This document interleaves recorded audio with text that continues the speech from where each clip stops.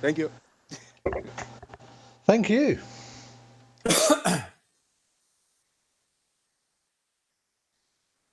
At least now I can talk without interruption. That's what you think. They've all gone out. Alan. They've gone to do the shopping. There'll be at least a couple of hours.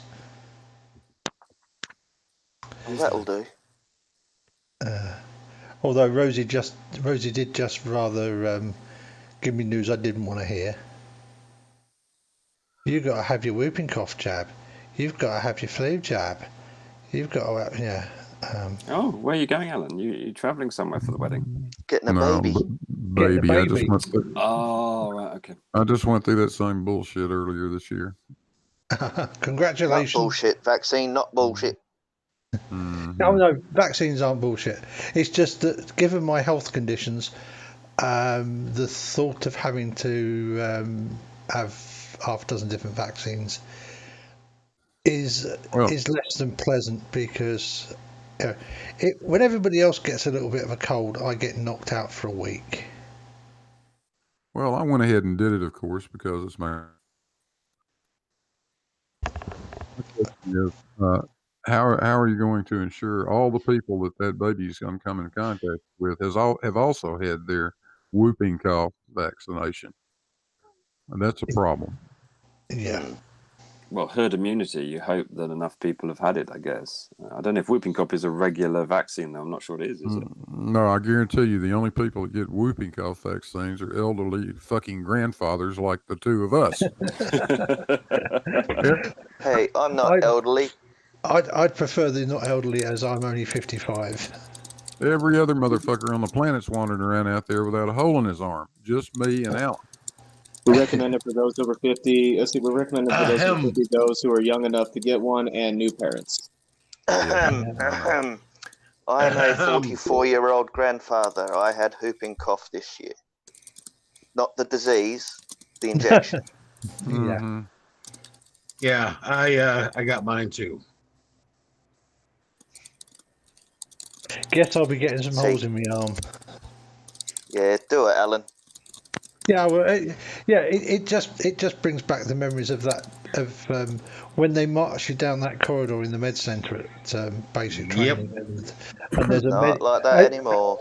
And you notice that there's a medic stood either side of the corridor, and in fact there was two pairs of medics down the corridor because you go between one of them and they jab you twice, and you go to the next one and they jab you twice, and.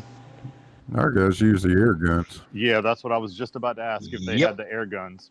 I just want to say thank you guys for making me feel young. You're welcome. Go screw yourself, Barney. Yeah. I'm going to say, I'm pretty sure Barney's got kids, so he's got it all to come. Did you see my anagram in the chat, Barney? 3 of them. Your anagram in the chat? Yeah. Beastly Peneler. Yeah. Yeah. Almost demonic. Hey.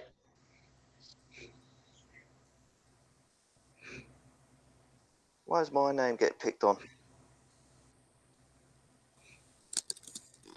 Because reasons? No, I don't like reasons. I like facts. Don't know what to tell you, Slick.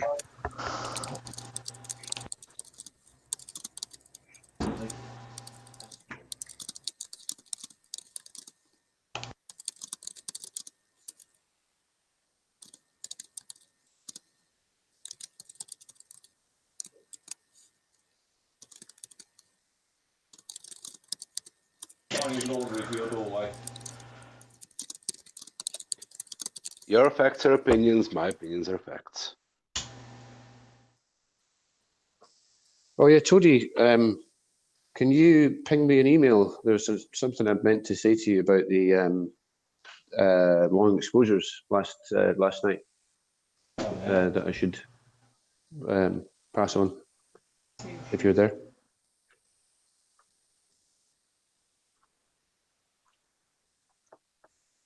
No? No, I suppose since we would seem to have a reasonable number watching, and since most of those are here who feigned a little interest last night, next week we talked about doing a hangout to discuss basic photography, didn't we? Next weekend. But when would people think would be the best time for doing it?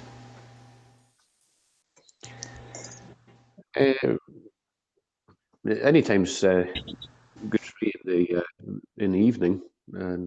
We our times would probably be best for other people, maybe. Do it instead of Jose after show. Yeah. Saturday evening. Saturday evening.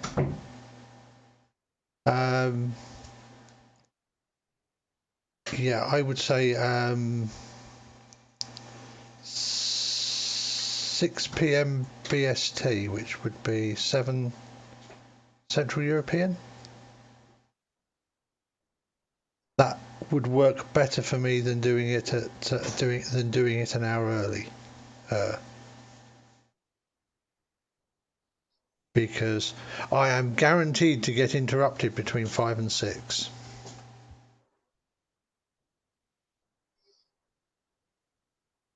Sounds like dinner.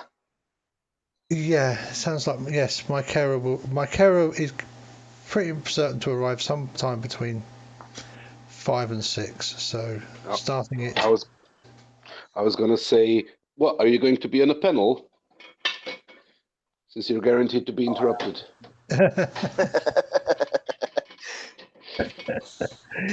Well, I'm always interrupted for, it's the last couple of days they've even managed to come right at the end of Jose's show, right when I want to be listening, so that I can make sure that the changeover goes smoothly. And it's like, and Rosie comes in and makes it doubly. Stop ignoring the carer. You can ignore the people on the internet. It doesn't matter.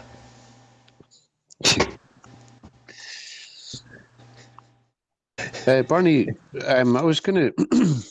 I was just thinking. Remember we were talking about the Einstein cross last night. Yeah. It's apparently the lensing galaxy is elongated, like irregularly shaped. Yes. And that's that was the only information that I managed to pick up about it. Yes, that was precisely the information I intended you to pick up from that. Yeah. But I'm still really none the wiser why it makes one quasar into 4 points of light, rather than an Einsteinian ring. But the scattering. Yeah. It's an irregular lens. Yeah, well, yeah. But what I was actually going to ask you, because you're a programmer, aren't you? Yeah. I accepted an imaging challenge from a physics professor who's he's one of the board. He's a member of the board of trustees of the James Clerk Maxwell Foundation. Ooh. And he came to university astronomical imaging. What are they called? They made a video loop of the Crab pulsar a couple of years ago with quite a large telescope, and I've worked out that I can also do it, but I don't know how to sort out the data. It might be something that you would be able to help me with. I'd love to. Because it's very briefly what it involves is I'm going to make a 24 frame video loop, because the cycle of the pulsar is 30 milliseconds. So each exposure, I've got to take 24 frames. Each would be one quarter of a thousandth of a second. to get 24 frames, but the data will all be sort of jumbled up. So I need a way of, from the timestamp derived from GPS, arrange all the frames into groups, 24 groups, to make each frame out of the right subframes, if you understand what I mean. I should maybe put it in an email. Oh, yeah, I see what you mean. You will be taking kind of long video, and then you want to take the frames from those videos as the components of the exposure. Yeah. Right? To create one single loop out of many loops to get the appropriate. But each one of the 24 frames will have to be made of at least probably 1,000 subframes. Yeah. But the problem is that so I've got 24,000 frames, say. But when they're analysed and ranked for quality from best to worst, and I've thrown away the ones that are haven't met the criteria for good quality, they won't be in order. They won't be in chronological order. So I need a way of processing the data to separate them into 24 piles of frames that are in chronological order according to the timestamp. Oh, yeah, in parachronological order, right? They don't have to be in real chronological order. They have to be appropriate points in the cycle of the pulsar. Yeah. Yeah, I think that can be easily done. Yeah. I need a couple of things to get it to work, and it would have to be done at round about New Year's time when it's highest in the sky. But it's quite difficult to do. I mean, the Cambridge team did it with a 2.4 meter ground-based telescope, but it is actually possible with the telescope I've got. But yeah, I'll if you could put your email in the side chat, the panel side chat, and I'll maybe give you a bit more information. But I'm quite confident about collecting the data, but I don't know how to organize it. That's the problem. So, but yeah, it'd be quite a no amateur astronomers ever convincingly done it. So. What are you using for combining the images? Probably a program called AutoStackert. I found that to be quite reliable. So basically, all you need is something that will stack the remaining images after you've gone through them and thrown out the bad ones, that will stack them in the piles according to the cycle of the pulsar.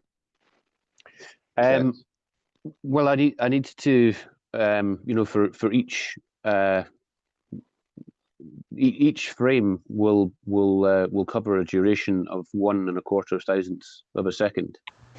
I want to get at least 1,000 frames, 1,000 subframes for each of the 24 frame video, and then I'd use AutoStacker to stack them together. It'll be it won't be particularly. That's pretty much a shell script. Do the image have their metadata? Do you have the exact time they were taken?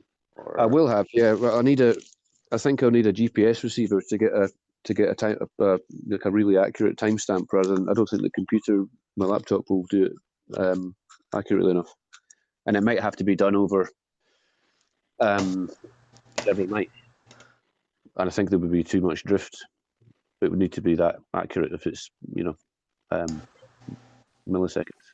What are you trying to pick up with the GPS, John? It's one of my little areas of expertise. The exact time. The exact time, did you say? Yeah, just get a very, very accurate clock. just borrow their atomic clock for a bit.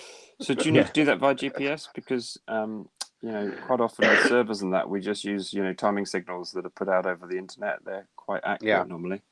Yeah. Well, I don't know. I don't. So I'm they're not... free. There's a number of servers that provide very, very accurate timing. I think down to milliseconds from memory. I could look it up. That'll eliminate any and all Doppler effects that a satellite would have, because this is a constant stream of. So would that be better? Yes.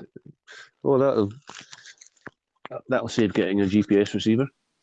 Yeah, and it's free. There's a couple of good ones. There's an American one, where they got a cesium clock and it gives out a feed, and because obviously a lot of our communications that we use in networks use the timing signals, and they need to be very accurate.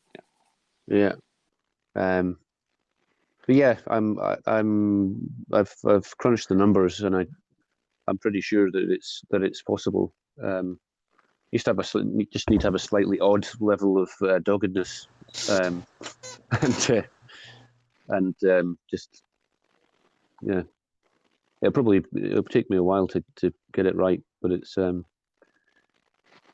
be a nice little capture, and I'd like to actually have do a full image of the Crab Nebula, and have a little animation of the pulsar as you look at the image. That'd be quite nice, but it would have to be a separate, recorded separately for the whole thing. Anyways, you have my bow. Yeah, that'd be good. But yeah, and the Einstein cross. I think if I image that in the near infrared, I could probably get that. But I don't know. Actually, I just changed my mind. It needs to be the highest resolution, but you need to try and image through the atmosphere, like they removed the scintillation in the atmosphere with infrared, but then you lose some of the resolution when you use longer wavelengths. There's a kind of catch-22. So I found a couple, John. Looks pretty good. That's coming from an atomic clock. And there's also one that's Greenwich Mean Time, and obviously being a Brit and Greenwich, I quite like that one. That looks like it's coming from an atomic clock as well. They may well be getting it from the same feed. But time.is that looks certainly, they say it's coming from an atomic clock. Yeah. And they've got a number of widgets that you can plug into. They've actually also got an API. So I don't know if you were scripting something, you could plug in, just pull it from the server, and then use the time appropriately. Right. Okay. But yeah, I would be right in assuming the computer probably won't be accurate enough. Am I? I mean, what, your own computer? Yeah. For what do you need the time signal for? It's to accurately record frames, perhaps over several nights, of the cycle of a 33 millisecond cycle pulsar. I think there wouldn't be time. I don't think the computer would probably be accurate enough. I think you'll get a bit of drift from what I know of PC clocks. I mean, I think they're quite accurate, but I think you're doing millisecond timing, right? So, yeah, I'd use an independent atomic clock source. Yeah. Okay. Yeah. Right. That's another box. Have you got any lag in your triggering as well? Because I guess I don't know what electronics you're using, but one of the problems I had when I was doing some calculations with ultrasound, actually that I can't really talk about here, but anyway, so I was using ultrasound for something that I can't actually talk about. Oh, were you pregnant, Toady? Were you checking to see if you had another one? Yeah. So it was a little bit more devious than that actually. But anyway, so we were using ultrasound, and we were actually using, well, first of all, we were trying to use some Arduinos to trigger it, and the clocks just were not good enough for the calculations that we need to do with the reflection of this particular ultrasound. And then we had to go and use some proper clock signals. So I think it's probably a similar kind of use case, I'm thinking, where the timing is really important. Yeah, well, I don't think that'll be a problem. I mean, it's just when you're just constantly capturing frames, and it's just a matter that they are properly timestamped with when they were taken. So you're just going to keep capturing them, you say, and you're just going to timestamp them. So all you need to do is pick the right ones out of a set. Yeah.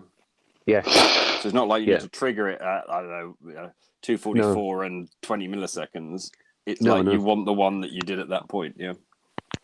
Yeah, because the the way it's been done before is with a like a flicker wheel, and it just sounds like a total ball ache, like a flicker wheel that's actually set up in synchronization with the cycle of the pulsar, and it's got like a window in it.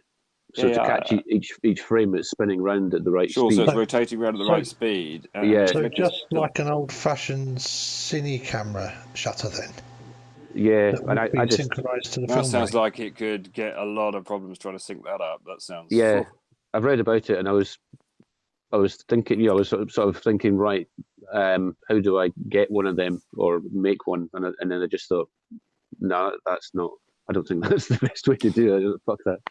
You don't even need to, do you? You can pick your time slot that you take your bunch of whatever photographs over, don't you? And then, as you say, you pick the right ones from that slot over whatever the period that you're doing the observations for. And it should be quite a smooth video loop with 24 frames. The Cambridge team did 15 frames for their loop, which I think is just not trying hard enough personally. But it's got to be. It has to be a smooth video loop, because it's not just flashing on and off. It's got a like a large pulse and a small interpulse, and a large pulse, small. And you couldn't just film it, John. There's no way you can just film it. That would be too many images. Yeah. The problem is that only a small percentage of the frames of the video will actually be viable. So it's what I was talking about the other day, that for argument's sake, I would shoot a video of 10,000 HD frames and only keep maybe 500 or 1,000. But once they're ranked for quality, and I've thrown away the shit ones, they're all in a jumble without a chronological order anymore. Okay, so if I took a film of Sirius, and I think Sirius flashes a bit, doesn't it? Different colours. Certainly to my naked eye, it looks like it does. It doesn't flash. It's because of the scintillation of the atmosphere, and it's a white star, and it shows all the colours of the rainbow as the light's refracted through the atmosphere. Because it's particularly white, is that the reason then? Yeah, it's got all the colours of the rainbow in it, like the sun has. But it doesn't. It's not a variable star. So it doesn't have a. There isn't actually a sort of flashing component to it. All right, not like a pulsar. No, no. There's an interesting picture on my Flickr page if you take a note of it, actually, of Sirius. If you put your Flickr page up, have you got a cold, Barney? You sound like you're sniffling. Oh yeah, sorry, I thought I was muted. I'm actually on my phone, but yeah, if you just search for John Watson Astro on Flickr, you get it. I was showing your pictures to my son last night, the couple that you showed us yesterday, because I was obviously quite impressed. I found them very impressive, yeah. He looks at them and goes, oh, yeah, that's really good. It's really easy for him, though. He's Scottish. Oh, yeah. That's what meaning that you live far up north. That's what my kids say. You show them something that you sweated over for several days, and they're like, oh, that's quite pretty. Yeah. Cheers. Kids are like that, though, aren't they? Yeah, well, it's they're more impressed with many other things, but yeah, the photograph is it's basically I think it's a 15-second long exposure. So I got Sirius in the viewfinder, and it's handheld, and during the 15-second exposure, I just sort of just slightly kind of wiggled the camera about, and it traces this beautiful, multicolored rainbow line on the sensor, like showing all the colors as it scintillates. It's quite a weird effect. So, anyway. I've just found you and I'm just logging in and signing up. Thanks.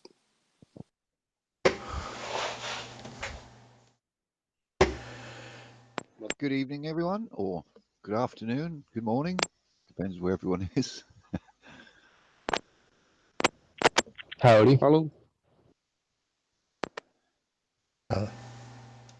Hello. Hello. Hello. Top Sorry, of the morning to you. Top of the morning to you, I told.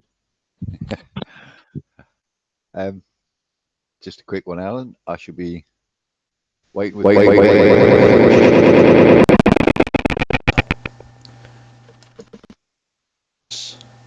Sorry, I missed that because I would appear to be having some playback problems with my headphones. Sounded like a machine gun just going off there, Alan. It sounded like someone was shooting somebody. Terrible. Yeah, I was just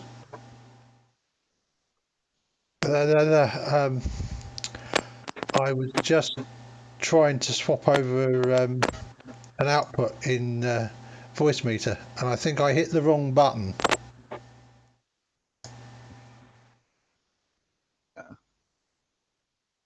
I'm hoping that might. No, I have no idea why it's going crackly crack. It's probably just my cheap rubbish headset.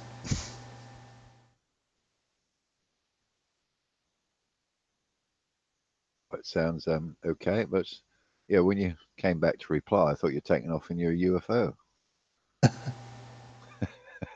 The computer kind of did a little bit of a wind the fan up for a second there as well.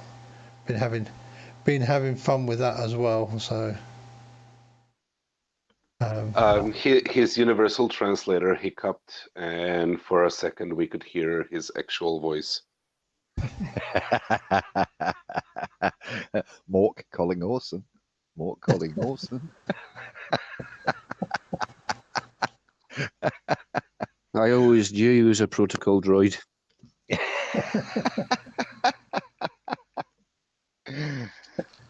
Oh. I should be looking forward to your photography show next week. I shall be there if anyone needs any advice on that as well. I think the one important thing is if you're coming, bring your camera and have the instruction book to hand.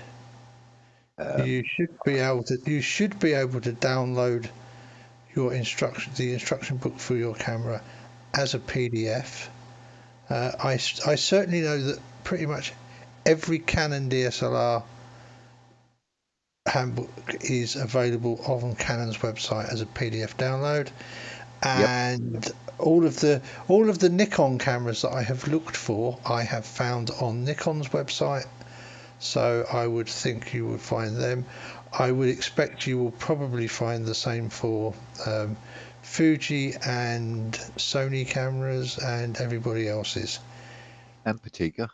Oh, yeah. And I think I saw Jose sneaking in here again earlier.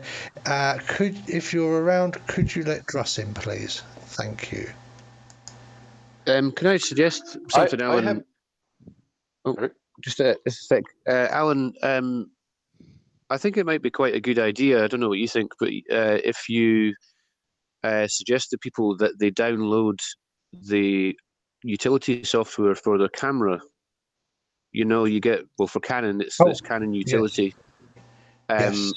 And so they can connect their camera to their laptop or their desktop computer.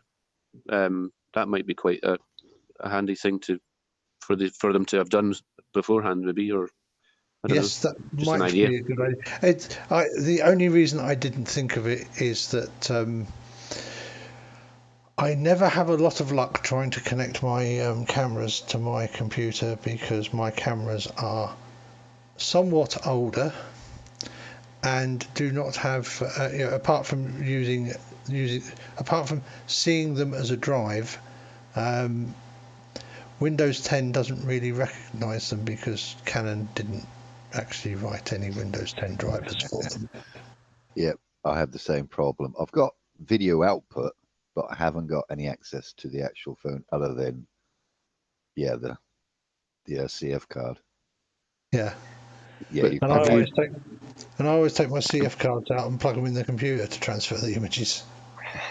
Have you tried connecting with Digital Photo Professional and Canon Utility?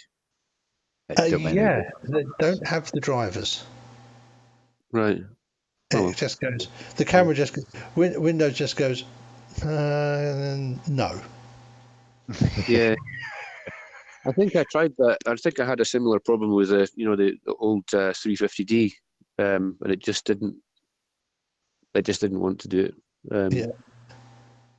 Yeah, see, I've got the newest of the cameras I've got is a Canon 50D, so yeah, I'm not dealing with the cutting edge of the latest camera that Canon released. Yeah, I'm using an 1100D. 50D seems kind of way above my. It's the same as Barney's. It says Tories.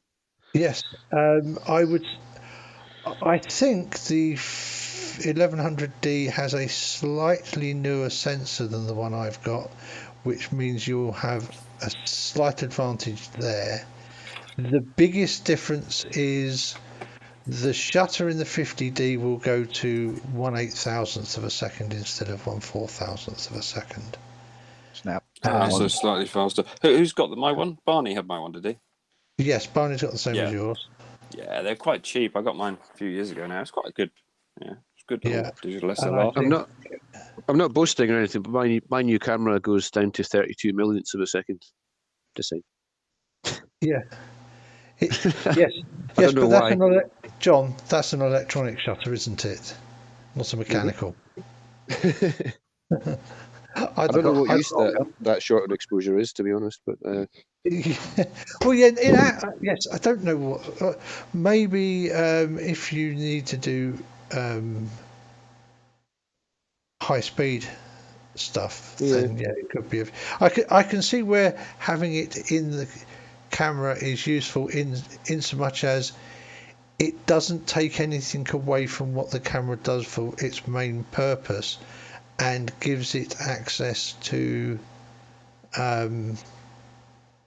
doing things that you might not otherwise consider with it, because they have decided to let it run as fast as it possibly can run. Yeah. It's not doing any harm, is it? Yeah, exactly. It doesn't do any harm to let the camera run as quickly as it will run. So it gives you an advantage. If you can pour enough light onto a subject to get an exposure, it does mean that you have the option of doing very high speed imaging. Yeah. Without necessarily having to be in a completely darkened room, so that you can leave the shutter open and then have something trigger the flash to fire a very short duration high intensity flash to do the old bullet hitting a card or whatever. So question on technique there, Alan.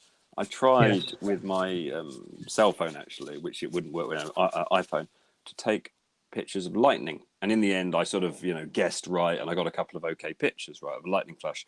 But that sensor mode where you say bulb, the one that said bulb, where you said you have to could I use that, and then when the lightning flashed, that would light it up, and then I'd get a decent shot of lightning? Is that a way I could get a lightning picture? No. That would be one way to do it. Yeah, hold it open, lightning flashes, then obviously let go, and then I've captured it. Is that? You would need to be using would it focus? What you would do is you would set the camera to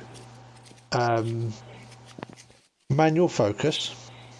You would focus it at infinity I would be using the widest angle setting you've got on, or your widest angle lens you've got.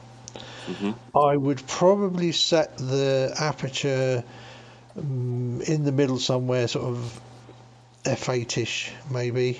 F8. Depends on how. It depends on how. Honestly, it depends on how far away the light. This is if you're dealing with a storm that's pretty close to you, so the lighting, so that the lightning is still very bright. And I would set ISO 100. And then hopefully it's dark enough that you can leave the shutter open for long enough that you get a lightning strike, and then you would close the shutter, and provided you haven't had to leave it open too long, you shouldn't. Things shouldn't be too overexposed because we're hoping there's not going to be any light coming from the sky. Lots of other ambient light around. This is the problem. It depends on how much other ambient light is around to expose the sensor. Where I am here, out in the middle of out in the wilds, I can do 30 foot. If I point the camera in the right direction at ISO 100, I can do 30, 40, 50 second exposures without too much trouble, apart from the odd bit of the odd security light and what have you. So could I not use burst then? Is that not another strategy? I could use is it multi-burst or burst mode? Running it fast. I would. The way I would do it is set the camera up to do continuous 20-second exposures. That's the other option. So if you do continuous 20-second exposures. Yeah, so the camera's just taking the 20 seconds and then doing another one straight afterwards and another one. So if you set up the camera to take a 20-second exposure that you're happy with, that's not too polluted with light or whatever, and just keep it going, during the storm, and then you can look back through the ones that have actually captured lightning. And that way, if you take if you take very long exposures, like Alan said, you run the risk of capturing a lot of light pollution, or the risk of something going wrong during a long exposure and the whole thing. Okay, because I was wondering. But there's a balance there.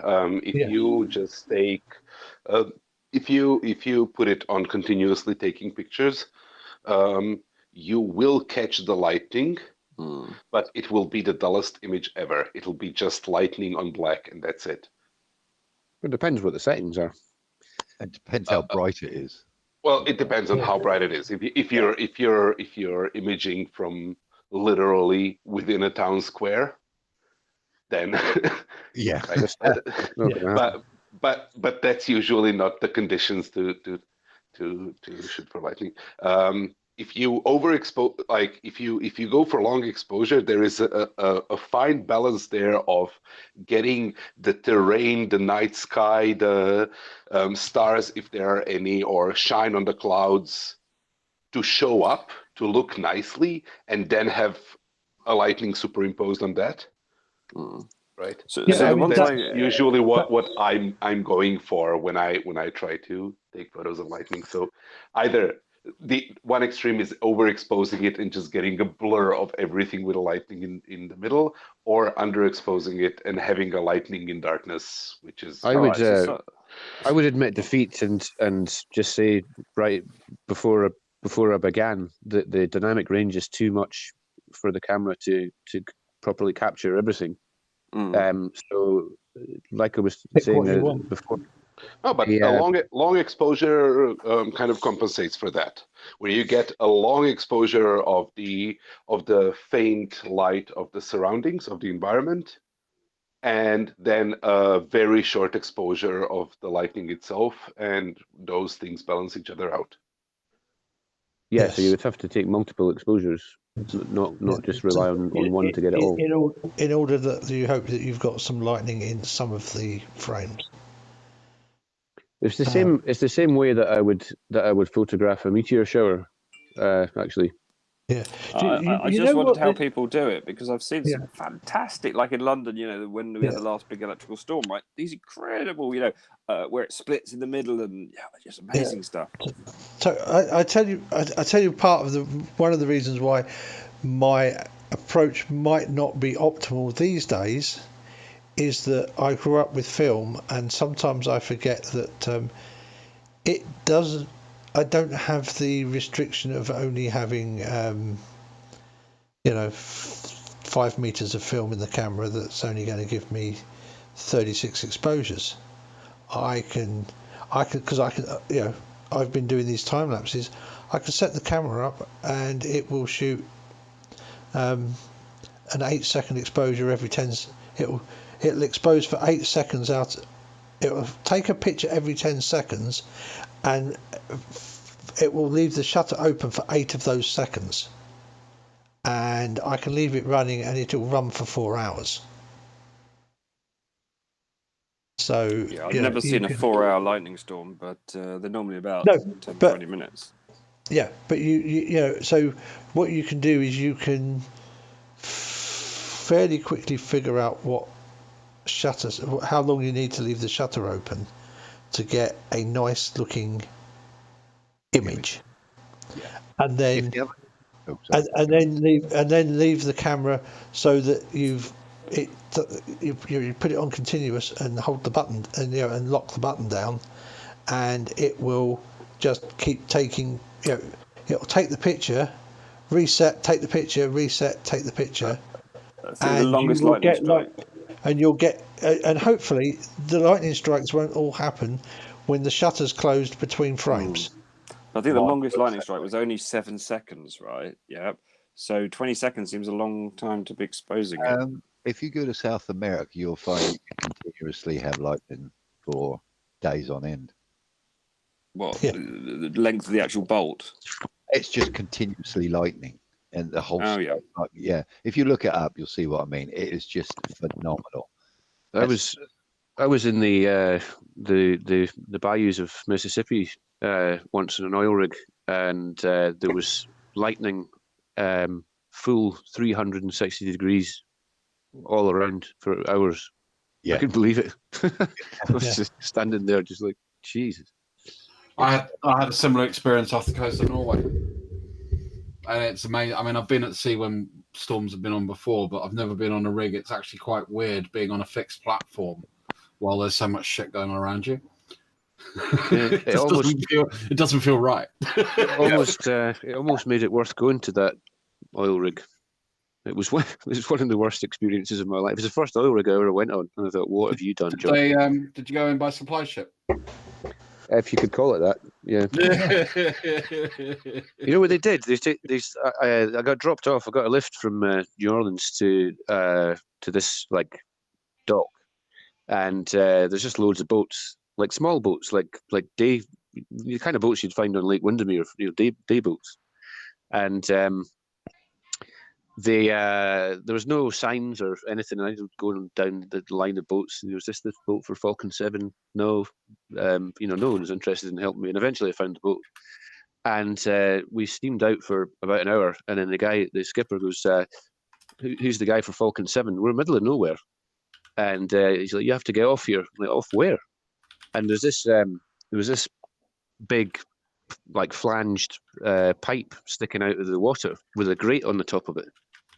And I'm like, "You're joking?" and he's like, "No, you wait here and another boat will come." And Jesus, like, you hope so. I'm like, "All right, okay." So I did, and I thought, I hope this isn't a joke that they do like with the new guys. How to get rid of the silly British guy, yeah.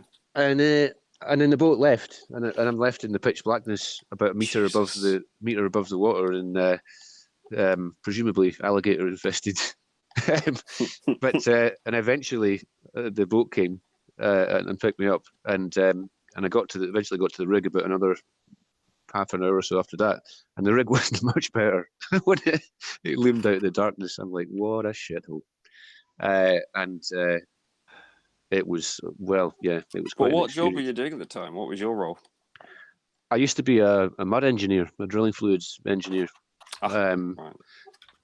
So yeah, I was doing my mudman training based out of Houston. But it was, yeah, that was a baptism of fire. Yeah. Well, I worked in the North Sea for a few years after that. Is it true that you can actually smell when you hit the stuff that isn't quite oil, but is like, I don't know, old bits of dinosaur would be my way of describing it, but it isn't. Can you actually still smell? I've been told that some riggers can smell the organic component of it. Yeah, is that true, John? With your mud hat on, and you know, I've not experienced that particular thing. I've heard of that, but we've drilled through some really strange things sometimes. When they because it's really, you know, it's important that you examine the drill cuttings to see what you're actually drilling. So you've got geologists, which wasn't my density will throw the drill bit off to the side if you're not careful, and that's problematic when you get a bent borehole or something. I seem to remember hearing stuff on that. Yeah, but it's just to make sure that where you're drilling corresponds with the surveys that they've done according to the rock types that are coming back and stuff like that. But the one time west of Shetland, we in fact it was my first trip in the North Sea. Bits of metal came back. I'm thinking now it might have been metal. That deep down? Huh? Yeah, it was a real puzzle. I'm thinking now it might have been like a meteorite or something, but it was like actual like metal, not ore or or something like that. And it's really important that you know what metal is in the drill string, because if you start getting bits of metal back, it might be something that's fallen to bits. So, but it wasn't identified as anything to do with the drill string, and it was at about 10,000 feet. So that's quite mysterious. That's almost drilling for a UFO or something. That'd make a great story, wouldn't it, for a film? Yeah. That was the biggest oil rig I was ever on, actually, as well. Did they never look into what it actually was? Did they not really want to know why they were bringing up metal from 10,000 feet down? Well, no. I mean, it just they convinced themselves, or they made sure that it definitely wasn't part of the drill string, and time is money, and they just kept going. And then an hour later, everyone had kind of forgotten about it. But I always remembered, like, what was that? But that the other thing, I think it was the same night, first trip offshore, one in the North Sea, there was a massive explosion. I think a welder had, like, the slag had dripped off a weld and gone through a hydraulic hose somewhere, and set this like pump room or something on fire, and it totally went up. And you look to the old sweats, the salty sea dogs for reassurance. There was guys running down the corridors in their pants, clutching life jackets, and I'm like, the shit has hit the fan, hasn't it? And these hard men are running. Yeah, I was like, oh, it's bad. And you could hear like these big explosions, and I'm like, shit. Jesus. So we went to the lifeboat stations, and this was a big oil rig, so quite high, the deck, off the sea, and we're all ordered to get in the lifeboats, and there was quite a big swell west of Shetland, like a big swell, and the lifeboats were like rocking on the davits, and people were already starting to be sick. I don't know if you've ever been in a lifeboat like that, but you've got an island sort of seat in the middle and seats around the outside of it, and your knees are interlocking with the person in front of you, kind of thing. You're like right in each other's faces. Or was it a 12-man circular? It wasn't circular, but it was one of these tiny, cramped lifeboats, and the coxswain. Okay. Yeah. The coxswain had his hand on the release lever. We weren't solid, even in the not sea. Inflatable. Oh, solid, yeah, completely Solid, enclosed. And we weren't even in the water, and folk were throwing up, and there was puke on the floor, and he had his VHF. He was just ready to drop us into the water, and I thought this is going to be awful, you know. And then they managed to get the fire under control, and thank goodness. we all went back to work. But yeah, it was quite an experience working offshore. It was a bit too much too young. I think I was only 21 at the time. A lot of responsibility. One night I almost caused a square mile of Brent B to be cemented in. Well, it wasn't actually my fault, but they tried to pin it on me. So we can't sell radioactive petrol, John. I'm like, well, obviously, it's nothing to do with me.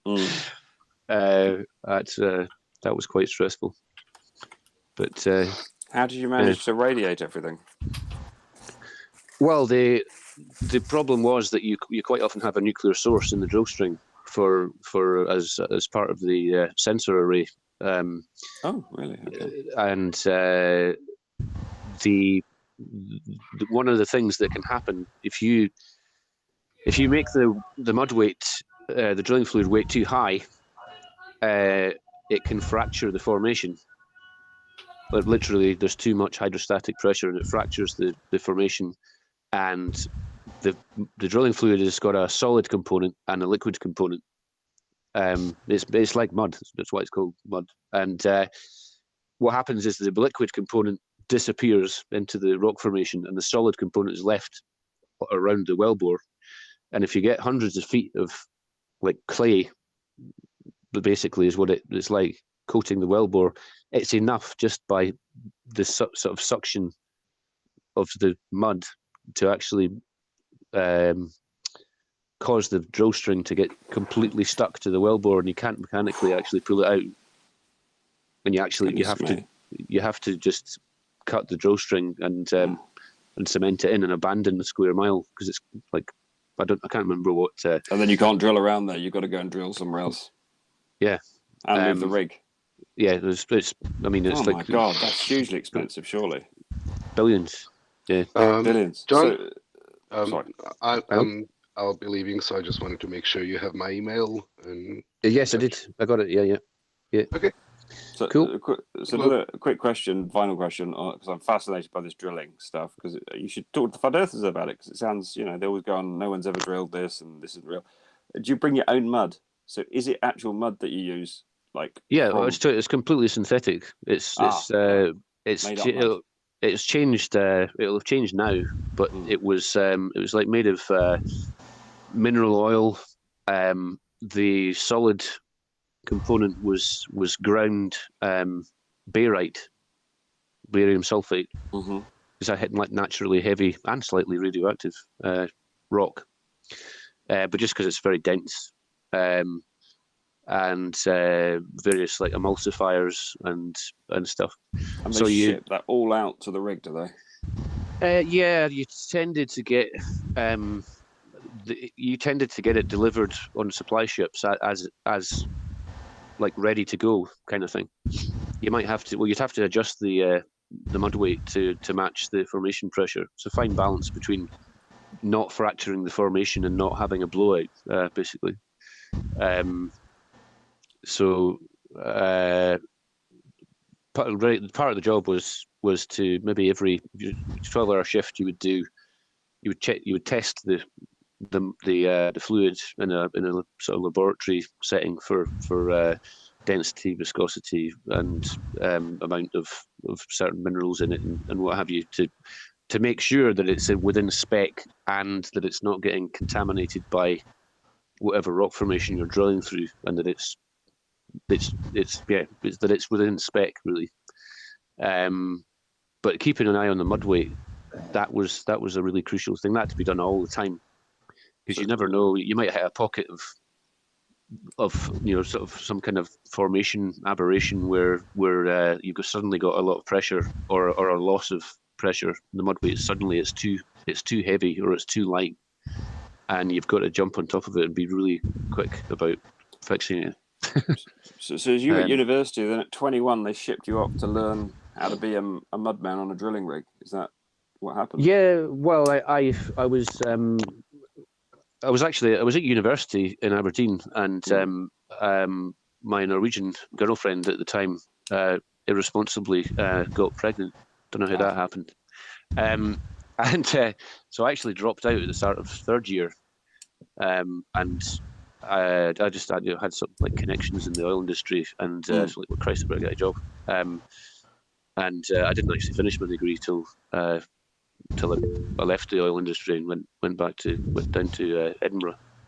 But yeah, I was all of a sudden I was a student, and then I was sent to Texas with a handful of several £1,000s of traveller's checks, and it was quite something. But the whole drilling thing, I would highly recommend the film that came out recently, Deepwater Horizon, which is a dramatized version of what happened in the Gulf of Mexico on the Deepwater Horizon, the BP rig that blew out.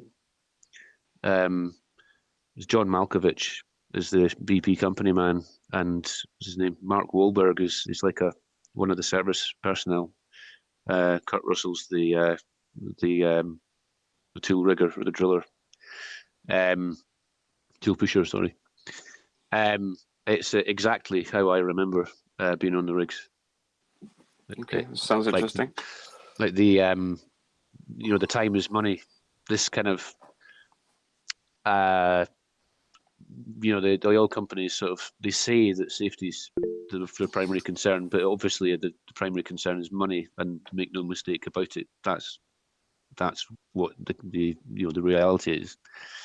And I used to actually do the job, the bit where it all goes tits up, where the reason why Deepwater Horizon blew out at the completion stage. So it was actually quite nerve-wracking for me to watch it, because it's when you've finished drilling the well, you've got to do a thing called a completion. So you make sure that you've mechanically sealed the well, if you like, from the rock formation. So you drill a bit, you put pipe down.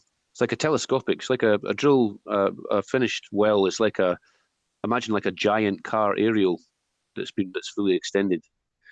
You drill a section, then you put pipe down, and then you drill another section, the smaller diameter, and then you seal that with some slightly thinner pipe again and again and again. So it's a sort of telescopic. You know what I mean? It's not. I don't know if it's. I have to say the main thing I got out of that is oil men do it to completion. But yeah. Anyway, I was distracted by Rory's thing. He was going to challenge Rump or something. I've got I was going to say. So I'll just go on silent. Sorry. But but basically, when you're finished, you've got a sealed oil well. It should be completely sealed from the formation. And the whole time you've been drilling it, you've had this drilling fluid in the well that's balanced to stop it blowing out. So if you've done it properly, you can start to pump that heavy fluid out, and replace it with just like seawater maybe. But you've got to watch the gauges to make fucking sure that you've definitely sealed the well, because if you pump all the heavy mud out, it's going to blow out, and there's nothing that you can do to stop it once it gets going. And you watch the dials on like pressure gauges; they should read 0 with not a flicker of anything at all away from 0.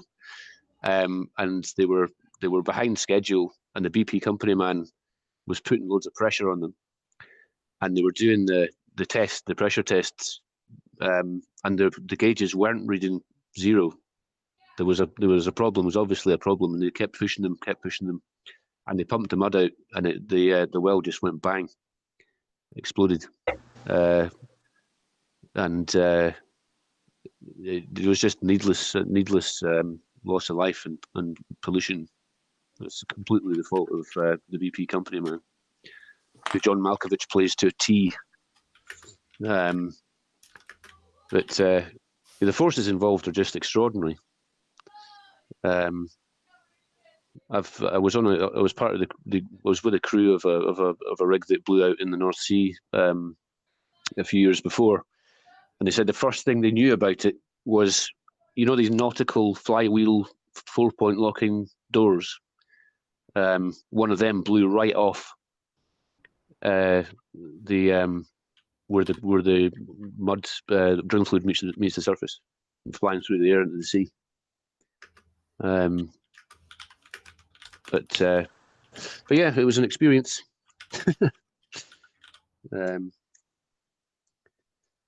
But yeah, did you have something to do with the oil industry, Druss? Yeah, I did a fair amount of work for people like Shell, Mobil, Exxon, Chevron, Statoil, BP. Right. That's about it. But so I spent some time. I used to do comms, so I was setting up basically telemetry monitoring systems. So things like pump frequency dynamics. That was one of my key things that I used to get set up. Right. And then the telemetry data to send it back to HQ. That's particularly what I did with Statoil, because they were quite ahead of the game on that score, where they were basically getting uplinks on all their rigs with the telemetry data, so they could actually monitor them at a central net monitoring point to then do just-in-time supply for parts. Right. And we saved them a fucking fortune. I bet they were glad about that. Is Rumpus still here before I drop off? Because I know there was this thing between Rory and Rumpus. Rumpus is not here. Rory. Yeah, he's dropped. Rumpus has dropped, hasn't he?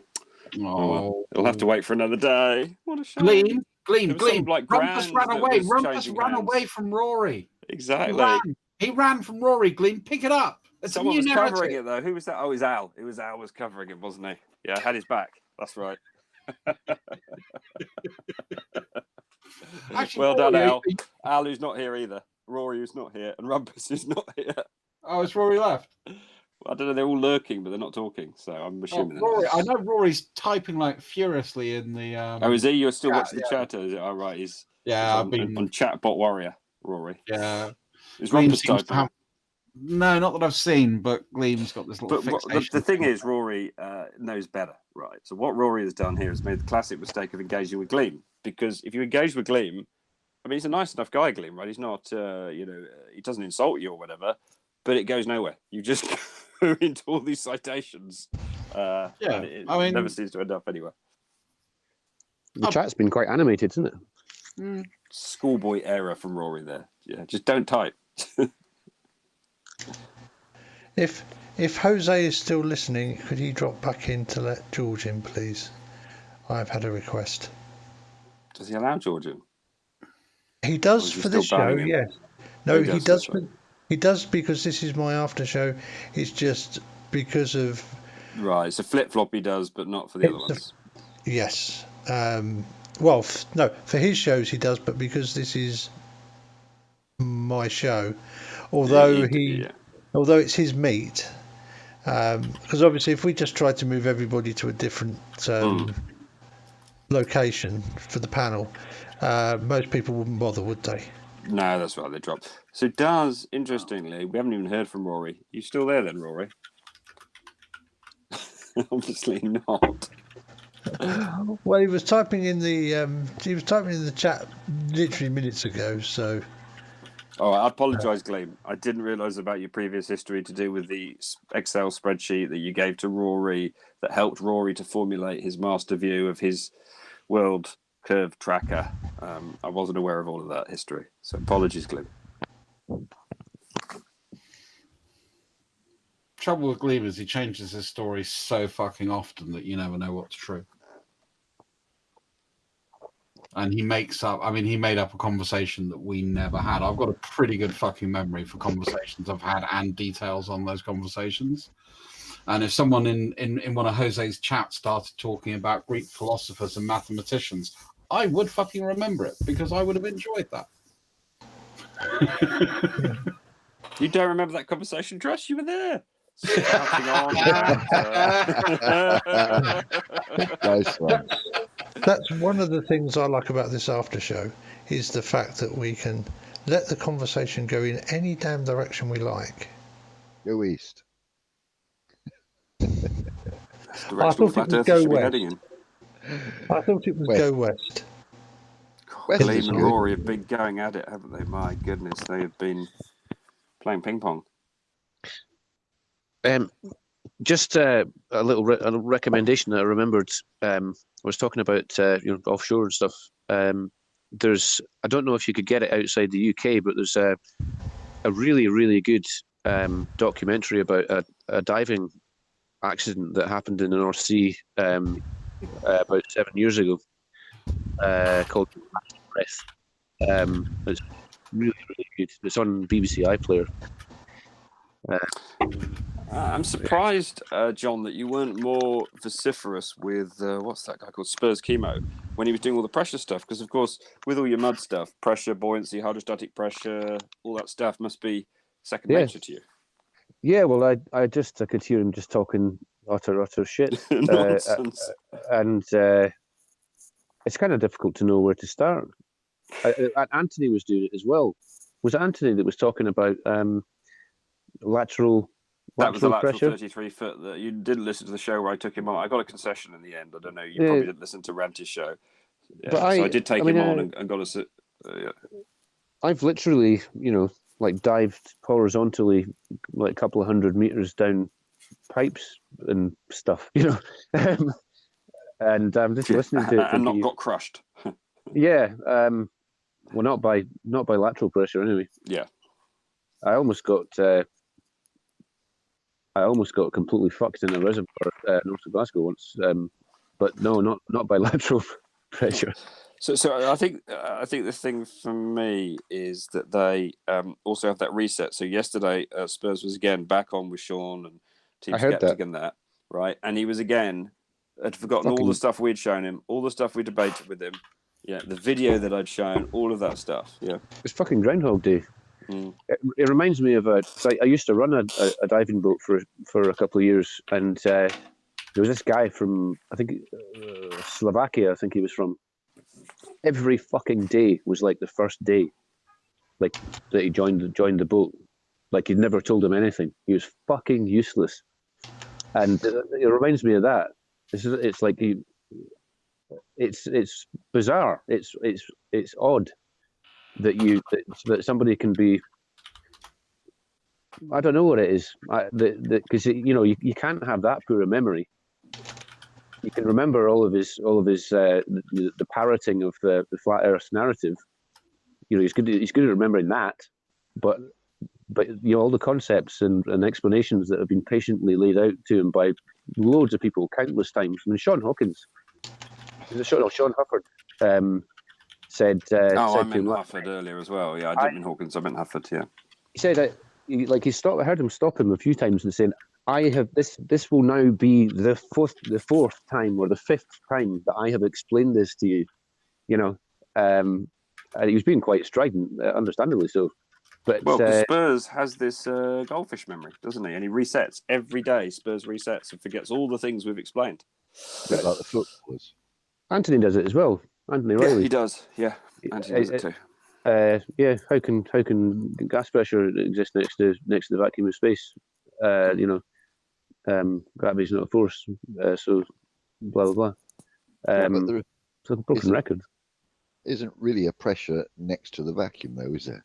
No, he can't understand that.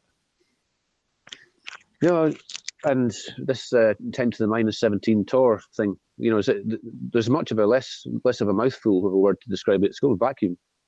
Yeah. I've never heard an astronomer describe the vacuum of space in those terms ever. No, he's just trying to do it to make him sound clever. I mean, it's not the way that you would. It's not really the way that you would describe it. Number of particles in a square meter, maybe, or something like that. But not torr. That's kind of like a terrestrial kind of engineering term. Well, also, I mean, it's such a little amount of anything. Yeah, that it's easy just to say nothing, rather than turn to the -17, which is not meaningful. It's just a big number that sounds like you know something scientifically, and also scares people, or not scares them, tries to convince them, that actually it's larger than it is, right? Because it sounds like something that's big. Yeah. I mean, the way that I obviously I have some experience in trying to explain this stuff to the public.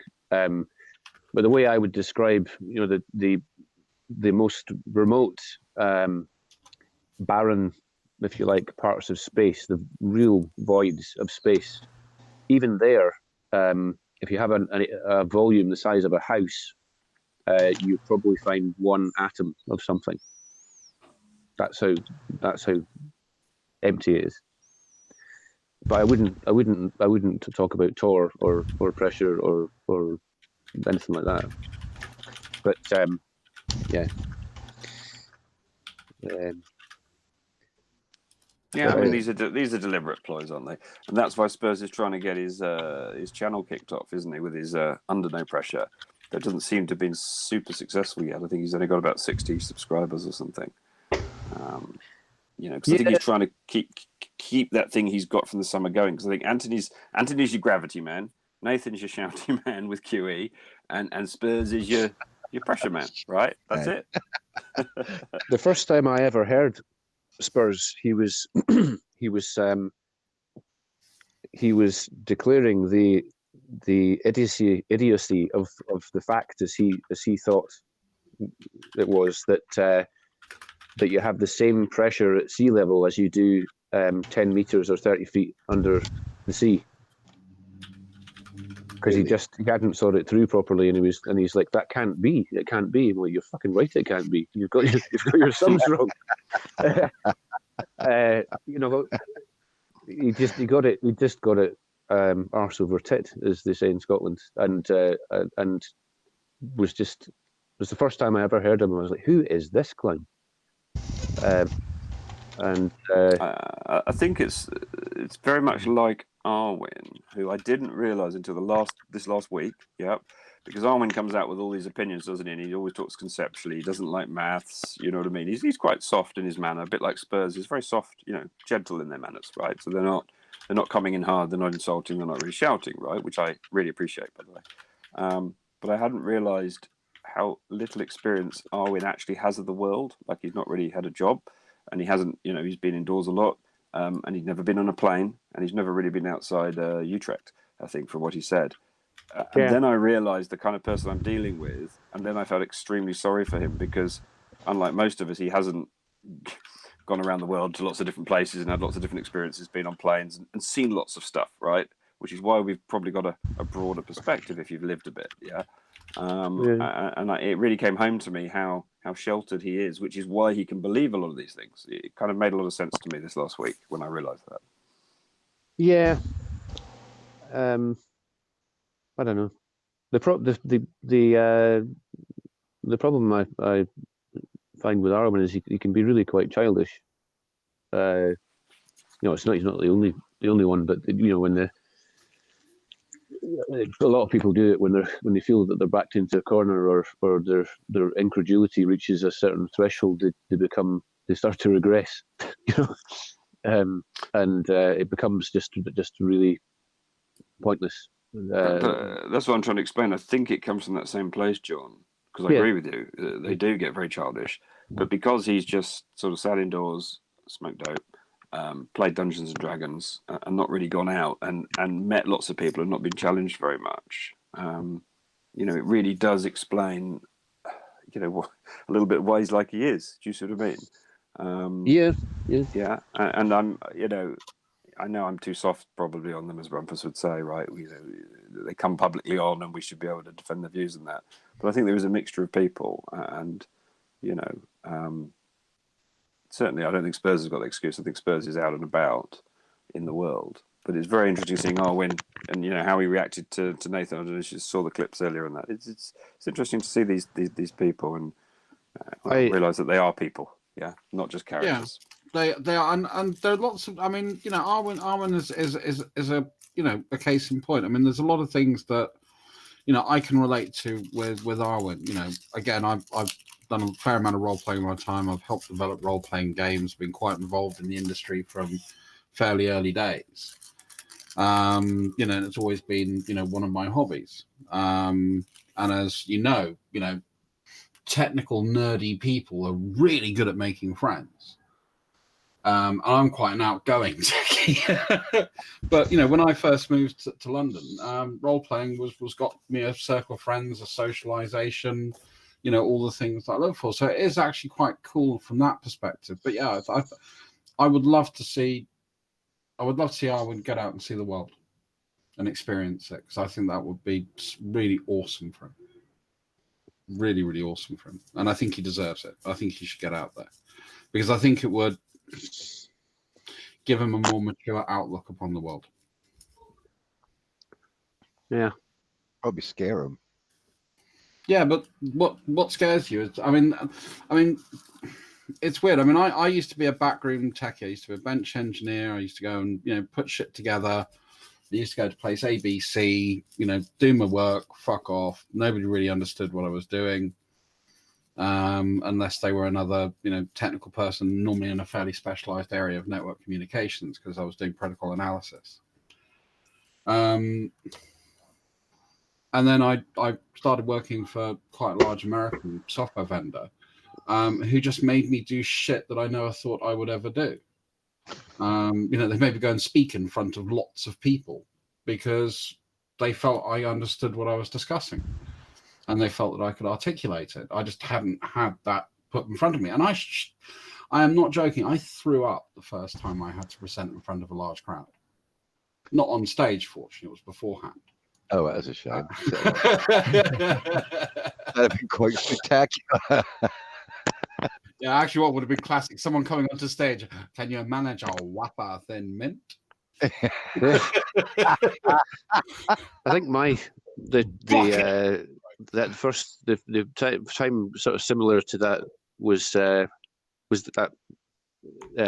offshore thing where most of the time the operation wasn't too much to do with me. I was sort of fitting in with whatever else was happening, but sometimes everyone sort of deferred to me, and at the start of the shift, you'd have what they call toolbox talks, where the heads of all the different specialties or whatever had a meeting, which I had to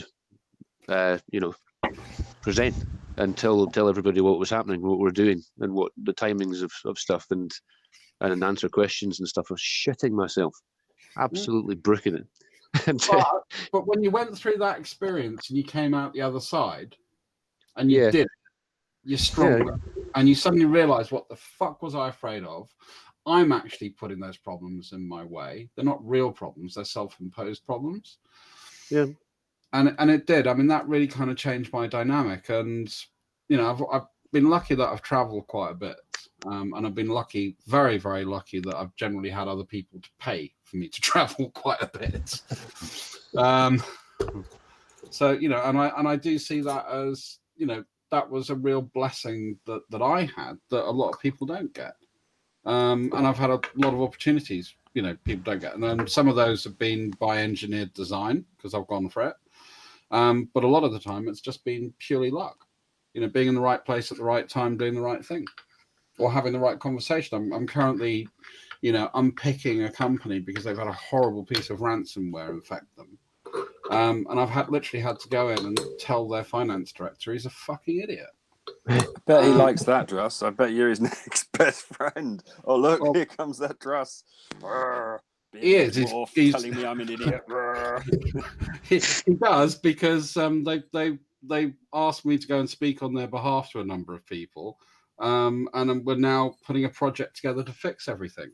But I asked him just one very, very simple question, which he had had the decency to answer in a very direct and honest way. And I said, you've had this infection. You see yourself as the victim, and you're not the victim. You're the perpetrator. Hey? And he went, see, that's exactly his reaction. Did he pay them? Did he pay to ransom people? No. He said, well, why am I the perpetrator?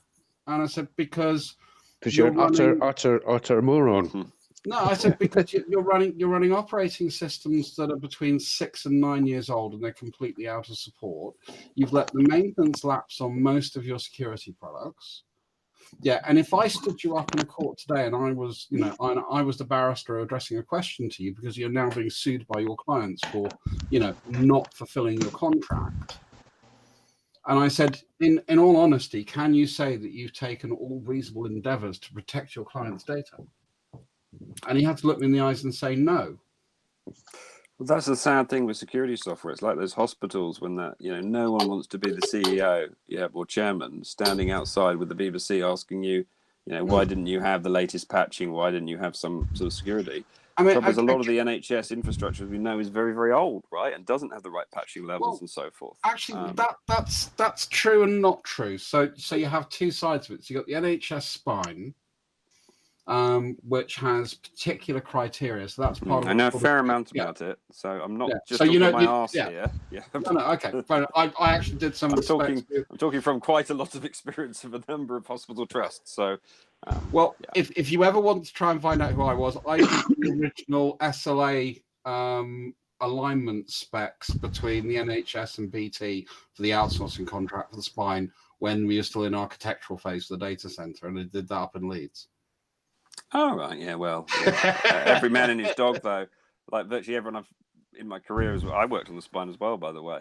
Yeah. And I worked in a couple of I worked for the BT, they used to call them clusters at the time. Anyway, we won't bore people with what we did. But as I say, I know that you'll know Tony Blair and about Gordon Brown put a lot of money into it, and it pulled every consultant in the country in. And it went on for a long time. Yeah. I mean, that says to me, you'll know about Ad Astra Park, you know about Lytham St Anne's. Yes, and yeah. So I'm just showing some credentials because people talk a lot of shit on this stuff. My partner is a cardiac nurse. We've only been together for the last couple of years or so, but the insight that I've gained on how the things run in the wards of hospitals and stuff is really interesting, and pretty kind of disappointing at the same time. Yeah. It's a shambles, really. It's well, you've probably heard it all before, but what these people actually do is it's a bit of a piss take, how much they get paid and overworked and Yeah, and especially when you align that against someone who's like in the administration staff, mid to senior management in the administration staff for a hospital, and how much they get paid for their job, and that's where I have a real problem. Because if you're looking at medium to senior people within a trust, down Tony's way, that's a 50 to 75k salary a year. If you're head of a trust, then that puts you into six figures generally. But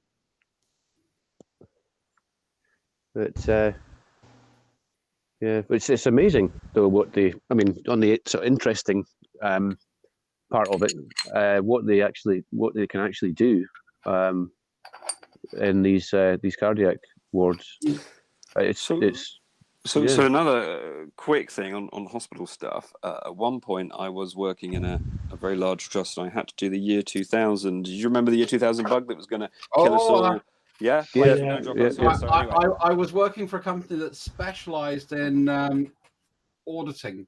Exactly. So I was an auditor, right, for the hospital trust. So doing exactly that claim. Yep. So I got to go around and look at all the machines, right? The most fascinating machine that I audited of all was the MRI scanner. Oh, because yes. It took me a while to realise, and then I actually met someone who I kept in contact for a while. He actually worked for me for a while, who made them. So I don't know if you know about how an MRI scanner works, but basically they use liquid nitrogen to cool down some coils, and the signal in the coil keeps going round and round and round. So they don't have like a permanent magnet. They don't even really have an electromagnet. They sort of do. they bring it up to a potential, and because it's cooled down, almost becomes sort of superconducting. Yeah, I think it's very, very close to. It may even be superconducting. They Yeah. usually are superconducting. Yeah, yes. and so it keeps going round and round. Now the guy was telling me how he actually made these, and they actually spend about 40 or 50 days just slowly ramping up the amps and volts, I presume, within it to get it to the point that it will then persist. And he was telling me all the things that they did, where they walk in and forget, and they've got something metal in their pocket and it flies out, because these are really very serious magnets. So it was really fascinating having to rate these MRI scanners, whether they were going to stop working on whatever it was, January the 1st. Was that a Siemens one or? One of them was a Siemens. I looked about 5 or 6 because I looked at all the equipment, because I had to look at all the equipment, X-ray equipment, everything. Yeah. If it was a Siemens MRI scanner sitting next to a Tulip PC, I remember them. Didn't know Tulip were made anymore. They weren't, but they were in Y2K. Yeah. Because I work with Oxford NHS. And this was helping out friends. So I was working with a company. We used to supply them with loads of shit. And I got involved in a project where basically they were looking for a manufacturer that could give you an EISA slot that was ridiculously long. And I managed to find an old Dolch luggable box you could put one in, but it had to be a PC because they had to be able to bolt it down. And then I found out what it was for, and it was for an MRI scanner, because the MRI scanner costs X amount. I think it was about £500,000. Oh, really? That would be a cheap one, because I think at the time these were like, I don't know. I'm £1 million items, I think. Yeah. But the terminal that sat next to it was almost the same price. Really? It was a ridiculous amount of money. I don't think it wasn't the same price. It was quite a bit less, but it was really still, not going to be the same price. It's a ridiculously significant figure. It was at 40,000 quid's worth of kit, which was basically a PC with an EISA slot in it, but with a specialized case to fit the card. Yeah, that's probably how Siemens make their money, isn't it? Selling spares for it or something. So I did a deal with Tulip, who had something that was almost big enough but not quite, where we said, we'll buy 500 off you, because we were going to sell them to Oxford and a few other NHS trusts. They made the kit up for us, and then Siemens basically came after my company to try and do it for copyright. And Siemens lost. That was 1996. Not a lot to do with me, I have to admit, but it's still a fun sort of work anecdotal story. All right, guys. How many of you watched everything blow up and destroy factories because of the Y2K bug? It was terrible. There were planes falling out of the sky. Rampaging on the street. I had 286 running at the time to prove to people nothing would happen. Yeah. Well, we did loads of roll forward tests as well, right, at the time. I mean, it was a big money earner, right? As I say, I had a job for about 6 months doing these audits, right? But we used to do roll forward tests actually on the equipment to make sure it was safe, especially for medical devices, right? Because, we were expecting all the casualties to be full of all the people who had the planes fall on them. Yeah. And the other biggest piece of fear that was out there that I was sort of working, that was mostly what I did my Y2K stuff on, that was mortgage systems. Mortgage systems, yeah. That's my first protocol. Hospitals, forget them. Oil rigs, forget them. Planes, forget them. Let's worry about mortgage systems. The banks were terrified that it was going to roll over. Y2K bug would hit it, and they would lose all their mortgage data. Which means then they'd have problems reclaiming payments because they have no custody of evidence. The thing was, it was about risk assessment, wasn't it? And it was a bit media hyped, as we all know now. But I think the interesting thing is we're so much more now. Even then, we thought we were very computer dependent, right? I remember it. We all thought we were very, very dependent on them. Imagine it now. I mean, we're one solar flare away from disaster, aren't we? But the thing is that actually, even in critical systems like health, most of the time it doesn't matter what the bloody date is, does it? And the system won't really care what the date is. either. No, they were more worried about legal implications later on, actually, Yeah. Alan. On so, for example, right, I'll tell you the fix we did in cardiology, no, infant, I think it was pediatrics actually. There was something that basically took an ultrasound, and then I think of body parts, and then gave it to someone. And if we were giving it to the public, they actually had to rub the date out, or snip it off with a pair of scissors, and then they could give it to the member of the public. Do you see what I mean? So there wasn't a legal implication that it was taken on such and such a date. So there were some pretty low tech fixes. Oh, what you mean, like the picture of the ultrasound that Rosie got yesterday at the hospital? Exactly. And so what happened was lots of people, prospective parents, like to take that home. Yeah. Indeed. And the problem was we couldn't change the date on the thing that printed it. Yeah, I remember. And so what we did is we just cut that bit off the bottom. So then the person could actually write the date on the back themselves, but we had to. Do you see what I mean? Because it produced the wrong date. Yeah, it was perfectly valid image. It was the same. It was a correct image. It just. Yes, it's. But I think a lot of it's the legal thing. It was the banks worrying about losing money going adrift because of things not being correctly rolled over. Yeah, there was some odd rounding errors, weren't there? They were worried about some of the old. COBOL systems, couldn't calculate, and that's still in use. Actually, a number of banks still use COBOL systems. Yeah, it's interesting that actually when you look at where the problems were, mostly they weren't in any system. Safety. A lot of the safety critical systems functionality. It made very little difference to them because they would just carry on working. It would just be, just 19, it'd just be 1900 instead of 1900. Yeah, exactly. When you've got electric doors or you've got automatic lift systems, all that kind of stuff, ventilation or whatever. Yeah, these stuff goes wrong quite often. It gets reset quite often. Do you see what I mean? It's like a camera, right? Yeah. How often have the battery gone flat? It doesn't matter what the date is on the photograph, really, unless you need it for legal purposes. That's what I mean. Some specific purpose, right? Exactly. Yeah. Of course, it's nice to have the right date, but what I mean is, it's like when you let the battery go flat on a PC and then you have to sort of reset the date.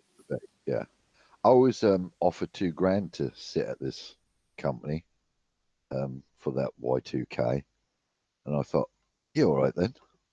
So you missed the overnight party, but you sat at the company to watch for faults? No, I still went to the party because some arsehole heard me having this conversation with this bloke and went behind my back and he said he'd do it for $1,000. So I really annoyed the bloke by phoning him and said, oh, by the way, there'd be nothing wrong with your computer. You'll just have to reset I'll come back the next day and reset it in BIOS for you. I said, don't pay the guy $1,000. He said, but you're going to take $2,000. I said, no, I wasn't going to take $2,000 off you, mate. I was going to tell you. So this other bloke really was fuming because he said, you done me out of $1,000. I said, no, you done me out of $2,000, mate. Yeah, exactly. And he was fuming. He was absolutely fuming. But I had to go give him a little bit of a slap because he started bad mouthing me about my electronics and everything. So I had to go knock him down a few pegs. And then he disappeared after that. But yeah, that's a bit annoying. I thought I'd off the bloke if he insisted me being there. I was only going to charge him like a couple £100, which was still a lot of money back then. But sitting there for reading my motorbike magazines, doing nothing. Yeah, I don't mind. But yeah, it was a good night. I do remember the 2000 celebrations, and I was in London actually for them. And they were supposed to be the River of Fire, though we never saw the blinking River of Fire. Yeah, because I think it rained just before midnight. But no, it was definitely a good night. Yeah. People jumping out of buildings and computers attacking them. And, that's it, exactly. Yeah. Down the high street. The worst thing about it, the only thing I can imagine is that people being locked out of high security places because their cards were on the wrong time zone, sort of thing. But most people had mechanical keys to get in just in case of fail safes anyway. So, but yeah, that's what I mean. There aren't many things where there isn't, like, either, as I say, they either go wrong at some point anyway, so you need a way around them, or there's as you say, a mechanical or another way of dealing with it. Yeah, not many things. Like when the servers need to be rebooted, or the batteries need replacing, or yeah, there's always ways around it, but yeah, the newspapers really did, and the media, computer magazines hyped it up as Oh, well. they really did. I remember they really hyped it up. Yeah, Yeah. especially on the front covers. Yeah, I was a IT manager at the time. Yeah, every Yeah. cover I got coming through was like a picture of something dreadful happening. And I stopped buying magazines after that, and that just proved to me how much shields they were. All the magazines, and they think, you work in IT, you work on computers, you've already done these tests 6 months before this, and you're still telling people that. Probably because all the people that worked on the computer magazines were getting highly paid jobs to sit at at some company for extortionate amounts of money. Well, let's face it. It made for stories that would sell magazines off the off the newsstand. If you're going to sell a magazine off the newsstand, forecasts of doom and destruction usually do make for Grabs people's interests, doesn't it? Yeah, it makes for stories that are going to sell magazines. So yeah, you can't actually blame them for printing the stories that are going to sell the magazine. They did hype it, although. I've got to go. So it's been all good. So bye, John. Bye, Blue. Bye, Al. Mad Beat. Yeah, Alan. see Rory. Rumpus, who's not here, and Sean. Thanks very much. Yeah, see you tomorrow, probably then. Yeah, probably. Yep. Bye. See you. See you then, Tony. And don't forget to reset your computer clock. Have you seen what's going on in the live chat? Yeah, I've been watching it. I'm just absolutely hilarious. Yeah. Who owes Gleam $5,000?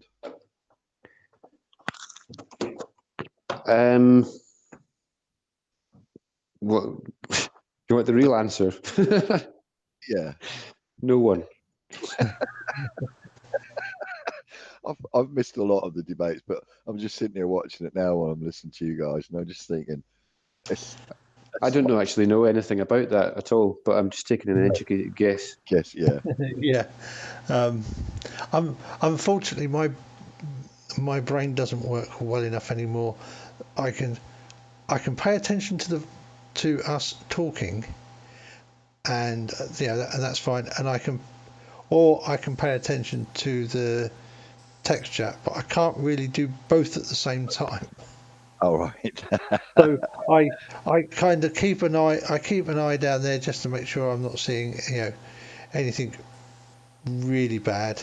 And I'm pretty sure if there was stuff that was going really bad, some people would start timing people out, and I would notice that pretty quick. It's all good fun in there. It's me that Gleam thinks I owe him $5,000. He's just messing about, really.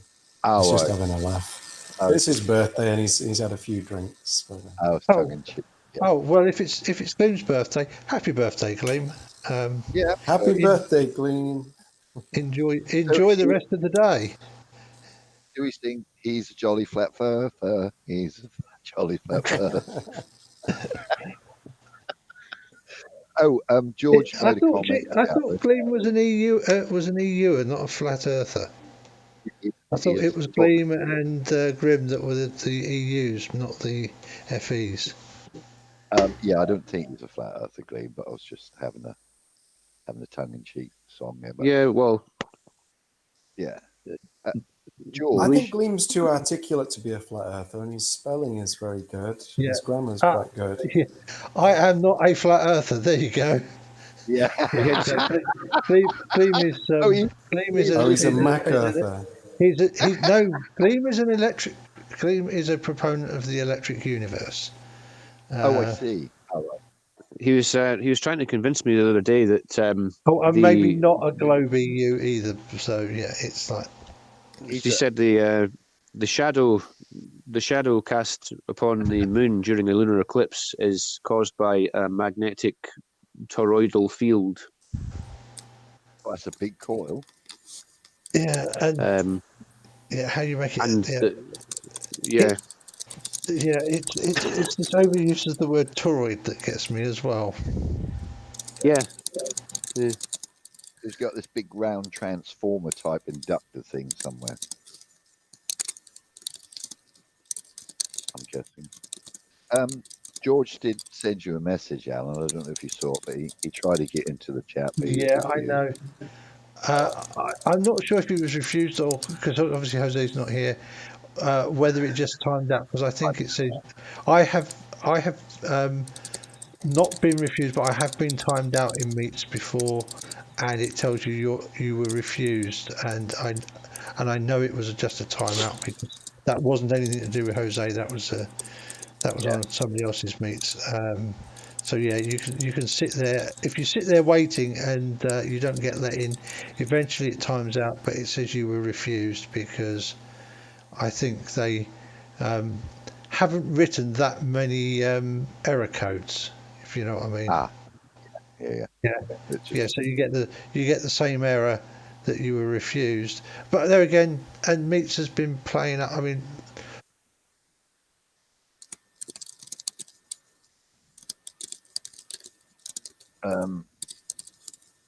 polarization of light gleam.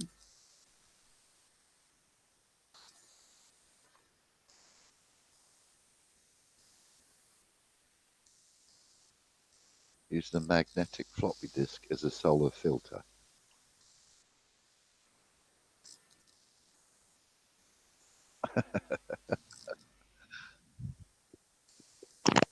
That really astounded me. Actually, it's to try and prove that a magnetic field is the cause of a lunar eclipse by shining light through a floppy disk.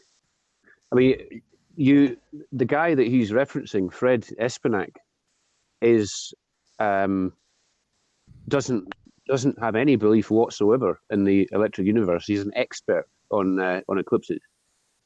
His website's called Mr. Eclipse, and he a 50-year almanac to the year 2030 of like a canon of lunar eclipses. He knows everything about lunar eclipses, and none of the stuff on any of his websites or whatever is anything to do with the electric universe.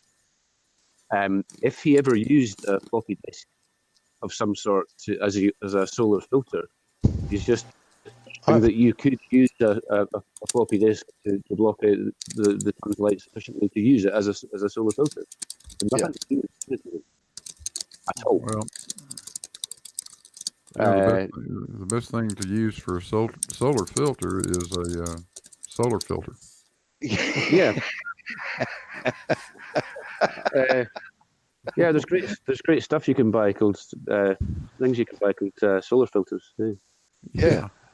Strange that, isn't it? They work, and hell, they work almost as good as a floppy disk. Yeah, and better than a welding mask.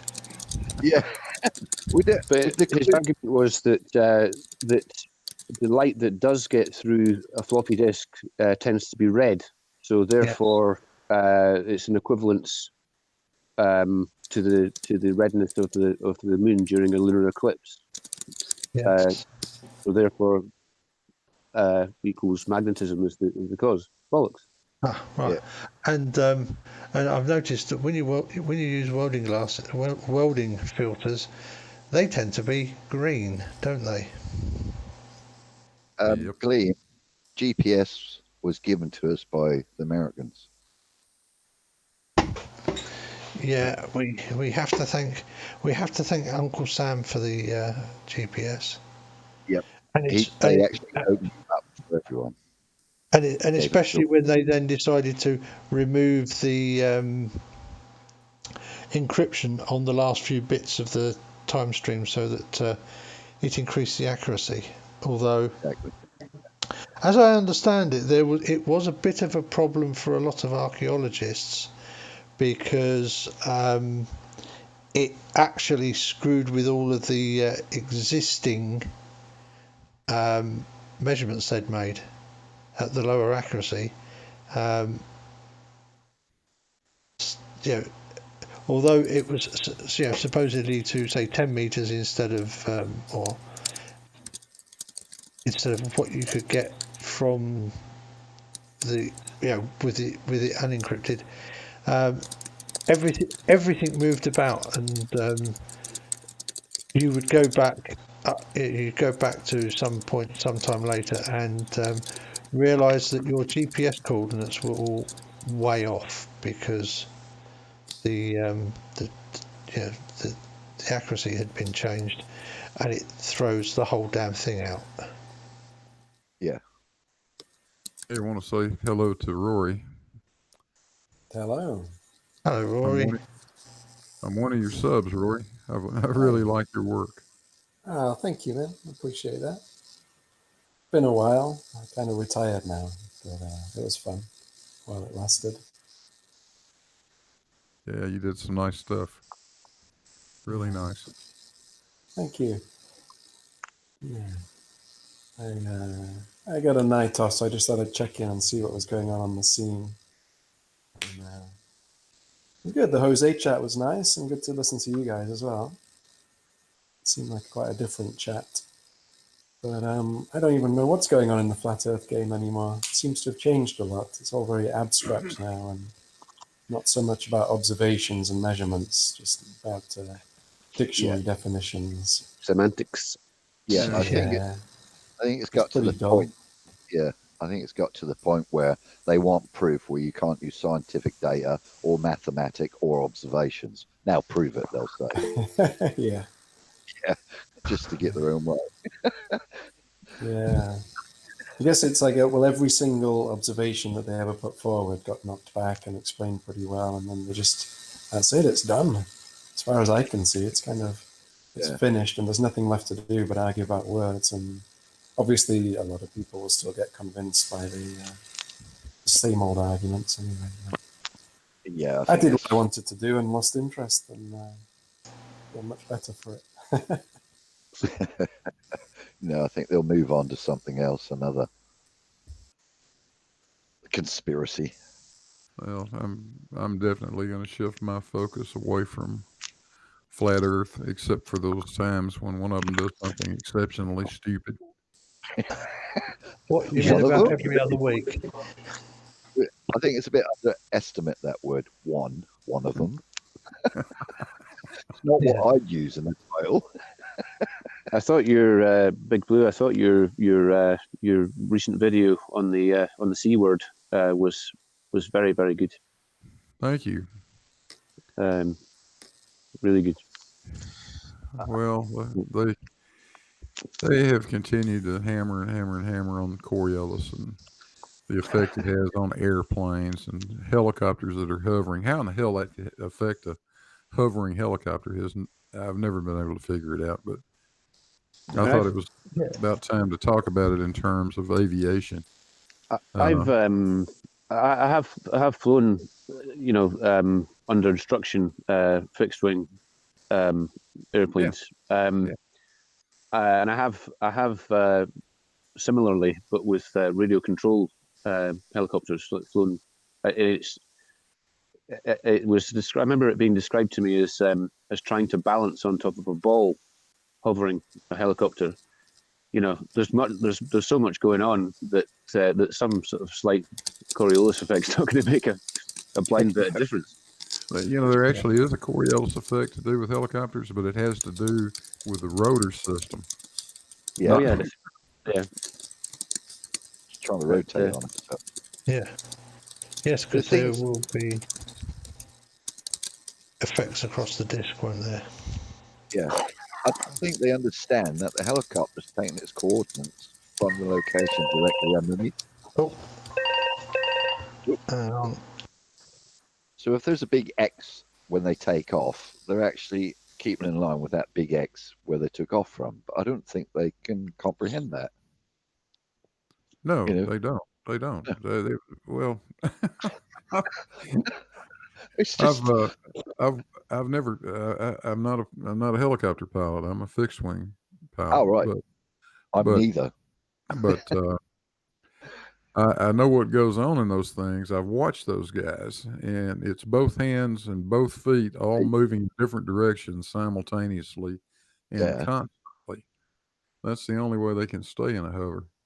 Oh yeah, that's a skill, quite skilled. There's quite a nice Smarter Everyday video on mastering, or getting the hang of flying a helicopter. It seems like it's a bit like riding a bike. It's one of those moments where it's too much for you to consciously think about what you're doing. Your brain you have to sort of hand over control to your subconscious in order to actually get over the edge and finally be able to do it. Like you get an epiphany kind of moment where you could just suddenly realize that you can do it. Yeah, it's really interesting. That's a bit true of flying a fixed wing too. Because we're accustomed to driving a car, and you've got you've got a totally different aspect involved with anything that flies. Now you're dealing in 3 dimensions, not 1. Yeah, I suppose I was lucky actually, because I started flying RC fixed wing before I could drive, so I didn't have to. I didn't have to go sort of backwards from like driving a car. Yeah, I can't tell you how many students I've had over the years that would try to take out the damn runway lights because they were trying to steer the damn thing on the ground with a yoke.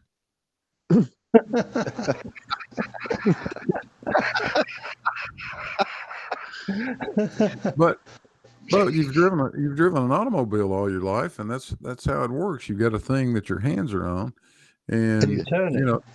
Yeah. If I turn that, the plane should turn, right? No, it doesn't do that.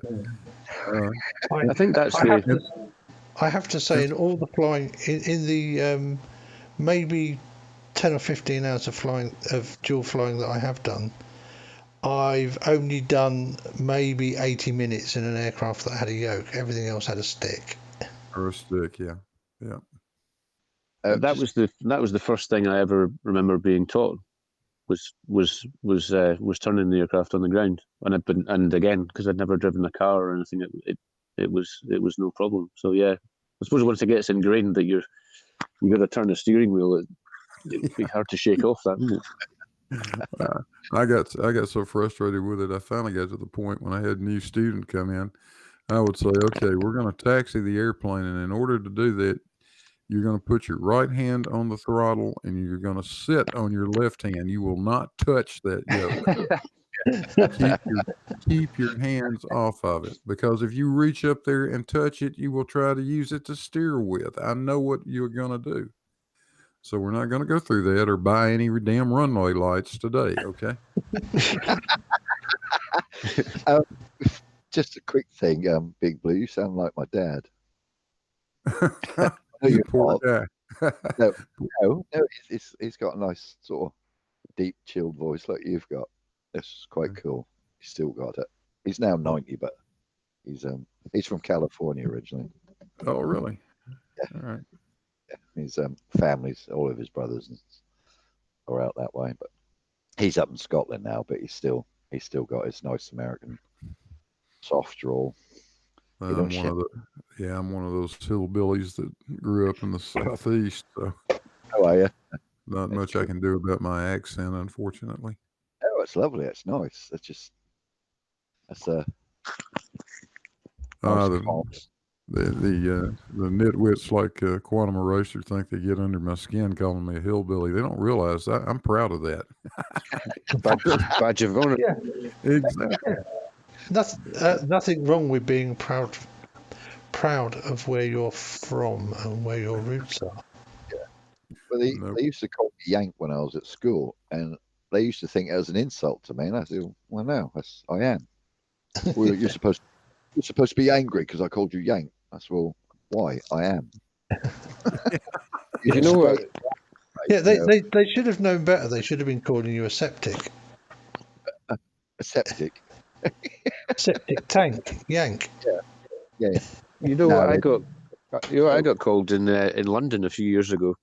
I've never heard this before or since. I was having an argument for people who are not from the UK.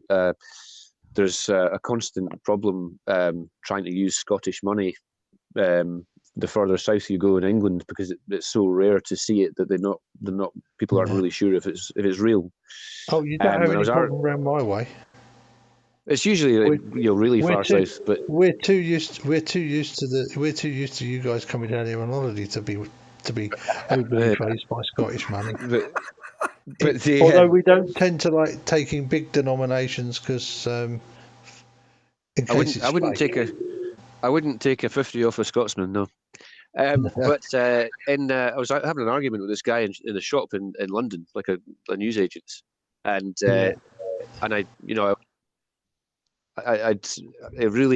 was getting really annoyed, and he called me a porridge wog.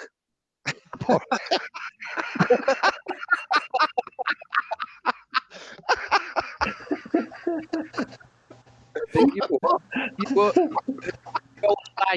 Fucking porridge wog.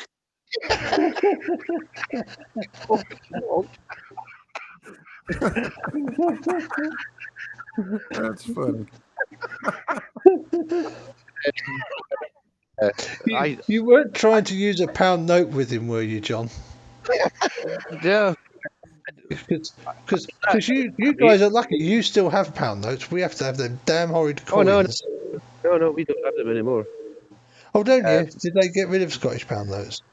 A few years ago, yeah. There's one on my mantelpiece, but they're gone. But likewise, I was actually quite tickled by being called that and accepted it as a badge of honour. Stand there laughing at him, and I expect he got you more angry, didn't he? Yeah, that's what happened. My dad often used to come down when he drove down from Scotland. He'd always still have Scottish notes. He got to Diss petrol station, filled his car up, and walked in there, and he only had 50s on him, 50 Scottish notes. He handed it to the woman over the counter, and she said, "I ain't going to take that. It's Scottish." He said, "Well, it's legal currency." He said, "You got two choices. You either take it, I've got cameras, proof that I tried to pay it." He said, "I've done everything legal. If you don't take it, I'm just to get in my car and drive. I'll phone the police." He said, "I'll wait for you to phone them." And she did. She phoned the police up. He stood there waiting. Dad was stubborn as bugger he is. Stood there waiting. Policeman come in. Said, "What's the problem?" She said, "He's giving me funny money, counterfeit money." He said, "Well, it's a Scottish pound note. It's legal tender. You either take his money or you can walk out the station free. Your choice, lady." She just went quite red, didn't know what to say, so she called the manager in, and it just had this argument with my dad, this police officer, and the manager. He just told my dad to go. He said, "I'll cover you. Just go, mate." And just go. The manager soon took the 50. It took him like 20 minutes before he'd pay, though. Yeah. Take it, but it's, yeah. You get the same with Northern Irish pounds as well. I bet. Yeah. They look quite. I mean, at least the Scottish money looks very similar to English money, but Irish money looks. It's got different kind of fonts and it is quite eye-catching. Yes. Are we allowed to accept euros here in England? No, I don't think so. Well, well, yes, but they are foreign. It would be like accepting US dollars. Oh, I see. So yeah. So it's I mean, not legal. I know most of the big department stores in Norwich. So Marks and Spencers and Debenhams and John Lewis and what have you. Most of those actually do accept payments in euros and I think US dollars as well. Or at least they did a few years ago. They would, in fact, I think Marks and Spencers for quite a while have actually had dual pricing in pounds and euros in areas, especially in areas where there's a lot of European tourists who might turn up with euros in their pockets because.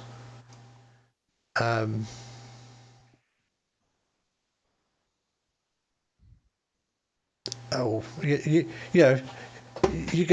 gonna turn a sail away. That's like Rosie went to London on Thursday and they visited Harrods because she'd seen this nice thing she wanted to get for the baby in Harrods that wasn't hugely expensive. And she gets in the store, and it's £10 more than it was online. And she only realises when she gets to the checkout. And it was well, it's only £15 online. And the guy at the counter said, yeah, well, we charge extra for the shopping experience in the store. So she went, oh, well, in that case, I shall go home and pay £10 less for the shopping experience online. At which point he went, okay, I'll take your money. And gave it to her at the online price. Classic. Nice. Yeah. Well, why, yes, she wanted it because it was Harrods, but she was quite, it wasn't like she needed it today, so she could come home and order it online if she really wanted to. But it's the sort of thing you're going to buy because you've gone to London and you've visited the store, even if you've seen it beforehand, isn't it? Alan, Montreal's asking if you're monitoring the chat. I don't know what for. I've seen that somebody's timed Lottie out, and I don't know. I haven't seen what the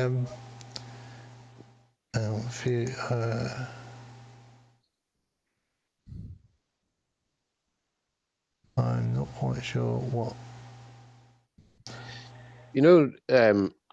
Blue, the one of my favourite experience of flying was a glider in Texas. I really, really enjoyed that. It's quite a big thing in Scotland, actually. There's a big place up near Aberdeen. But I remember being really, really surprised about the amount of lift when you hit a thermal, and the G-force, getting pushed downwards into the seat. And just being astonished. Yeah, it's crazy. That's a hell of a good that's a hell of a good thermal, because I've not really flown what you would call a performance gliders. Mostly, mostly it was a brick. But yeah, because the guy was the pilot obviously was hunting for thermals. And my idea, but before it happened, my idea of hitting the thermal was watching the altimeter go up, and we hit the thermal, and I'm kind of, oh, Jesus Christ. or the variometer, because in a performance glider you would have a variometer that would also have a tone attached to it, so that as you go up you get this rising tone that you hear, and the faster you go the louder it gets. It was very physical experience. Oh, it's pretty obvious when you're in one. Yeah. The other thing I remember about that flight was when we landed, the pilot had left the air vents open, which were on the underside of the fuselage under the cockpit, and we landed in a field, and the cockpit instantly filled with bits of grass and barley and all sorts of shit. Exactly. No. That's why I started laughing. I knew exactly what happened. Fuck. I'm a cowboy now. It was, I mean, a lot of. Look at all these bees and grass and shit. Oh man. We got out looking like we'd both been dragged through a hedge, Oh, yeah. And I'd only ever have to do that once to remember never ever to do it again.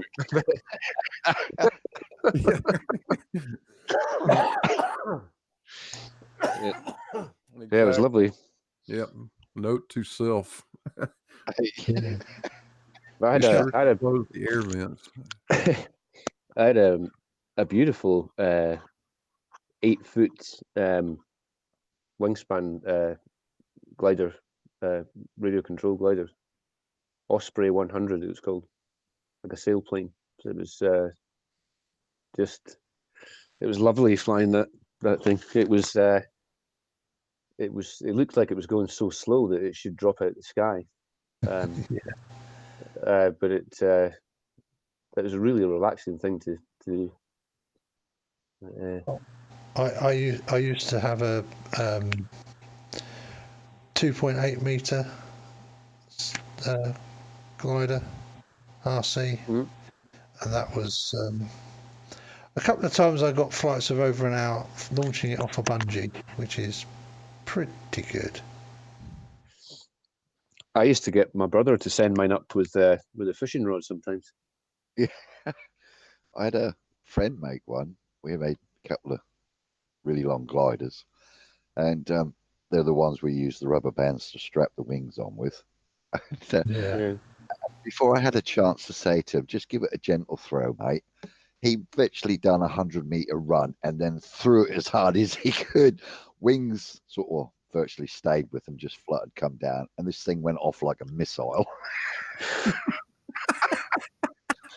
I just I'm like, he spent several months making this. I mean, it's like nearly a 6 foot or 5 foot wingspan. This thing.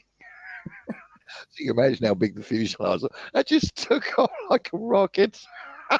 There weren't a lot left of it. It's obviously balsa and tissue and dope. I stopped. I started with sort of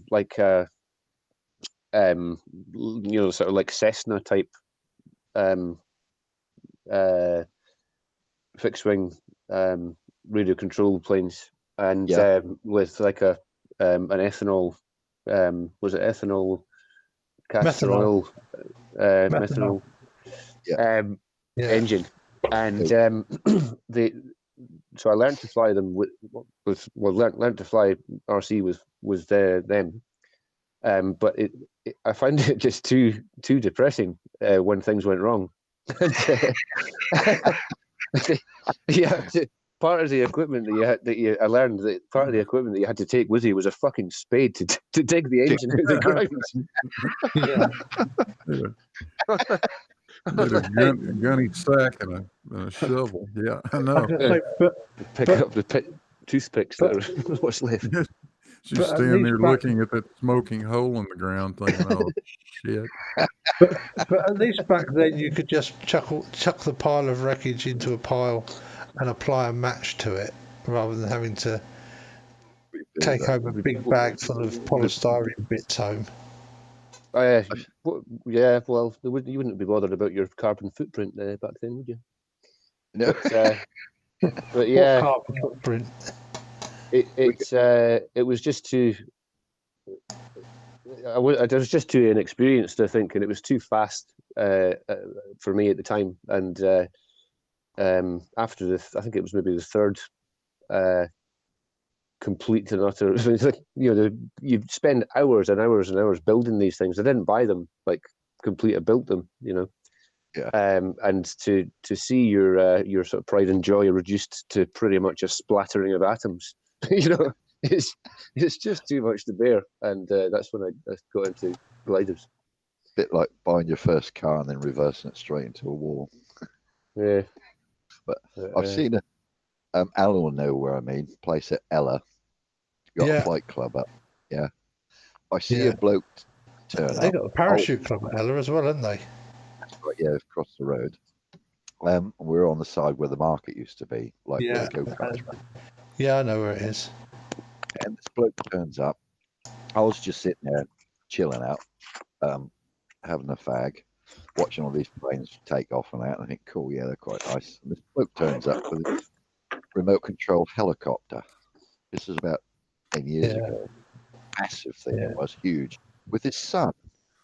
And I've seen him before, and the son was quite good at controlling, really good. He was only like maybe 10. Couldn't have been any older than 10, but he got the knack and he understood it because I'd been watching him with the planes. And he always wanted a helicopter. He said, "Yeah, we got it, son." I could hear him chatting away. This massive helicopter. I mean, I hate to think how much it cost, but that was like really fancy controls and everything. And Dad goes, "I'll take it up first, son, so you know how to do it." But Dad, I know how to use it. Dad, just please, Dad. No, Dad. You can see it go straight up and it came straight down.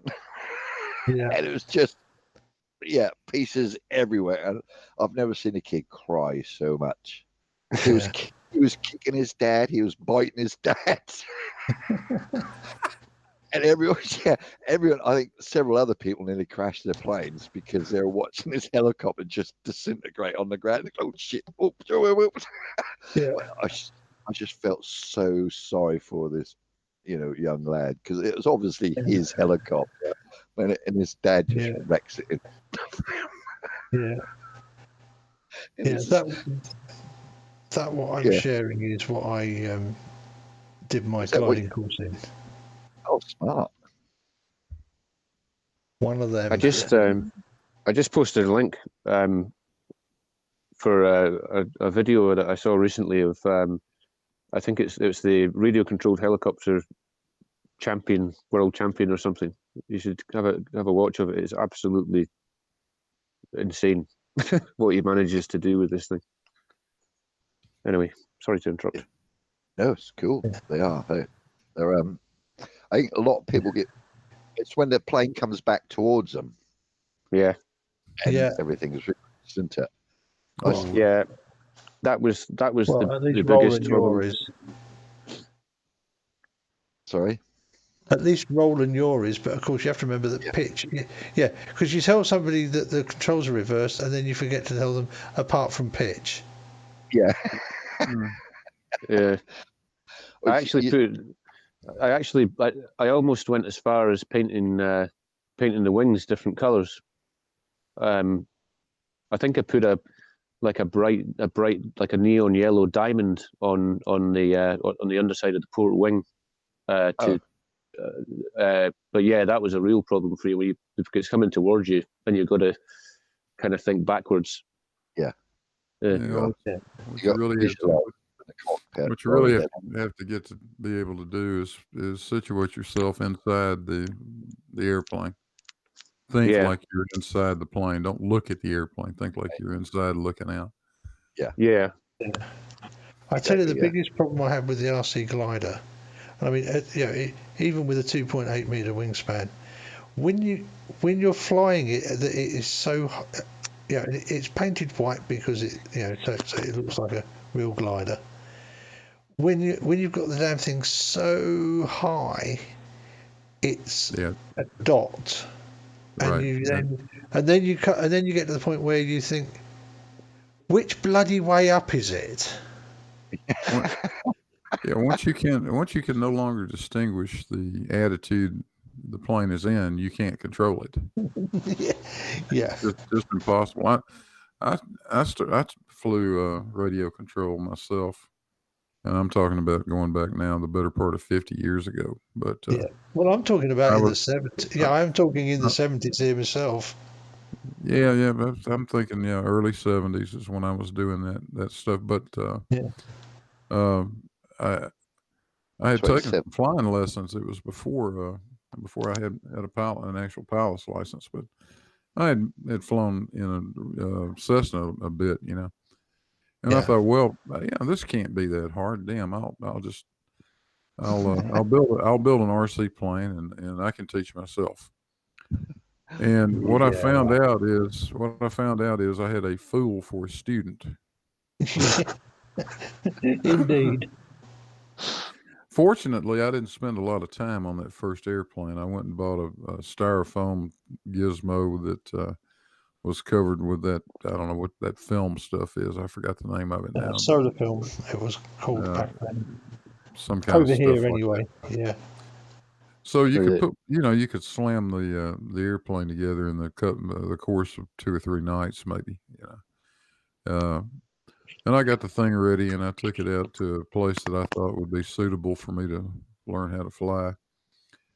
And there were a couple of trailers, like over the road, tractor trailer type trailers sitting out there.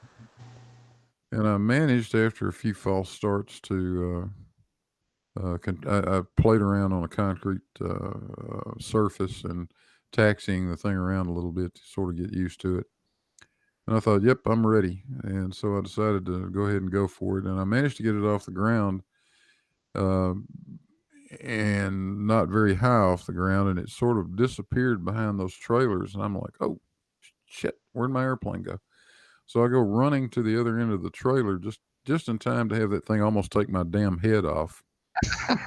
And it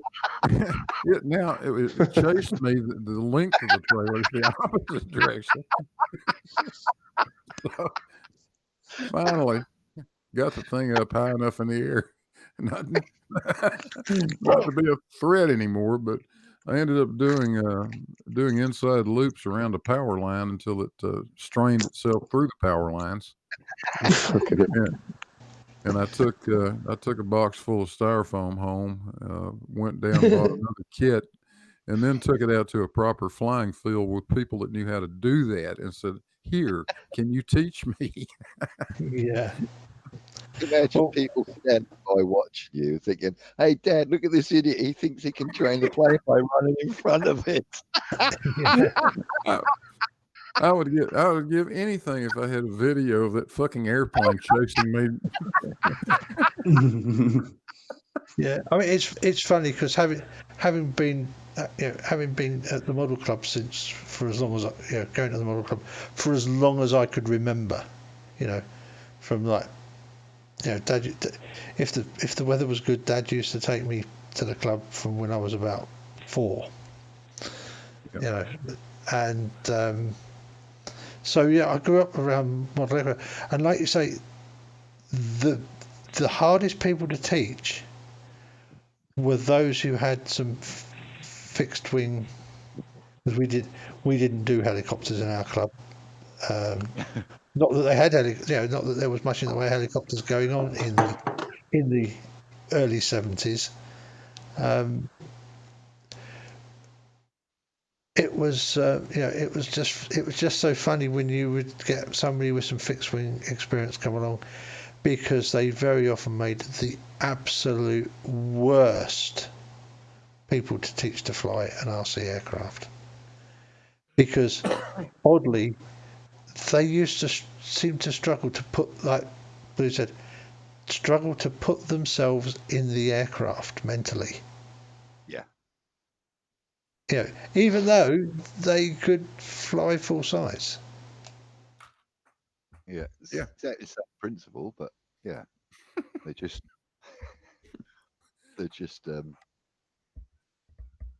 it's. I do like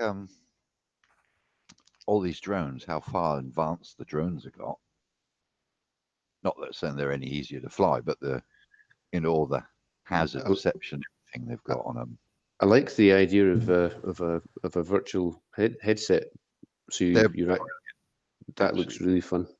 Yeah, absolutely brilliant. But you got to remember to stand in one place, because if you walk and you're on the beach, you can end up in the wrong place. Long walk off a short pier. Exactly. Yeah, I've seen someone walk off the promenade. End up in the middle of 4 lanes of traffic if you're not careful. Jamie walking around down the motorway.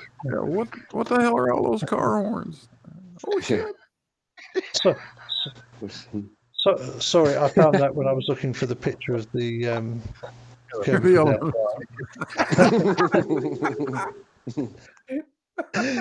Especially for the Monty Python fans, there we go.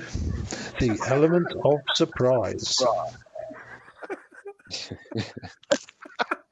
Surprise and fear. They are our weapons.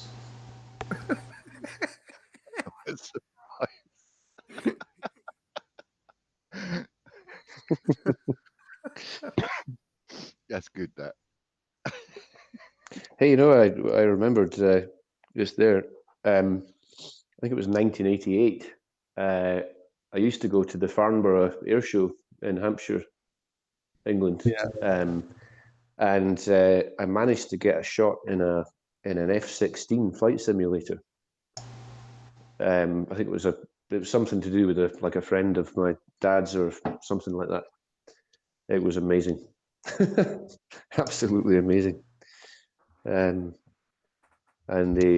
even for 1988, the graphics on the screens were really, really good. I mean, it was a military simulator, and I'd had some experience of flying by then, and I could actually fly it. And the guy was kind of like, "You've done this before," and I was just it was just the best thing ever for I was quite young at the time. I remember the control stick was on the right hand side and it didn't move. Presumably because so your body movements aren't affected by G-force, and you're actually sitting completely still, and you're not. It's you just apply pressure to the stick. It doesn't actually move anywhere. It's one of the things I remember about it. But yeah, full throttle. Yeah, it's all fly by wire, so yeah, there's no actual movement. It was really interesting, the Farnborough Air Show. I don't know if you've been to ones in the States, but I remember you'd have like an F-15 and F-16 right next to a MiG-29 and the Su-27, and you stand at the front of an F-16, you look down the lines, and it is perfect, absolutely perfect, the lines, everything. And you stand in front of a MiG-29, and it's quite obvious that all the panels have been hand beaten into shape. It's a fine aircraft, but you can see that it's quite literally been, it's all dimpled and rippled, and I always remember that. I was going to say, it's not because it's hand beaten into shape, it's because they've left two engineers inside the fuselage and they're trying to get out. But I think that's one of my favourite aircraft ever, actually, the MiG-29. It's a beautiful little thing. Yeah, my two favourite aircraft were, English Electric Lightning and the McDonnell Douglas F4, whichever version it is that the RAF got. Phantom. Yeah, the Phantom. Yeah. They're noisy things, they were. Yeah, they're loud. Yeah. Although, of course, the Vulcan is also there because I had one. We had that as the fly pass for my passing out parade in the after basic training, and because where we did the basic training was still an active airfield, because they occasionally flew chipmunks out of there, it meant that there was no limit on how low an aircraft could do a low pass over it, was there? Because it's coming across a live airfield. So, we had this Vulcan come over at full chat, and he had to pull up to go over the hangar behind us. Do you agree the F4 was an earlier version of an A10, like in indestructibility? It was a bit of a tank, but from a ground attack point of view, nothing close to the protection you get in an A10. There's a titanium bathtub in an A10. Yeah, and I remember sorry, equivalent of trying to shoot one down, because the A10s were quite. I mean, they're just unbelievable, aren't they? A10s are designed to do one job and one job alone, but they are designed to be the best aircraft in the world at it. And from a military pilot's point of view, it's not the most glamorous job, because it's killing stuff on the ground, and most pilots want to be fighter pilots, don't they? Interceptor pilots. It's a tank killer. That's what it was for. Oh, yeah. But yeah, although of course it has turned out to be very good at destroying pillboxes and other stuff in places like Afghanistan. Yeah, they had to bolt a machine gun as an afterthought onto a Phantom. It was never. Yeah, it didn't have a gun. No. Oh yeah, it's like a sort of pod on the side, isn't it? Yeah. Carry a Right. gun pod. Underneath on the centerline hard point. Right. Yeah. the A10 can only do short bursts, otherwise it slows the plane down too much, doesn't it? Well, I don't think you'd want to keep that cannon running for very long anyway. No. You can't keep that cannon running for very long anyway. It runs a bit quick. It's not like you can change the barrel once it gets white hot, is it? No. Well, it's got lots of barrels, though. That's the good news. Yeah. Yeah. There's a funny video of a radio-controlled A10 with quite a powerful BB gun mount, and it's really funny. I can't remember what channel it is, but if you look it up, the A10 I thought it had a replica cannon that actually fired two long blanks out of it. That's another one. I haven't seen that one. Because you actually see the smoke and the flash. Yeah. Well, they had somehow or other they had tracers in the BBs. Yes. I don't know how it worked, but yeah, they had a tank doing. They obviously didn't give a shit if they actually crashed it, because they were missing it by inches on the low passes and filling it holes.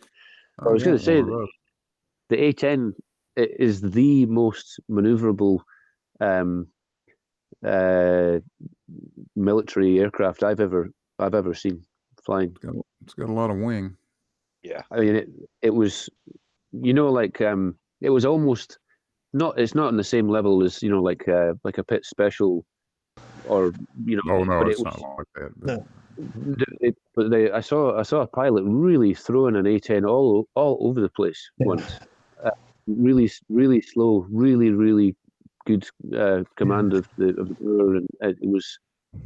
I really didn't expect that airplane could move like that. I was really surprised. I mean, generally, what limits an aircraft's rate of roll is how long the wings are. Because obviously that which is why most aerobatic aircraft are really tiny with relatively short wingspans. Yeah. or biplane. Or a biplane, or a biplane that was designed in 1940. People are still building it. Yep. Because that's how old the Pitt Special is. That's the Pitts, exactly. I just remembered that when you're talking about the Vulcan, I met one of the guys from was it Black Buck? It was called the Falklands mission. Or was that the name of the plane? Black Buck. No, Black Buck was the it was the Black. Yeah, that was the name for the overall operation. Yeah, so that was really. And the different aircraft had different calls, because I mean there was a squadron of Victor tankers. Yeah. Operating out of Ascension to refuel that single Vulcan. Yeah. They didn't really know if they were going to make it or not, did they? It was really close. Yeah. They had plans to if anything went wrong, they would have to divert to Chile and then crash and destroy the aircraft. Yeah. Although of course the Pinochet government was amenable to us at the time, so because that helicopter that went down with the SAS on board, I think that had to divert that accidentally got lost and crashed, that got sorted out as well. But the other thing about the Falklands, one of my friends is he was like an RAF meteorologist at the time when they retired the Phantoms. So during the last week, they just they were having a bit of a mess around, and they were doing low fly past. They were buzzing the tower at the airfield, trying to smash one of the panes in the one of the window panes. So they fly right past the control tower and put it on full afterburner. just as they went past, and they kept doing it. They were like, surely one of them's going to smash, and eventually one of them developed a crack. And they're like, right, we'll get that. Yeah, that's history. And they kept doing it. And the day before they left, it smashed in the bits. One of them went past it. The crack got bigger, like longer and longer and longer. And then one day, but that must have been some noise. Loud. Sean Hawkins is saying that his dad redesigned the cannon. Yeah, A-10 had problems, injection charge, and misfiring and killing the pilots. Yeah, not good. No, that's that would be very unfortunate. Now you know why they test for years. Yeah, and why they keep aircraft on, essentially in test and evaluation throughout their lives, just to make sure that kind of stuff can get caught and fixed. I gotta get out of here. I got to get out of here in a minute, guys. But enjoyed the conversation. I like the idea of that A10 model with the BB gun in it, though. I see possibilities there. Yeah. I'll bet if I had one. I bet if I had one of those, I could keep the neighbors' kids in their own goddamn yard. But the question comes then: do you go with one of the electric ducted fan jobs, or do you go with one of the slightly bigger versions with a pair of gas turbines in it? Gas turbines, of course. Oh yeah, I want something that screams, whistles, and draws a little blood. Well, yeah, I mean, the electric ducted fans do sound very real. Do sound very much like jets, but the problem with the gas turbine powered A10 model is that you're looking at about £3,000 a side for the engines. Me drop the Yeah. Incidentally, that BB gun A10, there's a couple of guys on the ground with automatic BB guns trying to shoot it down with trace rounds as well. They bought a golf course. It's hilarious. They bought an old golf course. Them guys, what you're talking about? Yeah, it is. That's them. Yeah. They deliberately make things just as they're hilarious. Yeah, making an RC airplane out of an IKEA chair and stuff just because they've been dared to do it. Oh, flight test. That's the name of the channel, flight test. Yeah. You'll never get this to fly, and then like 2 days later, fucking hell. Yeah, it flies. Put Anyway, enough engines on something. Yeah, and the slow-mo guys. Have you ever watched them? Yeah, they're good. Yeah. Awesome. Yeah. Take care, guys. Yeah, okay. See you later. But yeah, that was the best episode I think I ever saw. The A10. Yeah, that was brilliant. That was clever guys. They know what they're doing. They know the kit. Yeah. I assume they make stuff for other people as well. Yeah, I mean that must be a sort of hobby channel kind of thing. The flight test guys, they do a lot of they do plans, but they also do kits for the foam board stuff you can get with the plastic sheet. They do plans that you can buy. Or they sell plans for all sorts of models to build out of that stuff, but they also sell it pre-cut and pre-fold. Pre-cut with the folds already embossed into it. So that's what the A10 was made of. They designed their own board, didn't they? I mean that is their speciality, making planes out of that foam board stuff. Yeah. and they even have the plane designs are such that mostly they have a separate what they call a power pack.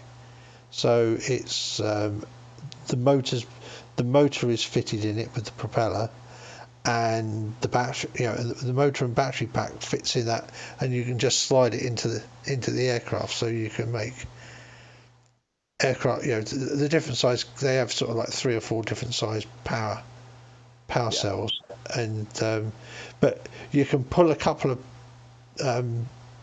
sticks out that held it. Just hold it in with sticks, meat skewers, and rubber bands. And so you can then have a multitude of aircraft and just swap the power packs between them with the radio gear. And so that,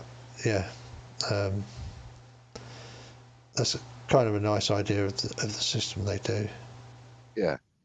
I guess that's one of the ways they make a bit of money. Yeah. I just remembered another Buzz the Tower story. Was a SR-71 Blackbird pilot was being interviewed, and he was talking about this time that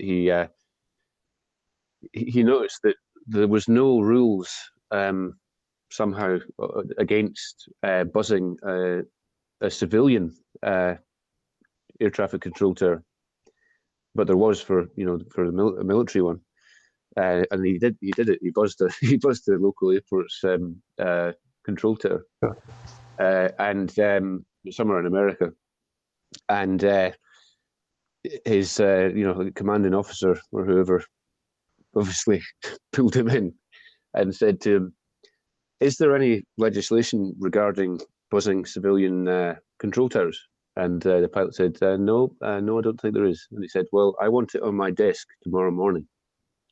And don't do it again. Yeah. It better be on my desk in the morning. That would be a bit of a fright for old President, I would imagine. SR-71. Yeah, that would be quite an impressive sight.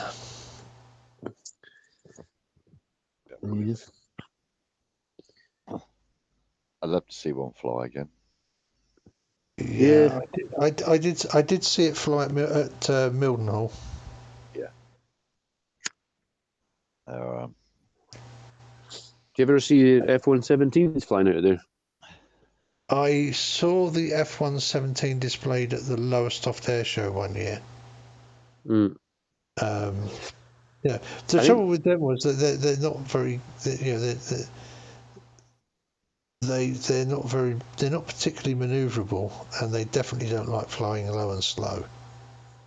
Yeah, I heard they used to fly them out of Mildenhall or with a lightning, like to take off at the same time at night, while they were still kind of testing it and stuff, for secrecy's sake or something.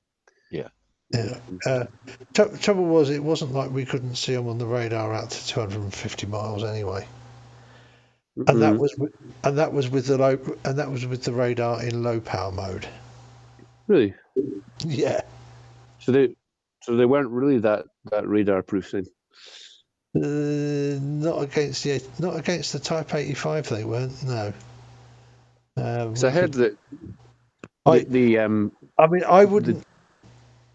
I wouldn't know particularly, because not being an operator, I wouldn't have a fucking clue what I was looking at on the. I know it's an aircraft because the return is moving. Yeah. But that's it. I wouldn't be able to really be any the wiser on that. But one of my friends at the group I go to on a Thursday, he was a radar operator at Neath's Head, and we've chatted, and that, it come up. Oh yeah, we could. It was like, yeah, we could see the 117s. When we were in low power mode as well, he would add, and because he actually liked the Type 85. especially working at Needed said, because they could, if the 85 was designed to operate in an EW environment. Before it was called an EW environment. Electronic warfare. Yeah, and so it was designed to defeat jamming and all the other stuff. And he said, it was really, really effective. And they could actually put essentially the raw radar picture on the screen, and is it the level of process? And you could change what processing you got. And he said you could swap the processing around, and you could see targets in there that automated systems would miss. But when you looked at the raw, but when you as a human operator, when you were able to look at the raw video feed that came out of the out of the video processing racks, it was processed, but it wasn't over processed.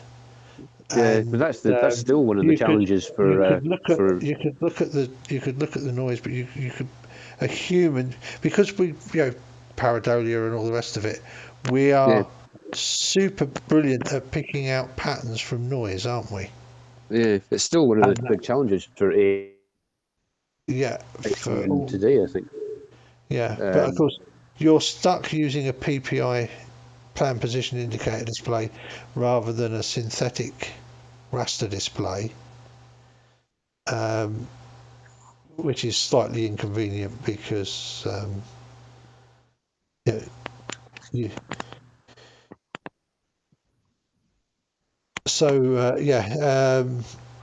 but apart from that, it does allow you to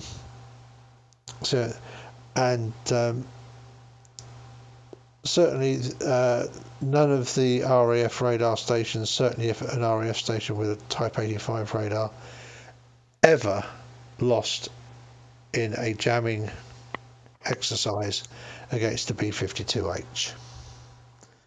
And the B-52H is considered to be the world's best jamming platform out there, just about. Yeah. From an operational aircraft perspective. I remember hearing about the one F-117 that apparently the cockpit glass was either orientated in such a way or was coated in something that if it hadn't been sort of treated or made in the way that it was, the pilot's helmet would give off a bigger signature than the entire aircraft. No. But I've always thought I don't think that's true. No, because obviously, we could see the 117 out to 250 miles. And by the time you get out there, you're looking at targets at 80,000 feet plus. So there's not a lot can get up that. I mean, at 250 miles, the aircraft has got to be so high that there aren't a lot of aircraft that are actually particularly operationally effective up there. Canberra's, but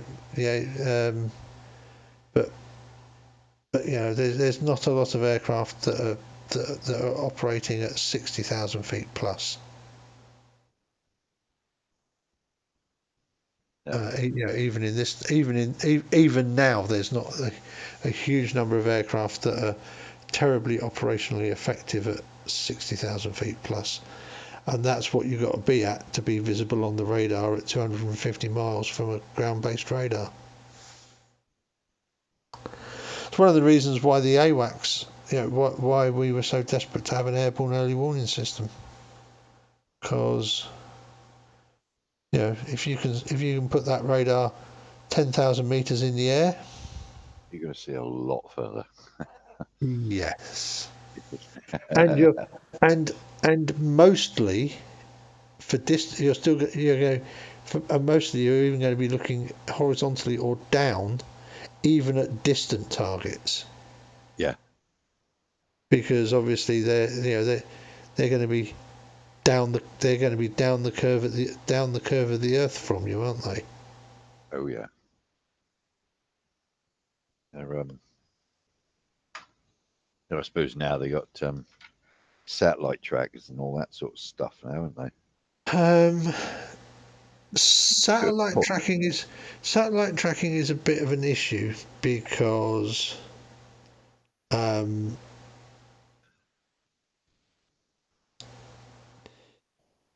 you would need ideally you would need a geostationary satellite to do it, and that makes it a bloody long way away. Yeah. Which has issues. Yeah. In that you tend to lose efficiency. You want a radar that's got a 22,000 mile range. You ain't gonna be finding aircraft sized targets with it because of Rayleigh criteria. Yeah. Well, not unless you've got some really, really, really big satellites up there with really, really, really big radar systems on them.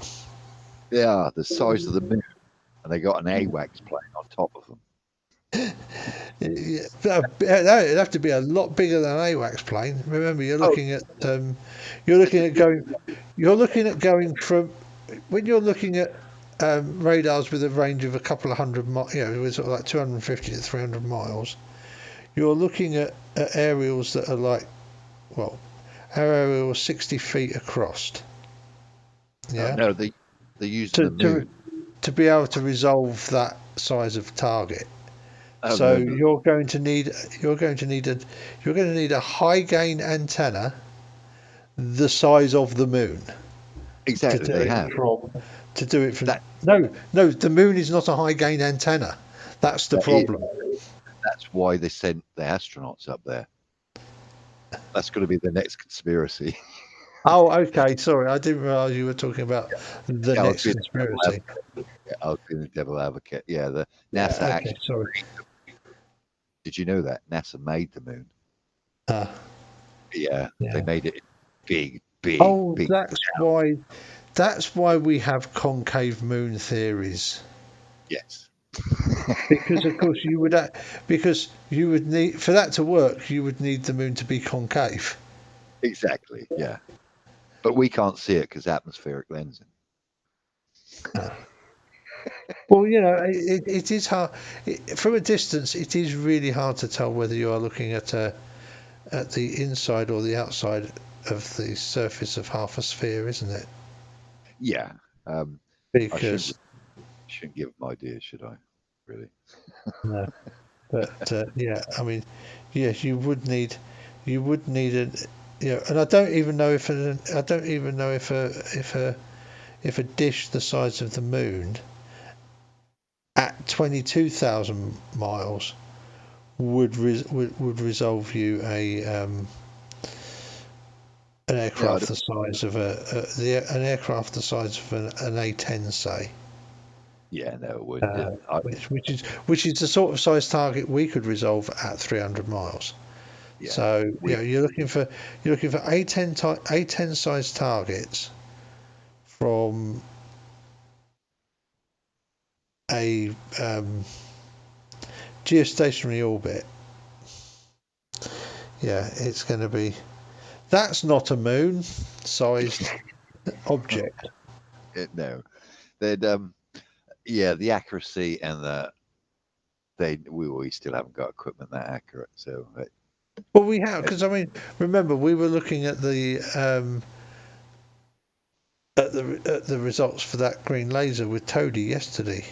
You might not have been here. Yeah, I was watching. And they are able to measure the distance to those retroreflectors on the moon to an accuracy of 1 millimeter. Oh yeah, Sorry, yeah, to an accuracy of about 1.5 millimeters. So yeah, we could measure the, that shows that it's possible to measure, to radar measure at that distance that accurately, but to send a beam wide enough. Well, yeah, this is the problem. You know, we are working with a radar that has a beam because it had the option to send data to a height finding computer. Yeah. The radar actually had 12 overlapping stacked beams that were essentially cones that were 1 degree. Oh yeah. At the at minus 3 dB power point. Yeah. Yeah. Yeah.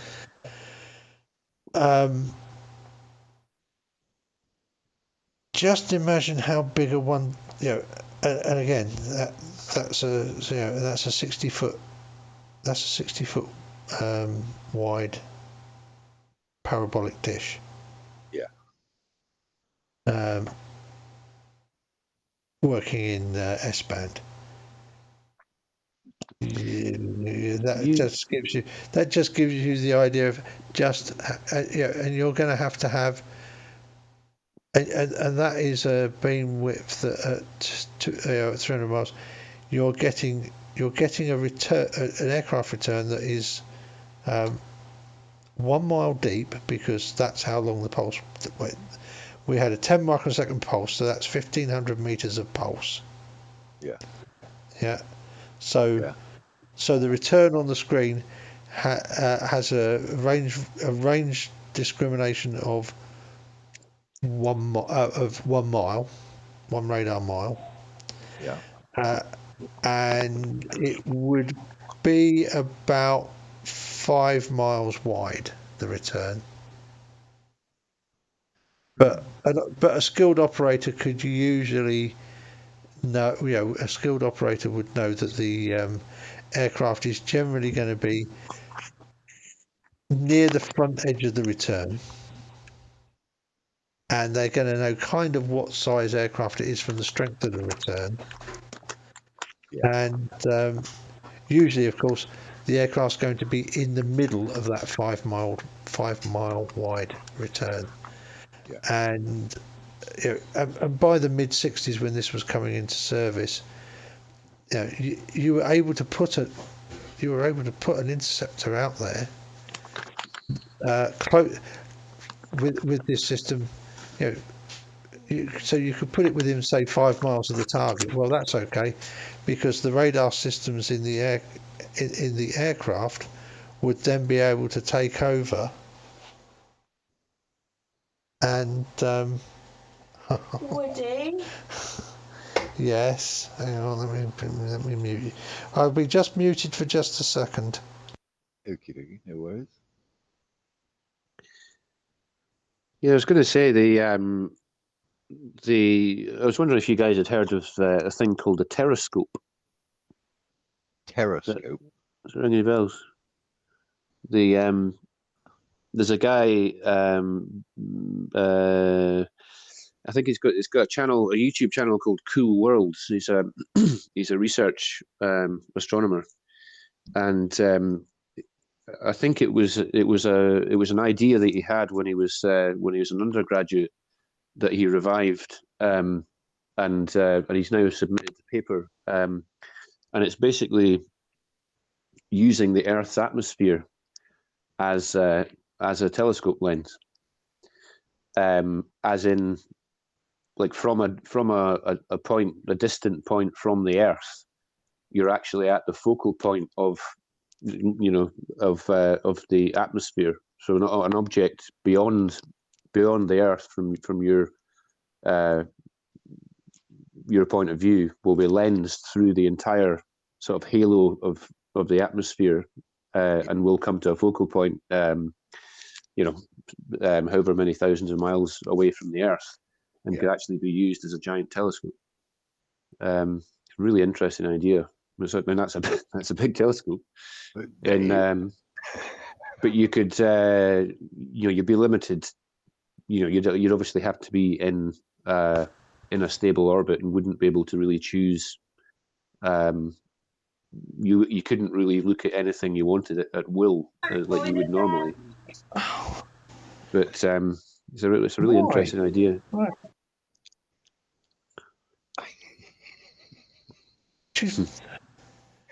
God. You heard that, didn't you? I heard why.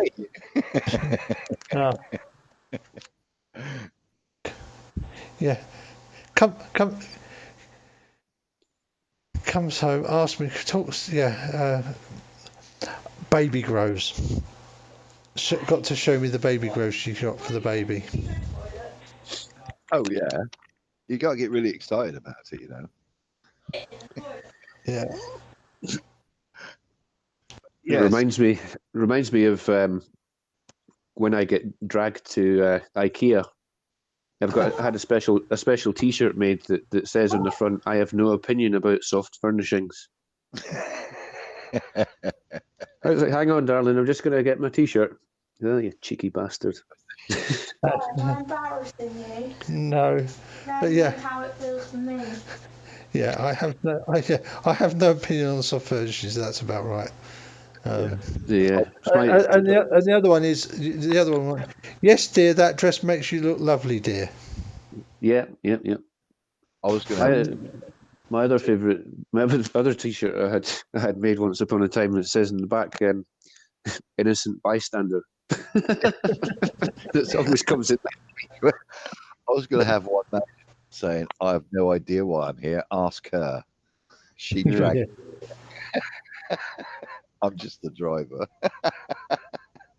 I had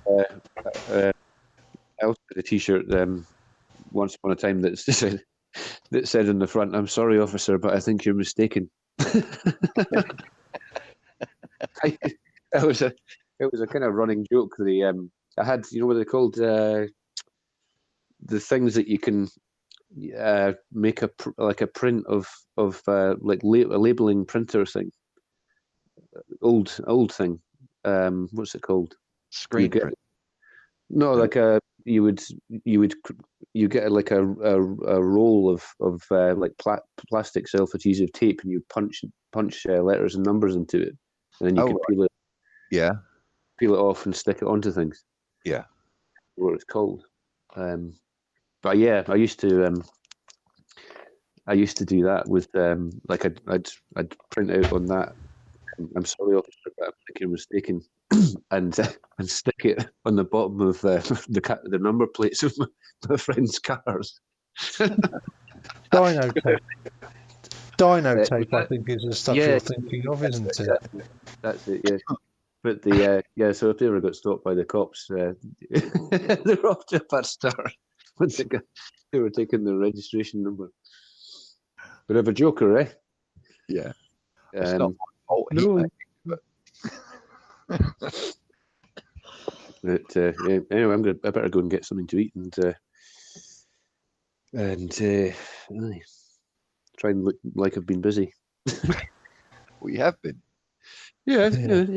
In my own special way. Yeah. You've been doing important stuff, John. You've been talking to slightly odd people on the internet. Yeah, just trying to set the world straight. It's a shame that that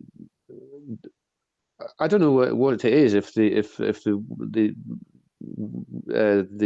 people that are generally on the panel have now got a reputation for being too efficient at dispatching flat earthers or what. I mean, there's loads of them on the chat. Yeah. But I don't know. They've got an internal meeting going around saying, "Don't join Jose's channel." I think it might be just that it's the weekend. Could be, yeah. I noticed last weekend it was like that there weren't nearly so many people on, and it was and it was more the flat earthers that weren't here than the other way round. Charlie went on someone else's channel to provoke them, I expect. And there has been this was it Amsterdam or somewhere? Or... Yeah, Amsterdam things on. Not that they're there, but I think maybe they've been wanting to be off half watching the streams from there. Yeah. Well, speaking of flat earthers, have you seen their tourer? The flat Earth tourer. Yeah, well, that's kind of what we're talking about. The thing in Amsterdam, and right. Is that what that is?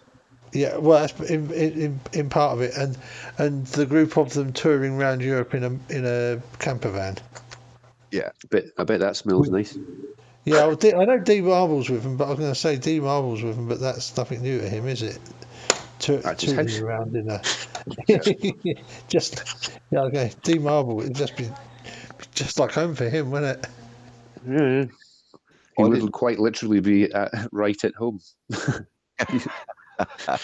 I didn't know nothing about it apart from Simon Dan's channel. He mentioned it, and he's telling me they're struggling to find volunteers to drive and various other things. And Simon Dan, being the way he is, went, "Oh dear, how sad." Never mind. Oh damn! I wish I hadn't have closed my soundboard. I have actually got "Oh dear, how sad." Never mind on that. along with other classics like "Don't Panic, Don't Panic," and "Don't Tell Them Your Name, Pike." I haven't got that one on there. But I've got listen very carefully. I will say this only once. Yeah. I should only say.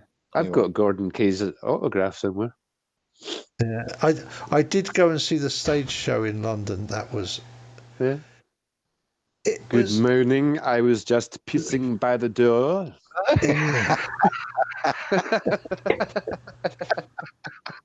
It was. I think the stage show was okay, but it was a half hour. You know, it was a 20-minute format, wasn't it? Because it was it was a half hour. It was a fill a half hour slot on commercial TV, so you get 20 minutes of actual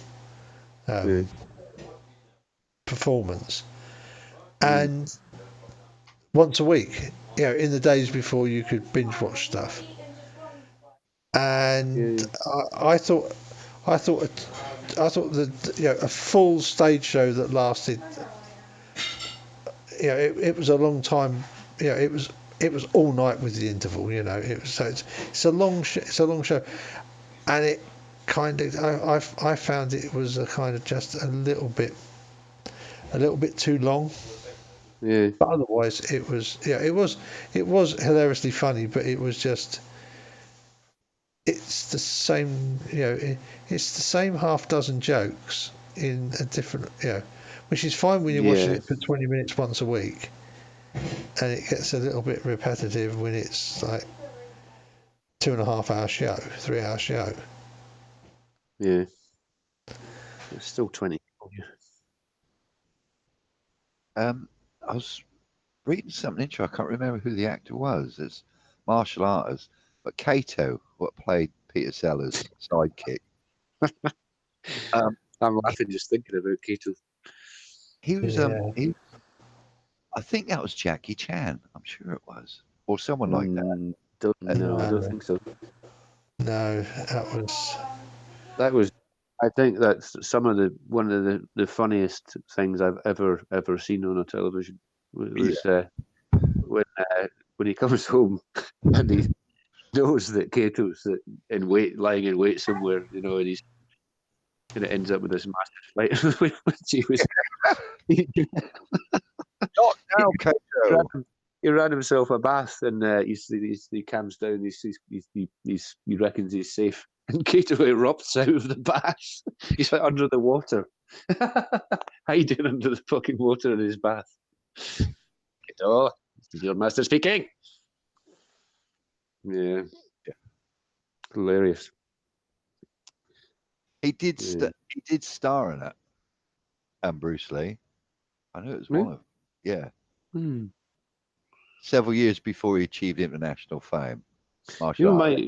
One of my friends, his dad worked for the London Philharmonic Orchestra, and he did the soundtrack for Star Wars and Raiders of the Lost Ark and stuff. And he did the Pink Panther. Just remembered about that. And when it was finished, all the people who were involved with the filming of it were invited to this. For a long weekend at this hotel that was in Switzerland or Austria or something, and apparently he was picked up from his house. My friend's dad, he was picked up from his house in a pink limousine, taken to the airport, where he got into a pink private jet, and there was pink paw prints on the tarmac. He was one of many people from the area. And got to the place. The hotel had been painted pink. The water in the swimming pool had been dyed pink. And he was given a pink passport, with food and drinks vouchers. It sounded amazing. Yeah, I just remembered it. No, it's the Green Hornet. Sorry, Bruce Lee played in. Oh, one season. Kato met Batman. Yeah, I can see him here now. You can tell just by his jawline and his nose and the way he's got his head tilted. Yeah, it's definitely Brucey. But he went on. So I knew it was one of the martial arts played, but Kato, but not in Peter Sellers. That was Kwouk. KWOUK. His surname was. But yeah, sorry. Well, anyway, I better go and make some food and make a bit of a mess somewhere, so it looks like I've been doing something. Get some paint out and just sort of rub it on my hands and dab it on your trousers. Yeah. On your cheek and your forehead. Stick a boiler suit on and just rub some dirt on my face. Exactly. Usual. Okay, look. I shall speak to you guys later on. Okay. All right. Cheers. Bye-bye. And there was... Oh. Now, you know how I said it's great they've gone out? We know I said I'll be able to talk without getting interrupted for a while because they've gone out. Yeah. Yeah, well, they've come back, haven't they? With lots of babies. I eat all this fucking food myself. No, you're not going I'll to. eat the mince pies that I brought you myself because it was so much better than when I wasn't here. No, you won't eat them mince pies. They're my mince pies. Ask her to put them in front of the camera so she can project them to everyone on the internet. I love mince pies. You can have the Mr. Kipling because Nathan reckons they're the shittest ones. Hope you choke on them. Hope you choke. Oh, it's nice.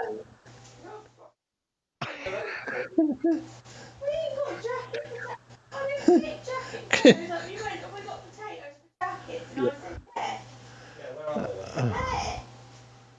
You can hear that. I know they can. I know we can. I know you can hear that.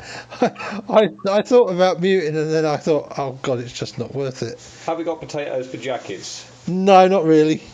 They're normal sized potatoes. Shut your mouth, Dad. I got a leather coat. Will that do?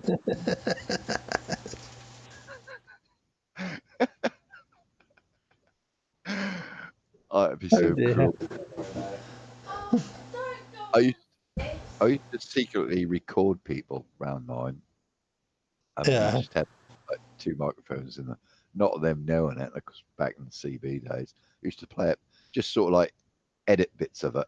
So you get the classic bit like, I can't remember who it was. Bloke come on here and then his granddaughter come in. Are you talking to fucking idiot, or was it retards? That was Rosie coming into me. Oh, was it? Oh, right. That's Rosie talking to me. Yeah. And I just I've have little...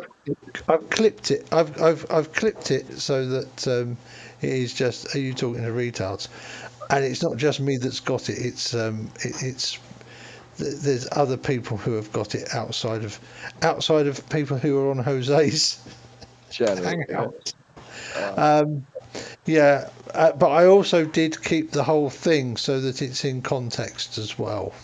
Oh, right. So you can hear, so that you can hear me, because it was Travis and Coriolis and going, well, we showed you a video of an enclosed merry-go-round going round doing the exact experiment you're asking us to demonstrate, and you just ignored it. At which point was Rosie came in and said, "Are you talking to retards?" Yeah, that's classic. Because she could tell from my tone of voice that I was obviously trying to explain something to somebody that they really ought to have already, that I had probably explained to them before. But my favourite saying to people to shut them up when you just can't get a point over to them because they can't understand what they're talking about, and you're trying to explain it to them. After a while, I'll just get fed up with that because I can only tolerate fools for so long, about 5-10 seconds. That's a bit of my problem at times. I'll just turn around to them and say, if you had another brain cell, you'd almost be stupid. And with that normally just cuts them off dead. And they're just standing there looking baffled. Or I'll say something like, if you say oranges slowly, that sounds like gullible. And you can see him mouthing it. And I just walk away. But yeah, I have got some classic one-liners which shut people up. But my favourite is, if you had another brain cell, you'd almost be stupid. Yeah. And they don't like that. They're normally at normal ones. I said, "Are you talking to retards?"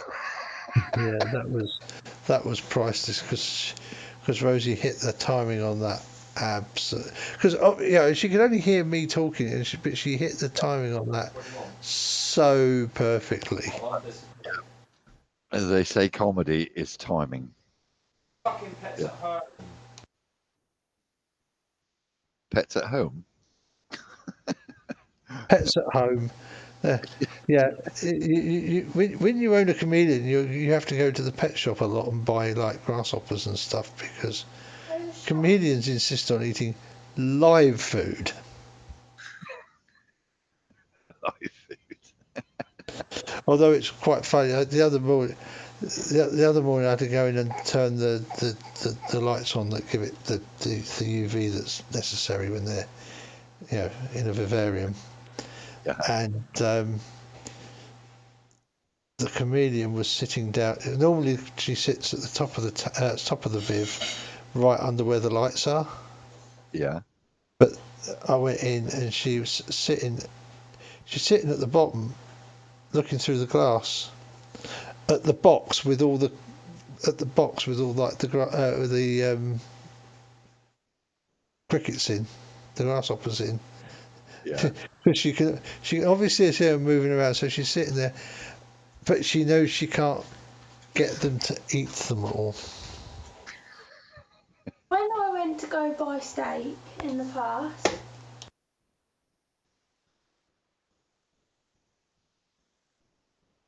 You got me on that one.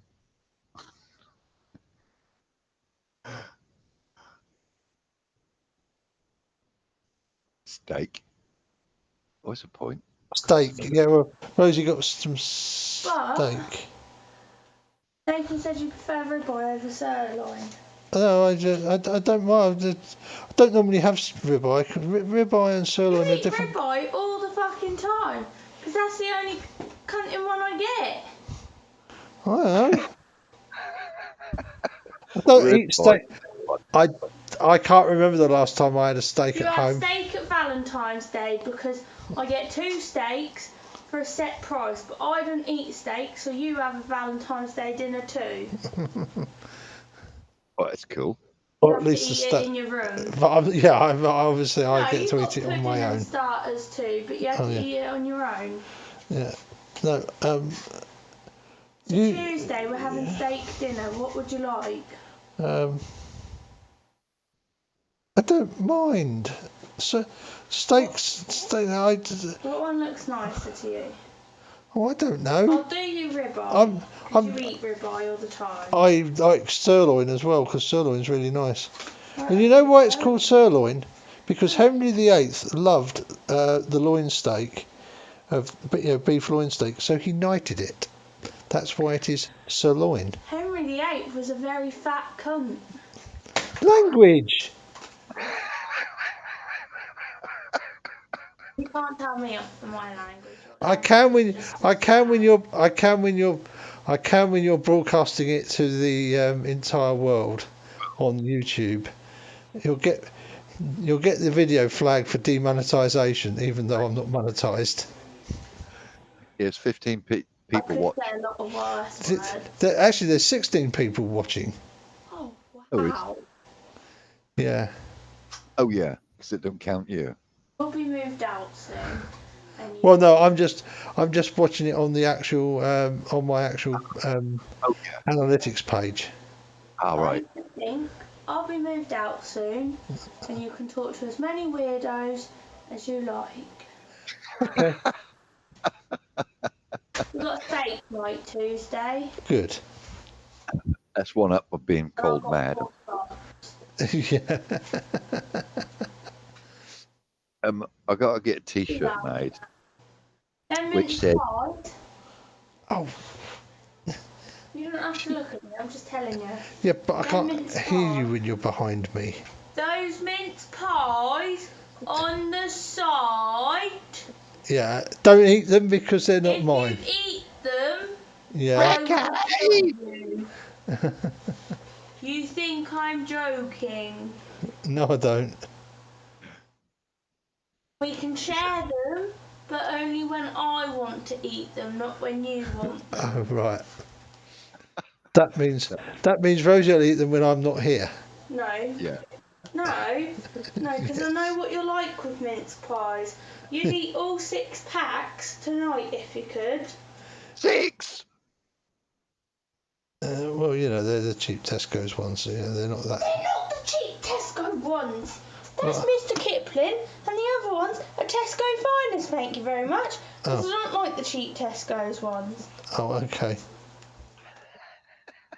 Dad just insulted me now. They're still normally £1 a pack, though, aren't they? No, they're not. They're £2.50 a pack. What, the Tesco's Finest? Yeah.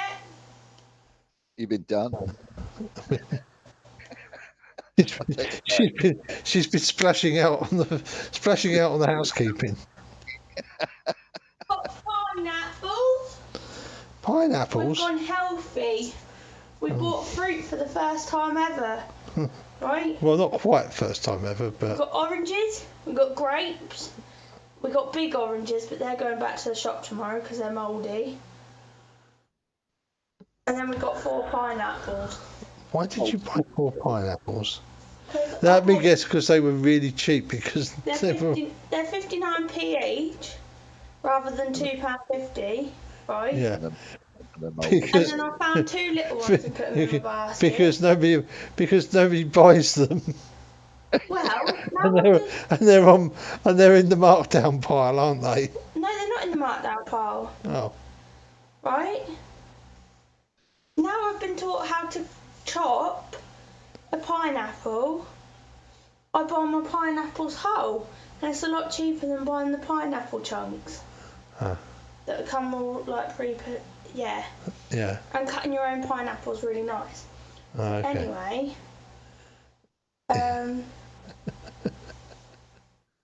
We got 4 pineapples because I picked up 2 and then Nathan picked up 2. Oh. Got 4 pineapples. 4 pineapples. I hope you bought some gammon steaks to go with them. No, I don't think so. No gammon steak to go with it. Although I have to say, actually, I much prefer gammon and egg than gammon and pineapple. We'll go the whole hog. Have gammon, pineapple, and egg. True. Yeah. But usually it's sort of like, put the fried egg on the gammon as part of the big mixed grill. Oh yes, most definitely. And you don't really want pineapple on a mixed grill, do you? No, I suppose not. No. That just sort of. No, you'd have that for starters or afters. Yeah. Yeah, definitely. Yeah. I used to have not argument. I just used to wind my daughter up because they turned vegetarian. Oh. And they're that ain't gonna happen with her. I really don't think that's gonna happen with her. And she used to argue the fact, I'm having a fruit salad. I said, well, why don't you got tomato in it then? She said, plus, that's. I said, it's a fruit. Why don't you put tomato with your fruit salad? Because I served her one once with tomatoes in it. Why you put this tomato in my fruit salad? I said, because it's the fruit. Yeah. Yeah. Like the youngest one, she was vegetarian for a little while, but she used to come stay around mine after we parted and that. And she said, Dad, can you make me one of your home hamburgers, please? But just don't tell Mum. So Mum won't care. Well, don't tell my sister then. So she comes stay at mine to get her meat, carbs, and everything, and go home pretend to be a vegetarian. What, just to keep her sister happy? Yeah, so she didn't, because they went to a private school at Norwich. So just to be in the in crowd, you have to be a vegetarian, I suppose. Yeah. But that didn't last long with her, because once she sort of started to get older and that, and found her own sort of ID, as it were, she didn't really care what anyone thought of her. She did what she wanted. And I was like, yeah, that's my girl. Don't follow the crowd.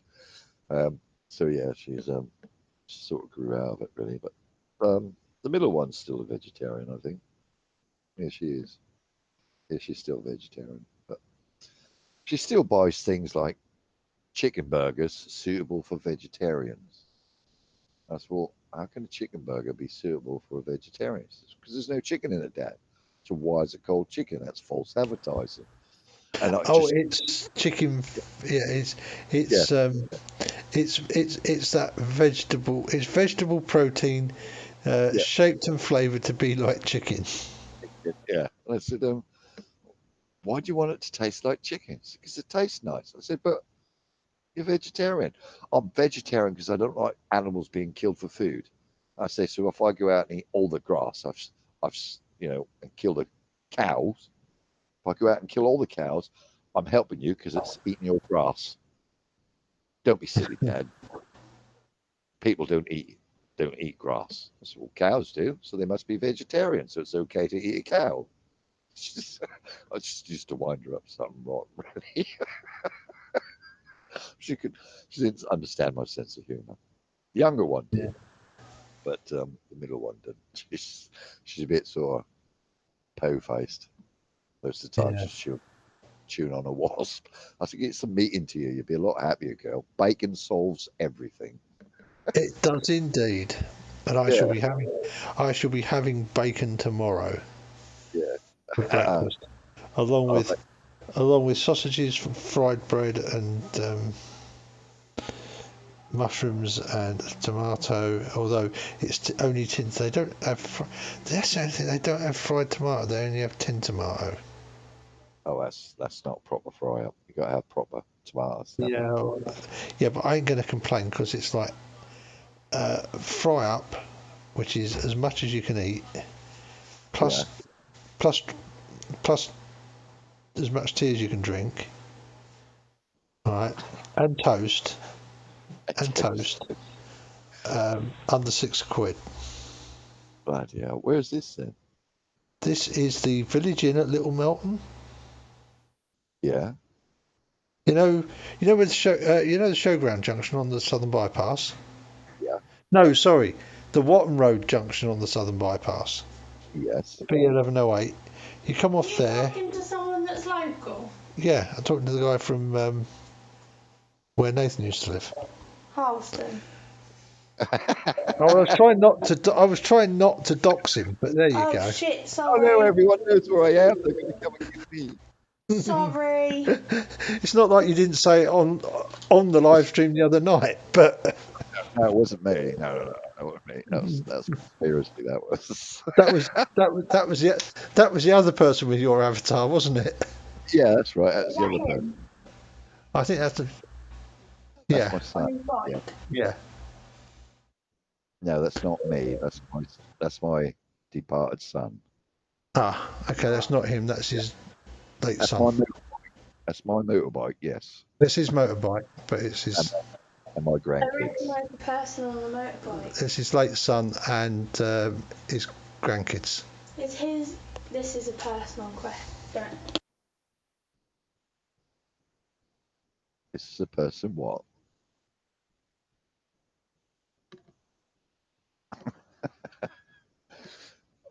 Can't you told me halfway where this calf is, and you didn't tell me the rest. Oh, Rosie was just talking to me, so. Yeah. No, it's So you come off the Southern Bypass onto the Watton Road, B1108.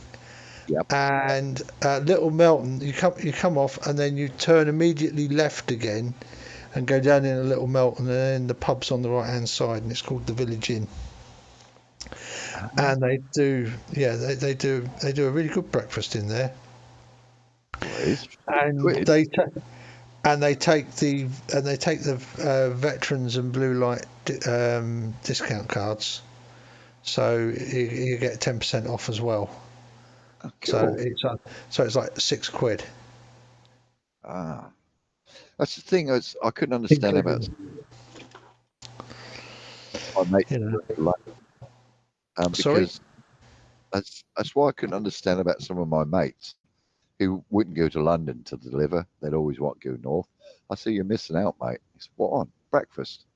What are you on about?" I said, "That you go to London and pull up at one of the transport cabs on that sort of like outer ring road or off the A. There's one just on the A13 near Thurrock. Well, further in, sort of it's round near the Ford plant, Dagenham, somewhere around there. That's off the estate there. Okay. And you go in and you get a platter, the oval size plate, and it used to flow off it, and I could eat 2 of those and have afters. And the governor always used to pay because he used to come down with us, and I couldn't understand why my mates wouldn't go down there. I said, "You're missing out, mate." I said, "What breakfast?" He said, "Nah, we get proper breakfast." So I used to take a picture of it, show it to him. What? I said, "I used to have 2 of those."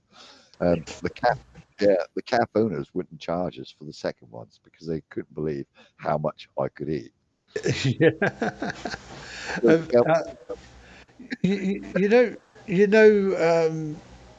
The Captain Estate in Yarmouth. They've got that calf there, haven't they? Does the big fry up? I know the one you mean. Yeah. Yeah. Have you ever done that one? The big meal that they do. Yes. I never really used to get long enough to have. When I was up there, sort of like have half an hour break for that, move on again, head back down to the docks. But yeah, awesome, absolutely awesome meal in there. Yeah, that's the only thing I miss about driving, really, the food. I never used to have to buy any because I was out on the road and I'd come home and think, "Wow." But I haven't got a trucker's tummy. I'm still sort of quite lean sort of thing. So I always used to look after it while I was physically active, I suppose. But yeah, I don't eat a lot of bread. I can eat brown bread, but I can't eat white bread. And it's the bread that does it as well, isn't it? As I understand it. especially if you go up north, because you get door stops. You got no choice when you ask for. Stores that you struggle to hold 2 pieces of bread, which is how you think, what the hell? Because they like their bread up there, don't they? Up north. Yeah. They like cheese on everything. It's like the roots. But yeah, they're good. There's certain places I used to stop. I like to think they're still there. People with their toe into the lay-bys. Yeah. Oh no, that's just a snack, mate. Yeah, I know. But that's you know. You know, there's a burger van opposite Latham's in Potter. Higham, yeah. Potter Higham. Yeah, that's from the burger van opposite Latham's in Potter Higham.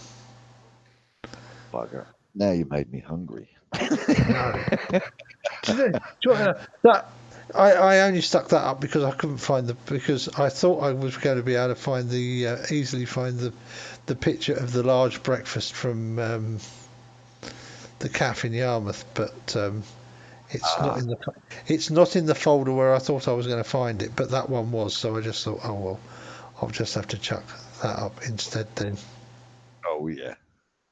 I was always taught when I used to work, I was at school and I used to work in sort of like restaurants in the evenings and that, make your pocket money up.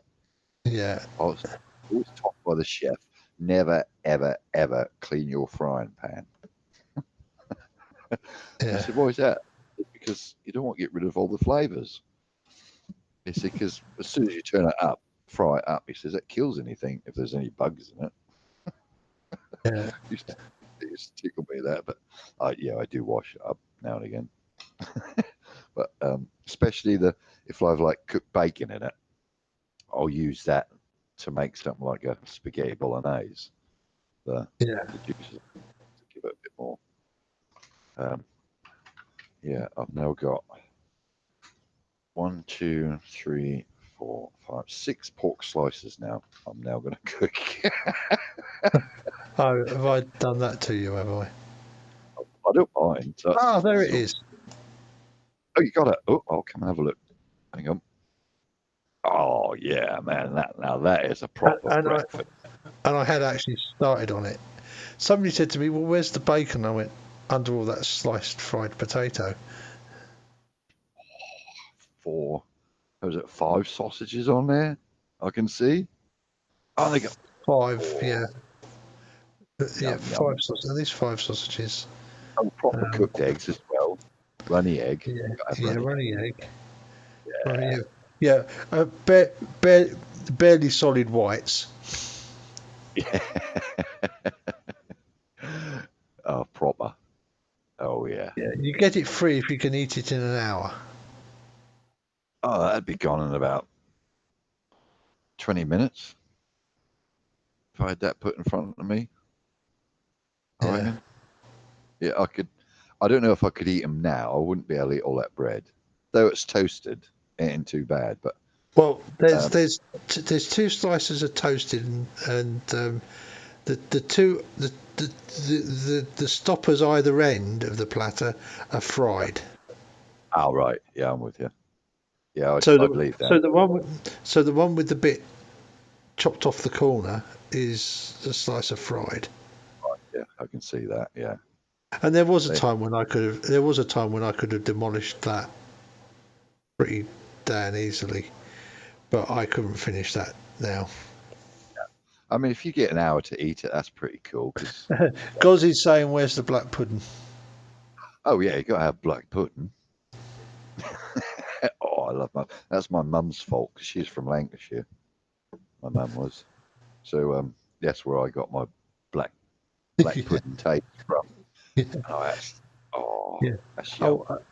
And I have to say to Goz, yes, hot mic. That was a deliberate hot mic incident there.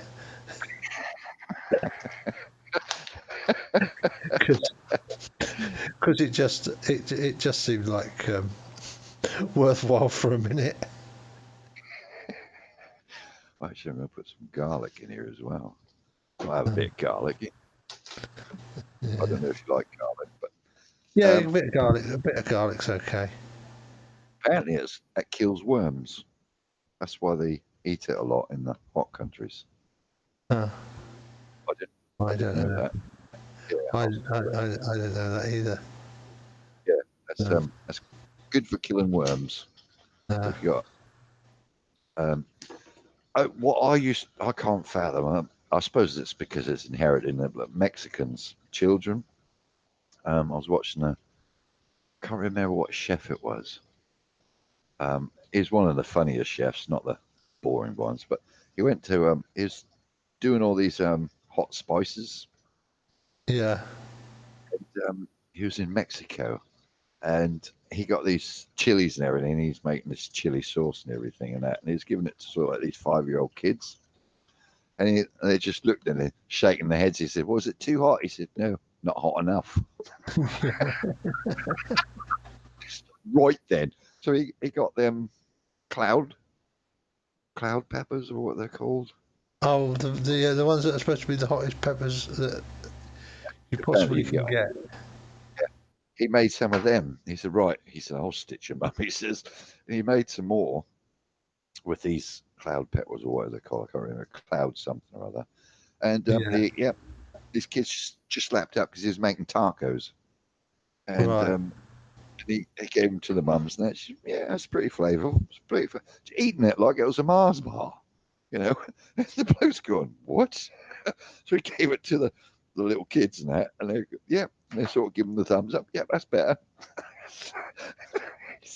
It's like he could feel the heat coming off it without even getting it near his mouth. He said he wasn't going to try it.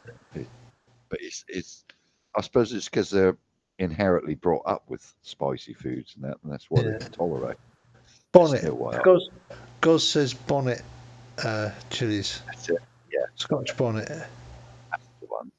Yeah. They're evil as far as I'm concerned. I did have someone gave me some spice. That was from India. This bloke. So I was chatting to this Indian chap who ran a restaurant. And I said, so I was trying to get some for me stepson.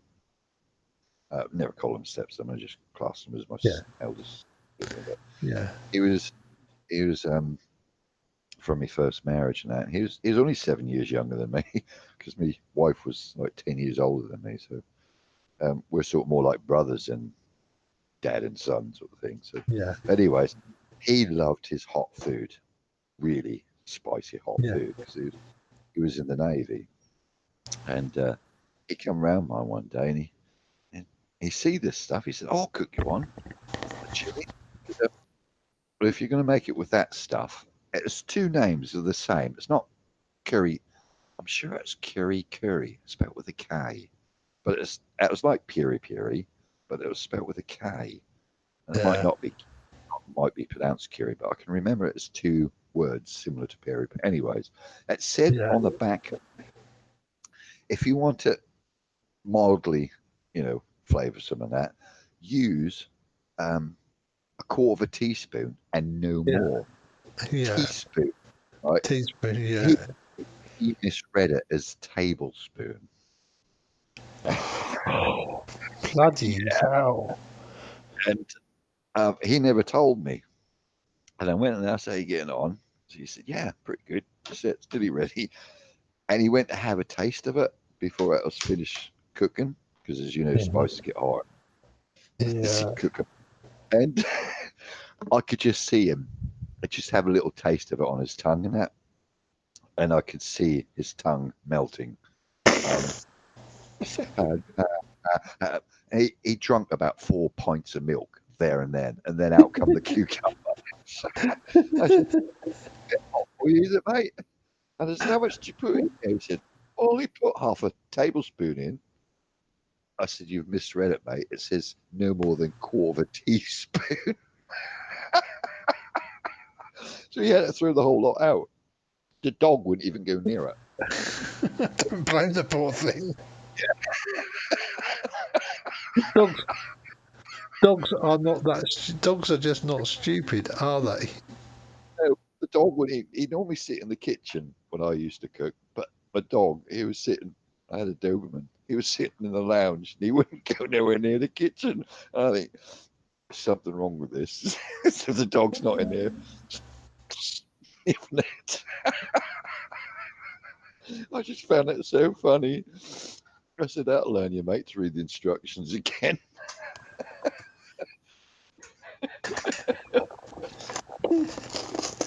Yeah, I mean, I don't know anybody who would put in that much of a dollop of spices into a curry anyway, if you know what I mean. Even with regardless of what the instructions say on it. Well, he could eat a vindaloo like it was ice cream. That's how he, yeah. So he wasn't too bothered about it being spicy, hot. The heat in the spice. And I said to him, at least not normally. Yeah, and I said to him, this is like 100-fold hotter than vindaloo, mate. Trust me. A genuine Indian chef give me this, because I asked him about making proper Indian flavors rather than the British version. I said, could you? And he gave me sort of batch, but he did warn me about this pike, and I said, well, I'll keep that for my son. He liked that. Yeah. And I had it for years. No one else touched it. And I had to throw it away in the end. So it's just, I mean, I was never ever going to use it. just open the top of it. It was like, opening a nuclear reactor, really. You could see it. It was red. A real fiery red colour, this stuff. Yeah. Like it was like half the size of an ordinary spice, what you buy. Like the Swartz thing. It was only like half the size, so you knew it was going to last you a long, long time.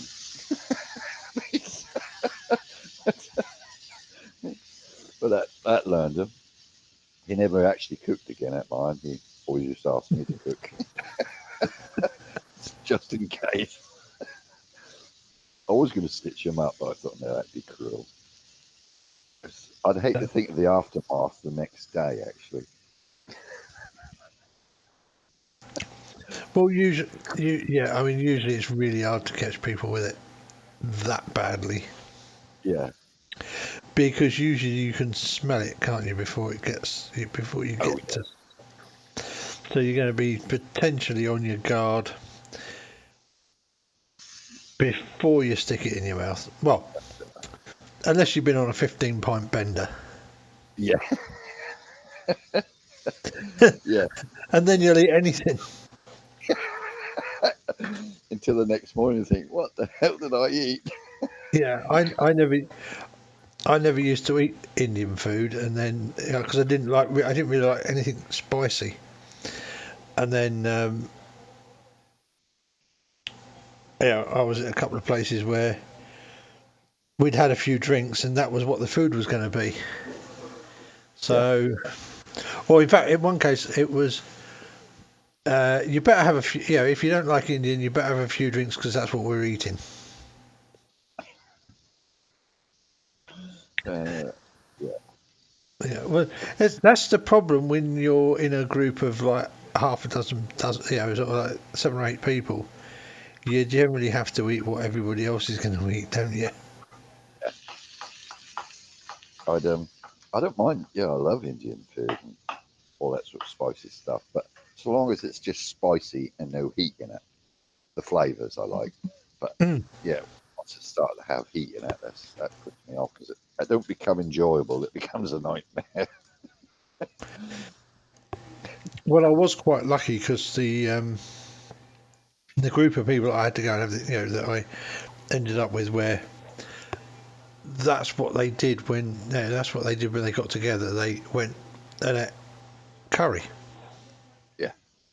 But they went to a couple of really, they went to 2 or 3 really good curry houses around like Knapp Hill in Surrey.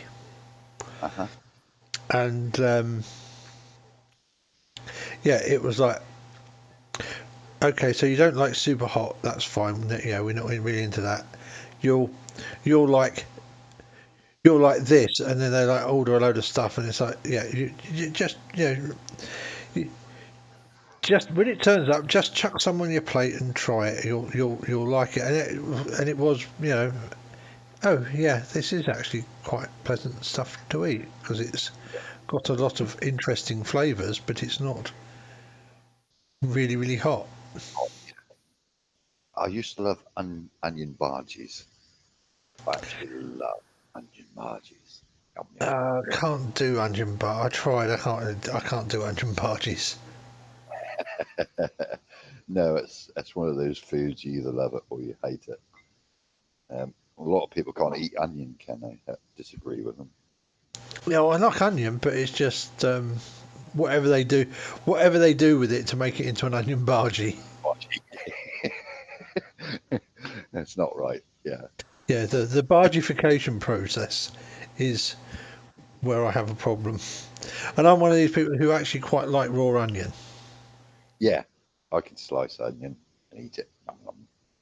Yeah, it's quite nice. Yeah, and spring onion. Yeah, so a good strong spring onion is nice too, isn't it? Oh, yeah, most definitely. Yeah, I do like a good salad, or more of a ploughman's lunch, really.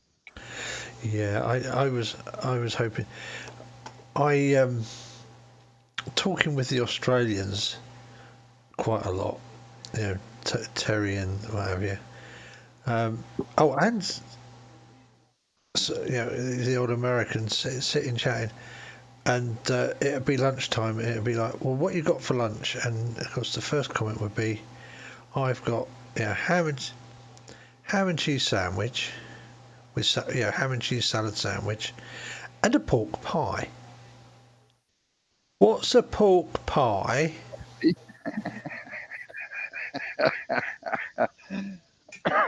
Well, it's made with jelly eels. Yeah, but it's like, you know, it's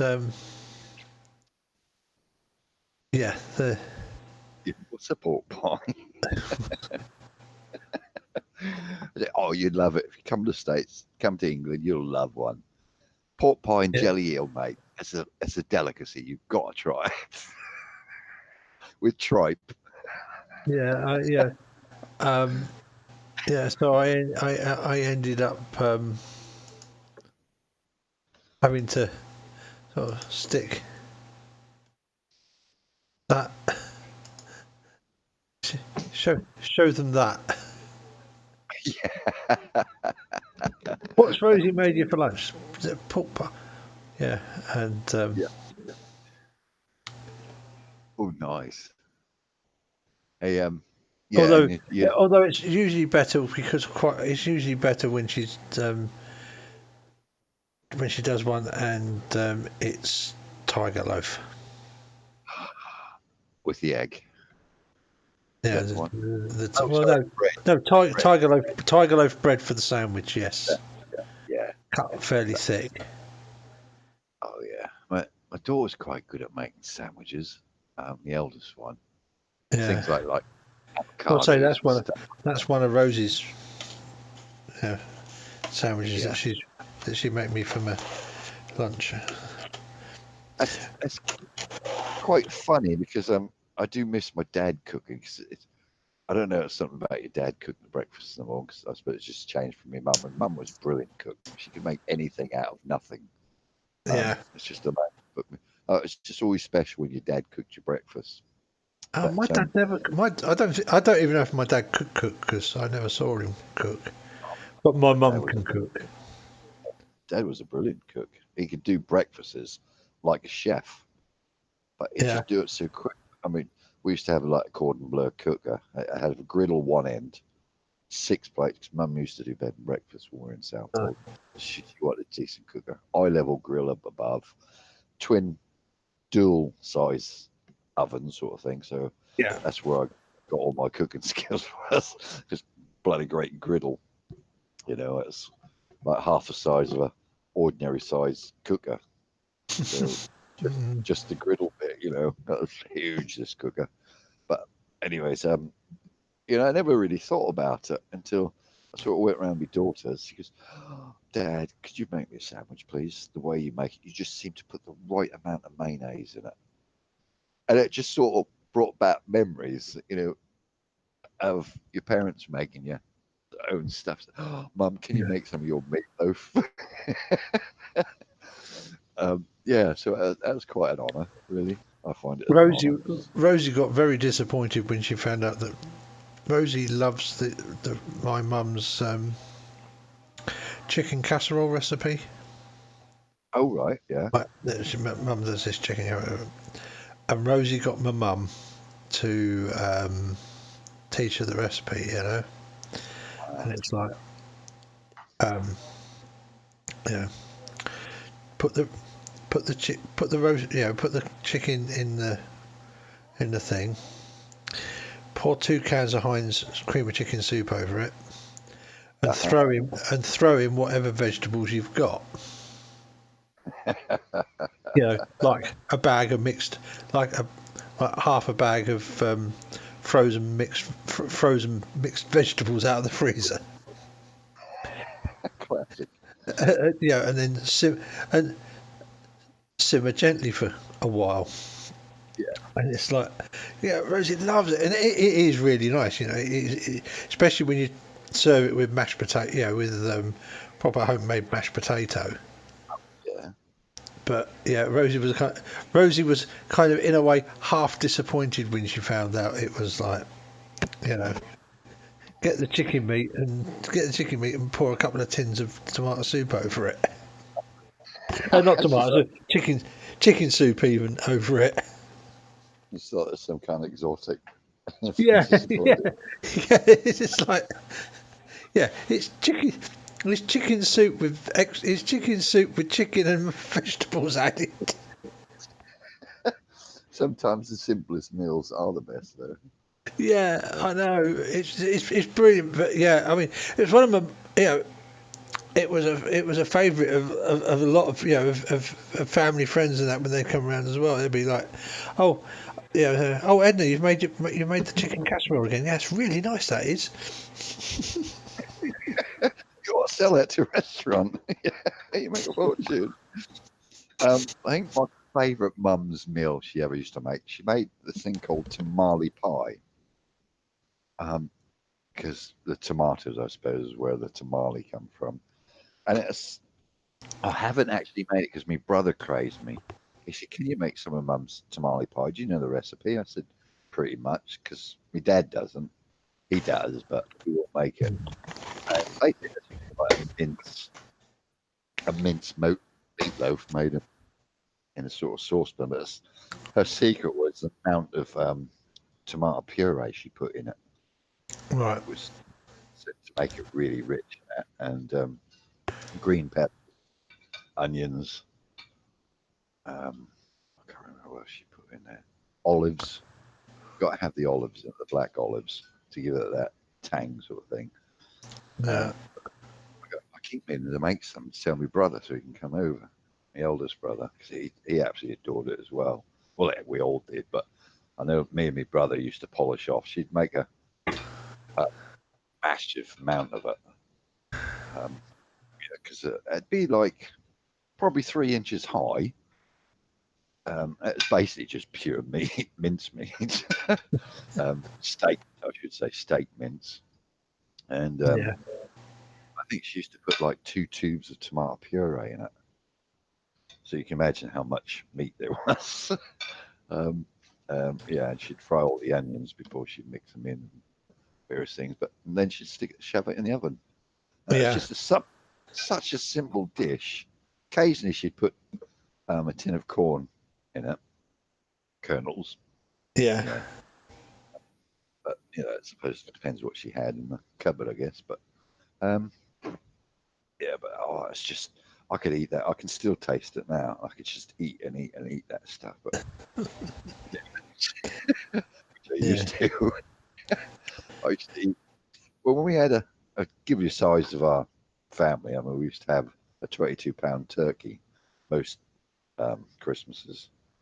And no leftovers? I used to eat half the turkey in 2 days. I would eat half a 22-pound turkey on my own. Yeah, that's how much I used to eat. And Mum was convinced there was something wrong with them, and the doctor says, "No, it's just the growing lad." She said, "Yeah, but he's eating me out of the house. Can you stop him? Can you give him something? Can you staple his stomach up or something?" Yeah, when Rosie first come to live with me, because I well, she basically had to take on looking after both of us, and she decided she was going to cook Christmas dinner,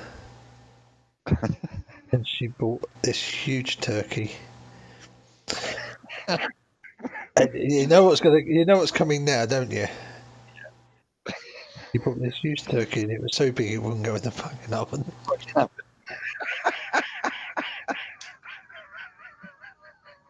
Poor thing was devastated. He was absolutely devastated. She bought this turkey and it wouldn't go in the fucking oven. Now what do? Cut it in half. I think we ended up going to a friend, and the friend was able to get it in theirs, but it wasn't. You know, we've got a particularly small oven. Why did I buy such a big turkey? Yeah, there's only two of us. There was only the two of us. Yeah, but it's nice to have a big turkey, you know. I know I'm Yeah, going I to know, eat but there's only the two. It was only the two of us. You know, it wasn't like we had anybody coming round.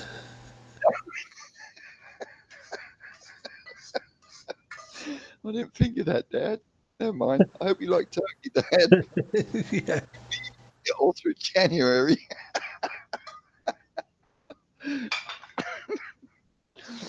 Oh, Yeah. bless her. Yeah, Classic. I know. Yeah. But the elder sister wasn't allowed in the kitchen. We used to have coined the phrase, she could burn water. Yeah, I know the type. She was that bad. She made a shame, really, because her filling of her pie she made was absolutely delicious. But she'd done the same mistake as my son with this teaspoon and tablespoon. She put 2 tablespoons of salt in the pastry. Oh, God. Yes. It's because we were eating it in front of us saying, yeah, it's really, really nice. You know, pulling this really grunt. You don't like it, do you? I'm never going to cook for you again. Was everyone cheered?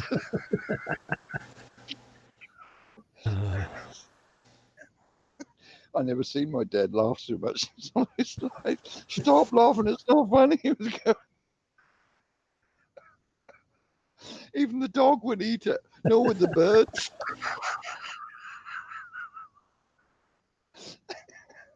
And my dad said, don't feed it to the birds, hon. I said, why not? She said, you kill them, they'll never be able to take off again.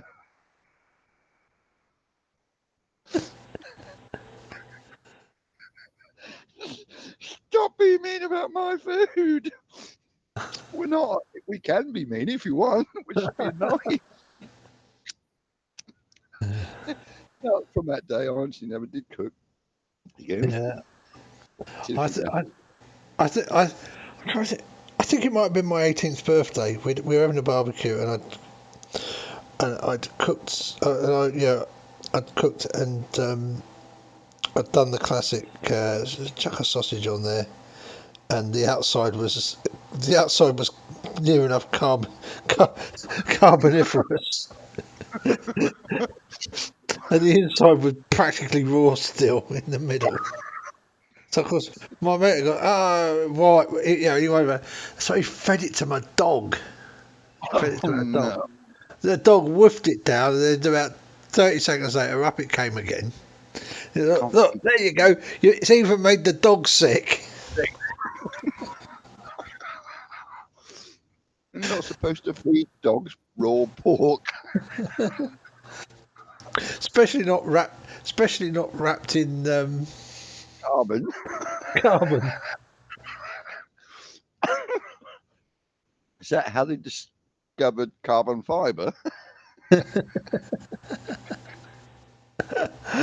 Don't think it was.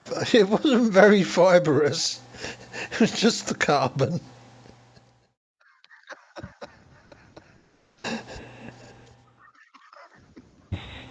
What's that? Goz?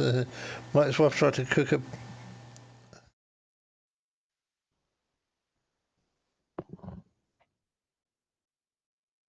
No, gently, channel. I don't think we're going for a mammoth 10-hour, because that would require Madden me to sit here and gab for another 6 hours, because we're just coming up on we just turned 3 hours and 59 minutes. So no, I don't think we're going to make it to 10 tonight. No. I noticed they made a comment yesterday about it. Yeah, well, it was a bit. Well, I mean, there was about 3 hours of us just sitting there gabbing like this, wasn't there? Yeah. And the thing was that while the viewing figures were still in while the viewing numbers were still in double figures, I thought, well, why turn it off if people are enjoying it? Yeah, exactly. Yeah, when you get to that stage in the stream, you know when to turn it off because there's nobody watching. while there's still crazy people watching you, you might as well leave it. You can leave it running if you're chatting. They got to get their money's worth. Yeah. Even though it's free. Oh, Yeah, I want a refund. Somebody put a comment on it, and I said, well, actually, it was just like two of us chatting in the way that often happens after these things go off air, and you then just sit there and chat for for ages longer. And I said, but why? There were double figures of people watching, so we just left it switched on. Oh yeah. I was enjoying it. Yeah, I think we had quite a good chat. It was like, yeah. Oh, and then I also put the point is, what do you expect when you get two insomniacs together? Exactly. Especially when they got the humour from the services. Yeah. Brought up bread. The services, what do you expect? I was just reading some of the comments now. I'm from Lancashire. Never had tripe. Green or otherwise. Otherwise. Green or otherwise, yeah. I couldn't quite work out what the next comment was supposed to say though, but then. My ex-wife tried to cook taste Something chicken in an oven. To cook a based chicken in oven. Well, where else would you cook a chicken? Yeah. Especially one that's been basted in something. Yeah, because you've got to use the hot oils to baste it. Like open the door up and then. Yeah. I always turn my chicken upside down so all the breasts are actually in there. Oh, left the giblets in it. Oh, yeah. That one. Oh no. Yeah. Yeah, I've known people. I bet that's trying to cook a self-basted chicken in the oven without taking the plastic wrapping off the outside. That would be the one. I can see somebody doing that. Because it says place with the giblets inside it, or taking the wrapper off because it says, and forgetting to take the giblets out, which are of course in a plastic bag.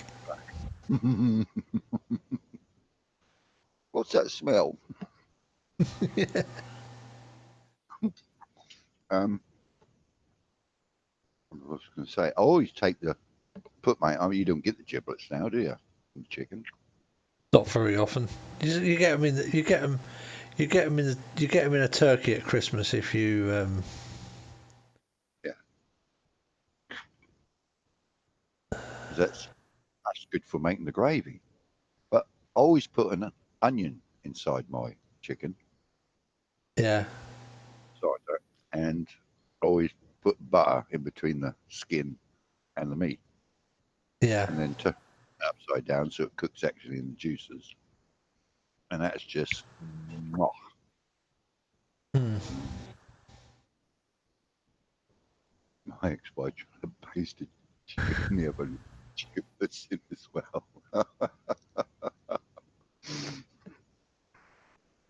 Oh my God, the plastic pollution's got as far as the chickens. Oh my God, what will we do? Oh. Who was that getting het up last night?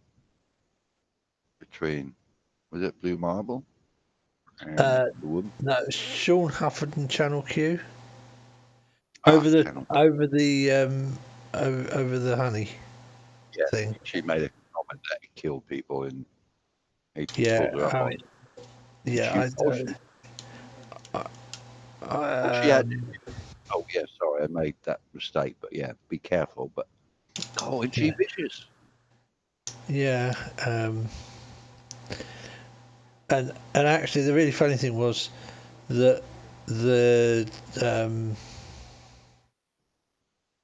citation that she kind of gave, if you actually, it didn't take much reading to see that even the person prosecuting the people had said at no time did this stuff in there cause somebody to even become ill, let alone anything serious. It was, more a procedural thing than anything else. And to go from there to it'll kill you. It'll kill you almost instantly. Was how it came off, but yeah. I suppose we really shouldn't be talking about somebody without giving, when they're not here and can't. I just thought that was quite a heated debate, really. Whoa. Yeah. Just back off you too. That was. But it is. She's got a point about the honeybees, though, because they're dying in Scotland, aren't they? Oh, they're dying. Well, this is part of the problem. The Chinese honey had the antibiotics in it because they're giving the bees the antibiotics to prevent the colony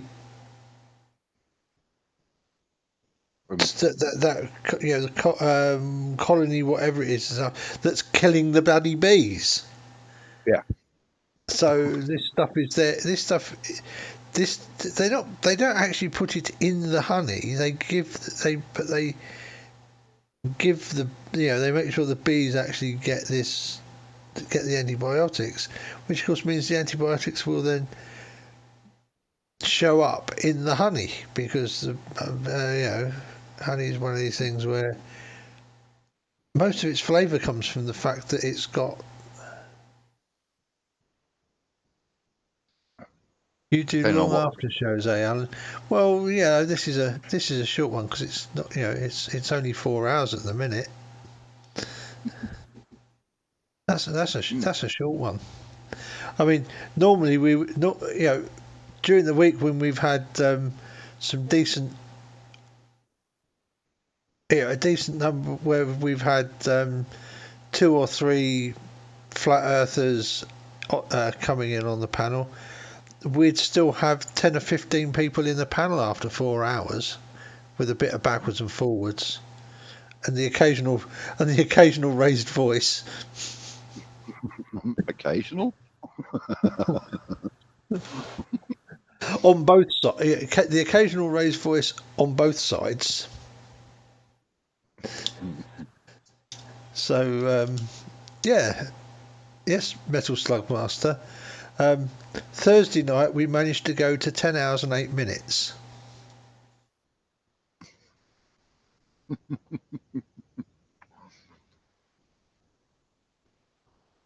We had to do a sponsored show one night.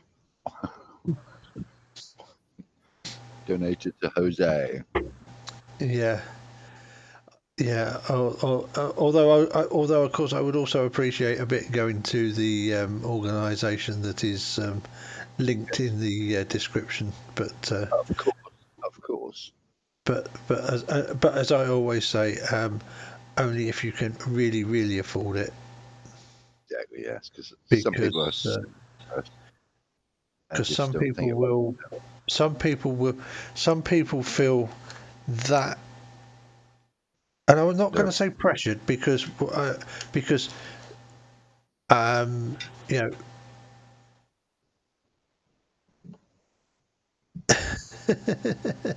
Yes, exactly. Because some people feel impelled to give, even when they can't really afford it themselves, and you know. I know that the person who runs the centre is one of these people who, you know, it's like, yeah. If you, give us some, give us your money as Harry what's Hill. his name? No, what's his name from U2 said when it was Band Aid or Live Aid or whatever it was. Oh, Bob Geldof. Bob Geldof, yeah. Give us your money. Yeah. But only really if you really can afford it.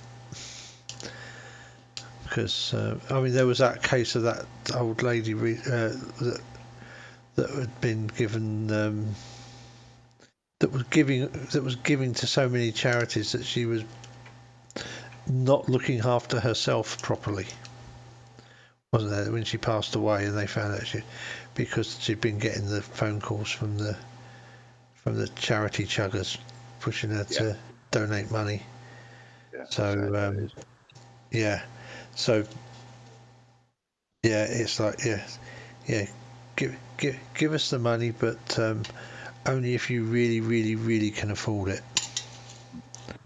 And and to be honest, I don't like mentioning it too much anyway, because it still feels a little bit like e-begging, even when it is even when it's not for me and it is for a damn good cause. A damn good cause, yeah. Myself, yeah, I'd be. I just won't give to charities because I know most of the money I give to them, no matter how much I give to them. I do for the air ambulance, local air ambulance. I always give money to that because I know that goes because it's a worthwhile cause.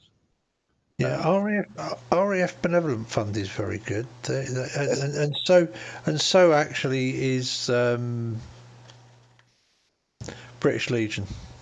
And yes, they do have some quite high staff costs, but you have to remember that sort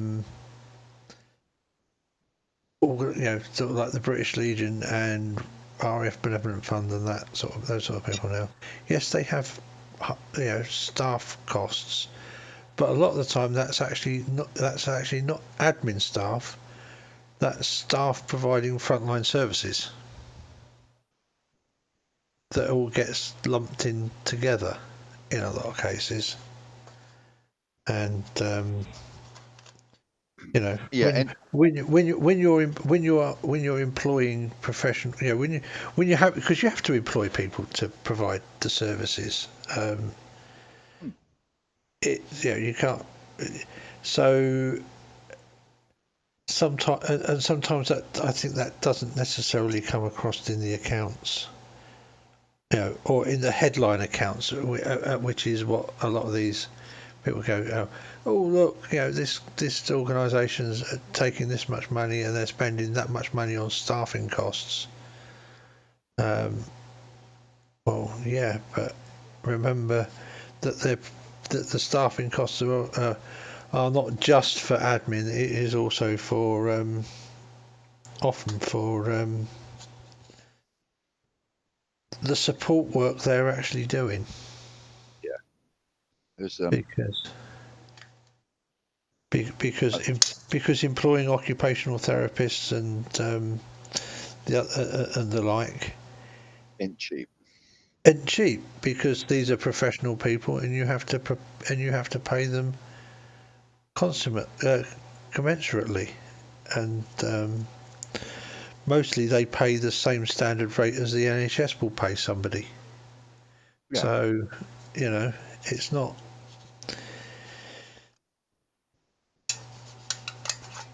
I know this because I've had help from them. So,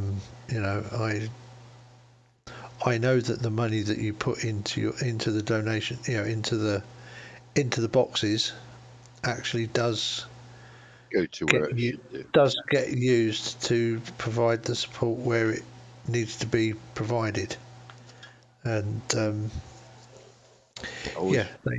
they have, and yes, they have to employ people to run the organisation, because in this day and age you actually expect a professionally run organisation, don't you? Oh yeah. I'll always give charity to ex-servicemen where it's due. Around here, I can't see who we got here. We got British Legion, which I'll always wear my hobby with pride. Yeah, I tell you the other organisation that is, if you see, is always worth putting, and that's an organisation called SAFA, the Soldiers, Sailors and Airmen's Families Association. They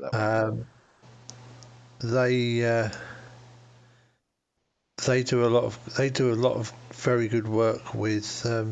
In fact, very often the sort of like the bigger single service charities like the Army Benevolent Fund and the RAF Benevolent Fund. When you get help from them, you very often you interface with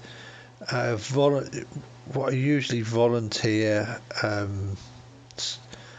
caseworkers who sort out the paperwork and stuff, and SAFA do an awful lot of casework, and they handle the casework for the RF Benevolent Fund and for the Army Benevolent Fund and several other organisations. And they do that, and SAFA, although SAFA has a small fund that they provide grants from, they mostly will go.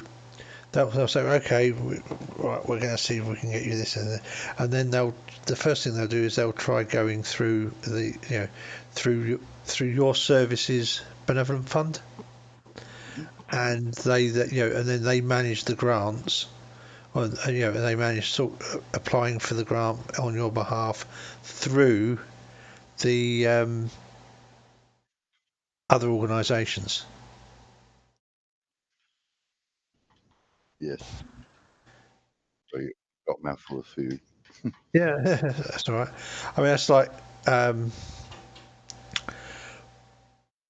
we needed a washer dryer replacing, and somebody said, well, go through, apply to SAFA. So we applied to SAFA, and the guy came out, and he was really good, really helpful, and he did that application, and he sorted all that out.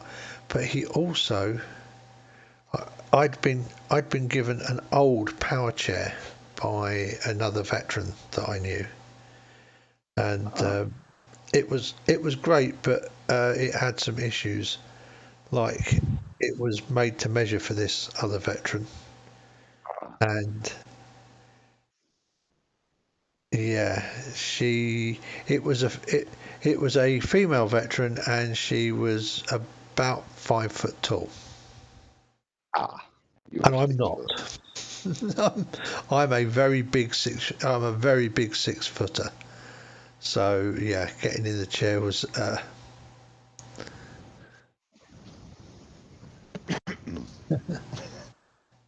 That wouldn't really quite fit, really, would it?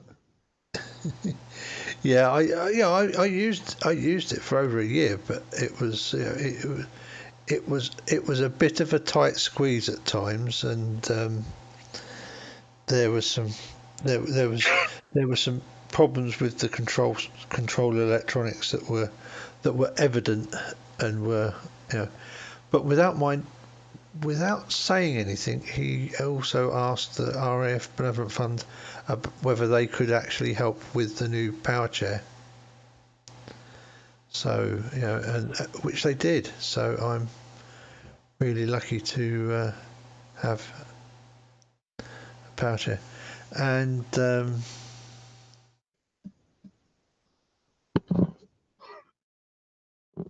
I have no idea what Penguin Cafe Orchestra is, but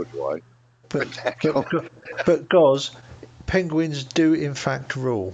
Penguins are brilliant because in the Royal Air Force there's this thing called the RAF Regiment, and who tend to be like the army and wear green a lot. And then there's the rest of the RAF that wear blue uniforms. And the RAF, and we always refer to the RAF regiment as rock apes, and they always refer to us as penguins. So I am proud to be a penguin. Although being a member of the trade that's allowed to wear the Fist and Sparks badge, I'm also was referred to as a fairy. So technically, I'm a fairy penguin. You're a fairy penguin rock ape. No, I'm a fairy penguin because I'm not a rock ape. Oh, because you're not a rock ape. Ah. Yeah. The thing is, penguins are awesome because they protect the outer ice wall. Indeed. So yeah, because we've got lasers, and we've got lasers for eyes, haven't we? Yep. Oh, sorry, exactly.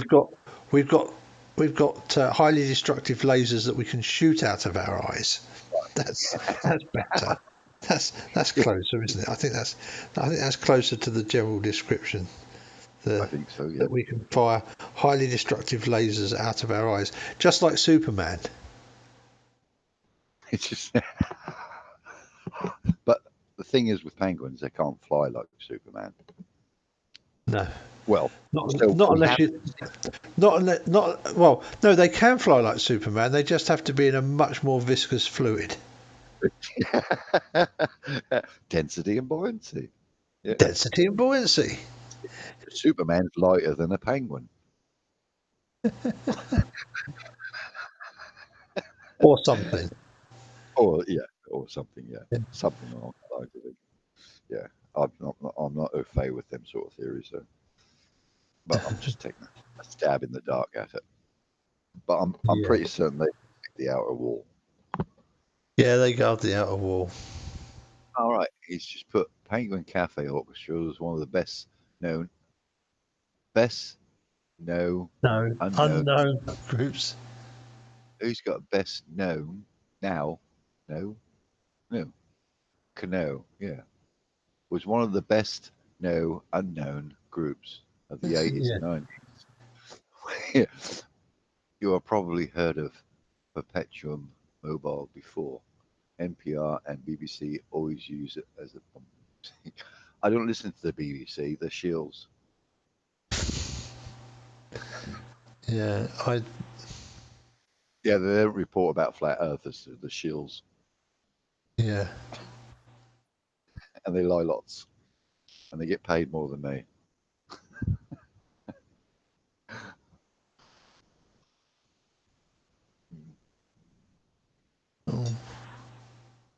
I get a bit angry about all the threatening letters I get from them.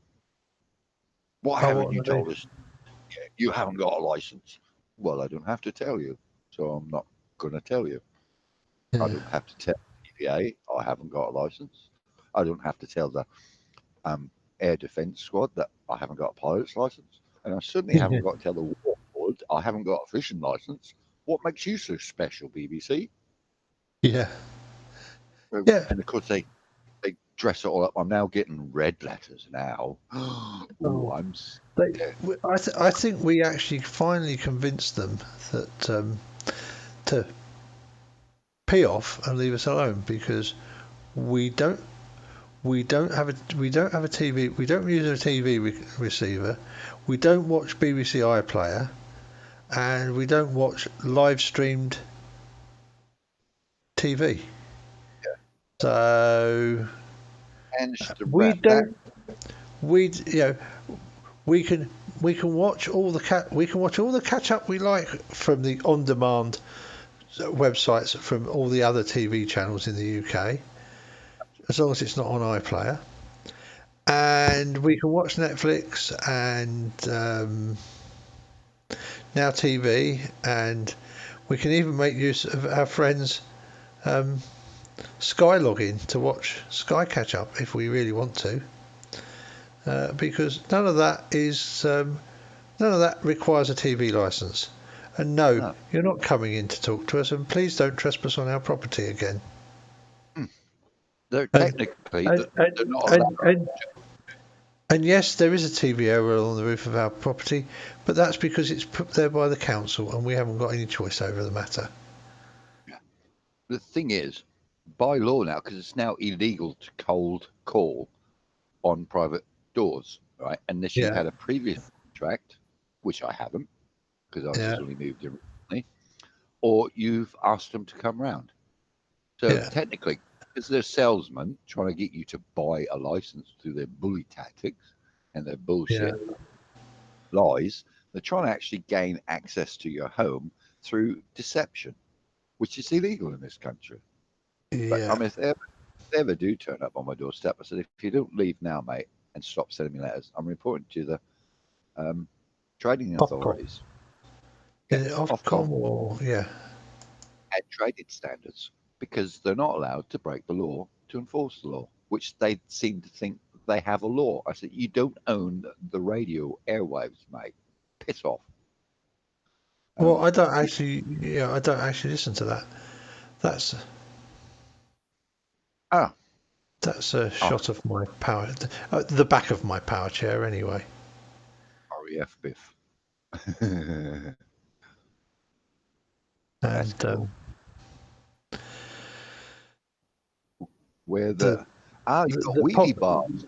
It's got they're called anti-tip bars actually, but well, Colin we like, but they're wheelie bars. How fast? And 5 miles an hour. What, it does. From?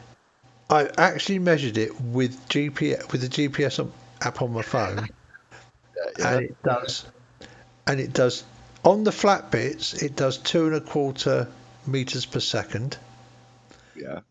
And on the downhill bits, like going down, because you can actually, if I plot a course on it every second, you can actually see me. You can actually plot the altitude and the speed, and see it go over. See when I go over Potterheim Bridge on it.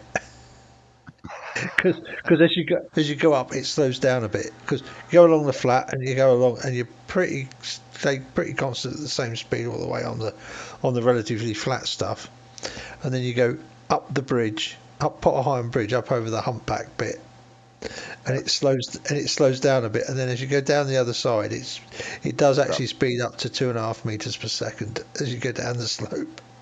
But on the flat, it's 2.25 meters per second, which is almost exactly 5 miles an hour, which is what it's supposed to be limited at. So,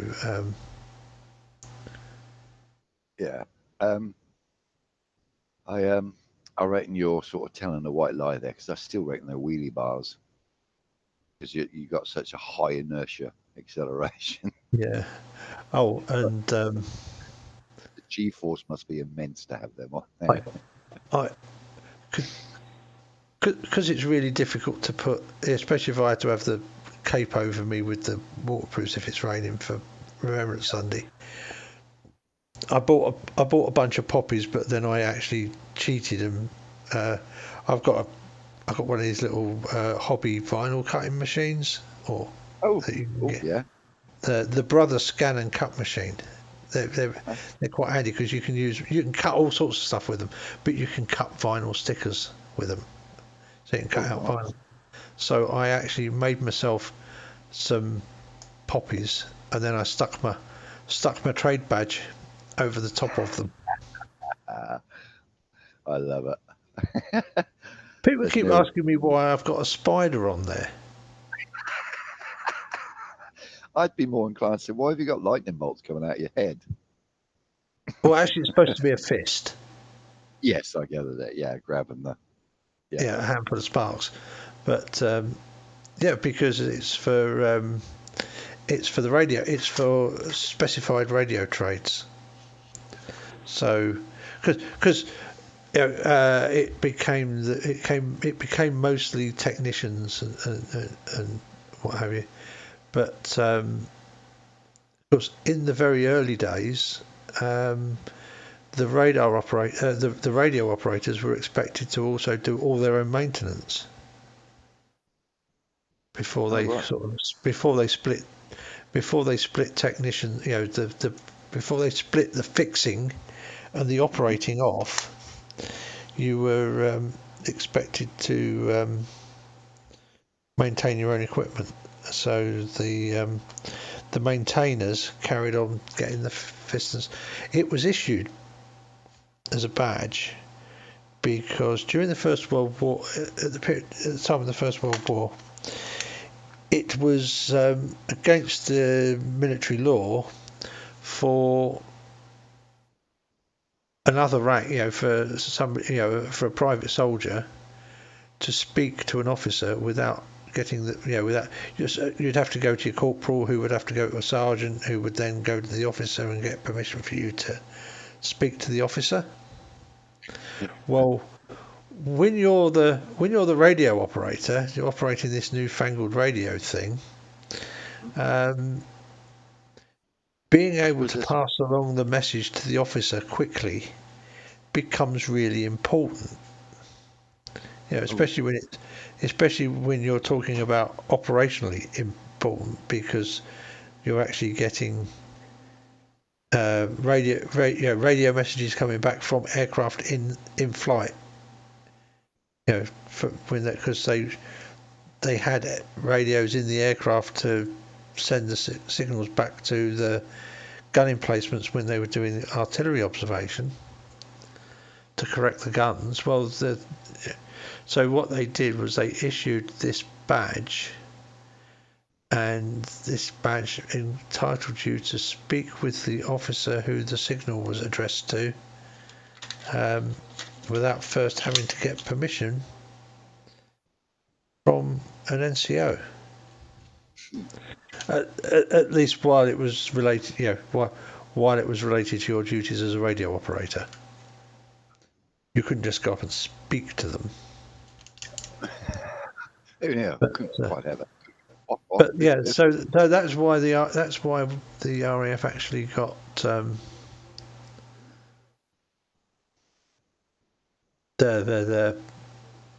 that's why we had that badge, and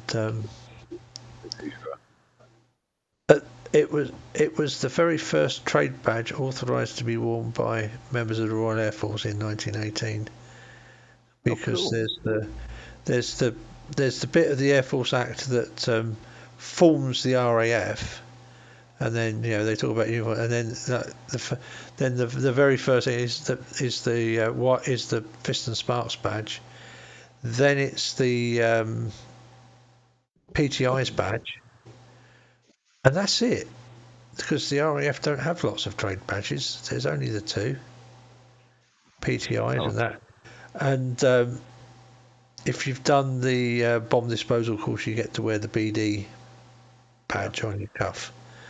But I think that's pretty much it for trade badges in the RAF. So it's with the signal corps. I mean, that's a different branch. The army did. I think the Royal SIGs possibly had them, and Royal SIGs stroke Royal Electrical Mechanical Engineers peoples, may well have had them, because obviously it was a badge used in the Royal Flying Corps before the formation of the RAF. But Nice. I'm not 100% sure, because that's like that wasn't something I ever learned. I see Metal Slugs Master. I listen to the BBC World Service if it happens to be on the radio. Other than that, I don't even watch TV. I haven't seen TV for years.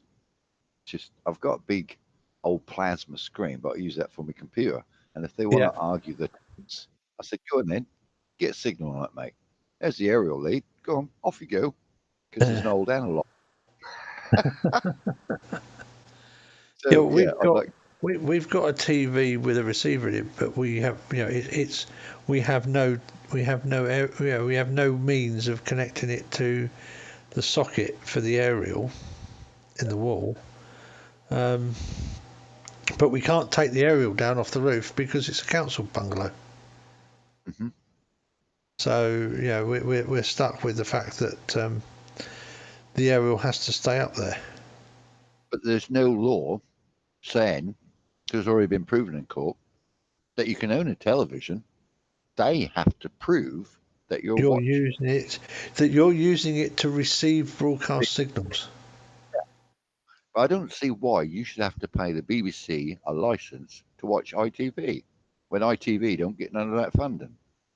Well, because it's the law, basically. I mean, it might not be a law that we agree with, but it's the law. So that's from my point of view, that's fine. It's the law. That's what the law says, and let's face it. When the BBC was when all this was actually first enacted, you actually had to have a radio license as well. Yeah, to receive. To receive radio signals, and the only people allowed to broadcast radio and then television were the BBC. Yeah. So voice when they used to broadcast. So I guess the fact that that's how it's always been done, and then things were relaxed to allow the independents to come in and have advertising to pay for it. In the 70s. Well, from the 50s, really, wasn't it? ITV, yeah. ITV back to the 50s, and I think there were one or two. You had some early independent radio, but not huge amounts. Yep, a radio license to receiver. A receiver is not evidence. I can have a car parked in my driveway. That does not mean I'm driving it on the road. Yeah. So, yeah. It doesn't even mean it's yours. It doesn't necessarily mean it's even yours, does it? So, until a police officer catches me driving that car on the road, I am not breaking the law. So, therefore, they cannot presume. That's a statement of fact in law. You cannot presume someone's broke the law. You have to prove they've broken the law. Yeah. And that is I mean, it's like the drink drive rules, isn't it? If a police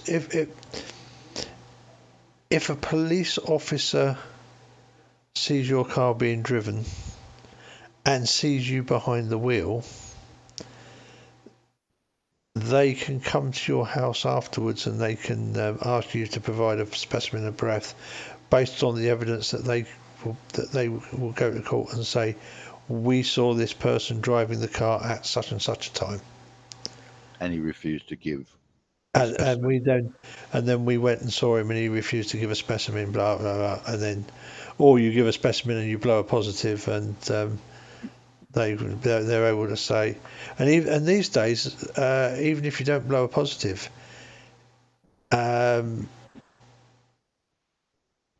if they can prove that you were driving at a time when, given known rates of alcohol, getting rid of the alcohol, that you would have been over the limit when you were observed to be driving, they can still do you. Mm-hmm. Yep. So, like, they come and get you 5 hours after you were seen driving home, and you blow just under the drink drive limit, but they've got positive evidence you were driving it 5 hours ago. Then they can, they're allowed to correlate that up and say, yep, he was drunk when he was driving, or he was over the drink drive limit when he was driving, or they were driving that vehicle. They can take a blood sample and measure it accurately, can't they? Yeah, I mean, actually, they don't. The machine at the station now is accurate enough for evidentiary use. Yes. So you don't need you don't have to give them a, because it used to be you blew in the bag and that would give a preliminary indication, which we then went back to the station and they would take a blood or urine sample for evidentiary analysis. Yeah. But no, the machines in the NICs now are accurate enough for evidentiary use, so you just have to blow into it. Because obviously, with my health issues, I've been stopped a couple of times, and it was like, would you mind? I got the obligatory. Would you mind blowing into the bag, please, sir? And I said, no, I don't mind blowing into it. And then they sort of go into the. I would say, I say, well, yeah, but just please be aware that I do have health issues that can leave me short of breath. So, I will make my best effort to blow into it. But if I can't do it for long enough, because it is quite a long blow, a long steady blow they need. Yes. I can run out of puff. Yes. They'll probably go, no, I don't want that aggro on my hands. Well, no, I mean, it's like, my view is it's always best to be up front with them and say, look, I'm not trying to muck you around, but, that's like it used to be. Yeah. Here's my prescription. So that, now they're able to do the roadside drugs testing. Yep. I used to have to be able to go. Here's my morphine prescription. So you're now going to have to prove that I'm impaired, and not just have the stuff in my system. Because with me, with the painkillers that I was on, because they build it up slow. You end up building this stuff up slowly. It's like being a functional alcoholic. You get to the point where you actually can't work without having that much alcohol, with that much of the stuff in your system. Yeah, the body comes dependent on it. Yeah, and so I would, obviously, when I was being prescribed the amount of morphine I was being prescribed, I was still driving because I felt fine, it never really seemed to. I never seemed to feel, like that it was affecting me overly. So I carried on driving, and I never had any problems with taking the opiates while I was driving. And the doctor was fine with me still driving. So. Oh, yeah. As long as you feel you're to me, I mean, I wouldn't drive a vehicle unless I knew I was capable of driving it, regardless. Oh yeah, I mean there were a lot of days when I wouldn't go out because I knew damn well that I wasn't fit to drive a vehicle. I don't think I've never ever had a breathalyzer. I've been stopped on the side of the road and they've asked normal questions. Have you had any drinks? I said, no, I haven't had a drink for years. Would you like me to take a breathalyzer? He said, and then they ask you, so you got any difficulties or anything like that? So, well, I'm asthmatic, but as you can see, I'm breathing quite happily. I'd be quite happy to give a sample off. No, that's all right. I suppose if they can't smell any alcohol on you, they know pretty damn well you haven't had any. But but there are a lot of lorry drivers that do driving them, with a whiskey bottle right next to them with a glass. And What the hell? It's time for you to actually get out of the cab, mate, and stop driving. If that's driving you that much to drink to do your job, get out of the job. I went to the shooting club that I shoot at one night, and of course I get back home. That was down in Lowestoft. So I get back to Yarmouth and I go, what am I going to get for my dinner? Because it's like 10:30 by this point. I thought, I know what I'll do. I'll stop at the kebab shop. I'll stop at the Istanbul kebab shop on up near the seafront because they do a nice kebab. I'll get myself a kebab. So I go in there and I come back out and I jump back in the car. And I had a Citroen BX at the time, and I get in and I start it up. And in the Citroen BX, the dash lights are on all the time. They don't come on when you turn the lights on. And I've forgotten the name of the road. It's one of the. I can't remember the name of the road. It's gone out of my head. But I pull out of the lay-by outside the kebab shop, and of course, this is a bit of street where it's got really good street lighting. So you don't normally so bright you don't normally see the headlight light. You wouldn't expect to see the lights on the road so much. And the dash is lit up in the car because the dash lights come on all the time. I drove off without putting the bloody lights on, didn't I? And it's 10:30 at night, and I've pulled up at the traffic. I've gone up Nelson Road in Yarmouth. I pulled up to the traffic lights at the end, turned to go under the bus station, and as I've pulled up, I've literally pulled up next to a police car on my left, and he's followed me round and pulled me under the. So I pull up in the bus station underneath Market Gates in Yarmouth, and the police officer came out, and it's like, do you know why we've pulled you over? And I really didn't know why he'd pulled me over, and he said, you haven't got your lights on. And I looked at it and said, oh, I'm sorry, oh, I'm sorry, I've just been to the kebab, I'd just been and got a kebab at the kebab shop on my way home from the shooting club. So he said, it's like, would you mind blowing in the bag, blowing in the machine? So no, I promise. And then he said, would you mind if we looked in the boot? Now this is like right in the middle of Yarmouth, as close to the middle of the Yarmouth town centre as you can get in a car. Like now getting on for 11 o'clock at night. And he says, can we have a look in the boot? And I go, you can, but I think I'd rather we went round the neck to do it. I don't think you want to be opening the boot of the car here. He said, he says, why is that? I said, well, I've got an AK-47 in the boot.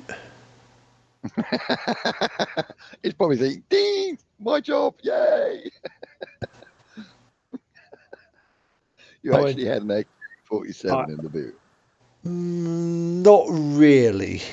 what I had in the boot was an arms core AK-22, which was it's a arms core is a Filipino gun maker, and they make a really cheap and nasty 2.2 rimfire semi-auto sort of sporting rifle.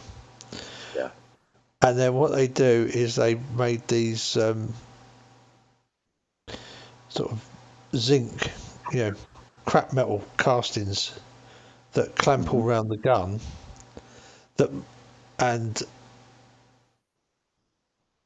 woodwork and stuff that makes it look like an AK-47 from about 10 feet away.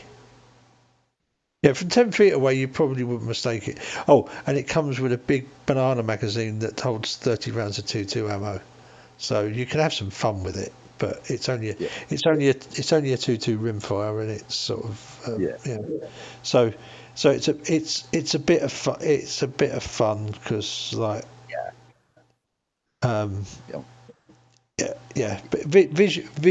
visually from a bit of a distance, it looks like an AK-47. Basically, you've been shot by the squad with guns. Yes, Mills, Master. Yes, the boot. Yes, that is the trunk. Sorry, just reading his comments, but yeah, they oh, he had a 250 Yamaha dirt bike. I've been there, done that. Yeah. I expect you guys can see my picture, my what they call it.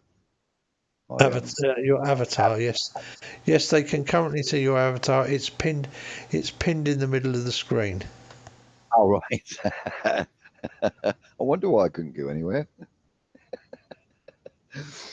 Oh, well, I pinned you because when we started chatting, Rumpus was still connected, and it made everything a bit lopsided because it put one icon one side and the other icon the other side of the screen, and one was getting chopped off by the chat bit on the stream. That is there so that people don't get to read our inside chat.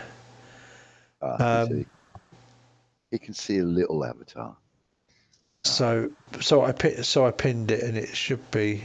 It's fairly. It's as big as you can get it in the middle of the screen. But yeah. Where am I? Is that the 750? Is that a GSXR 750? Yes, of course it is, Mr. Insurance Officer. It was a GSXR 750. It's now a GSXR 938. Oh, okay. Yeah. Yeah, it's pretty sweet. It's the first of the water-cooled 750s. Yeah. 1992. Yeah. She's, as you can see, has been tweaked quite a bit. Yeah.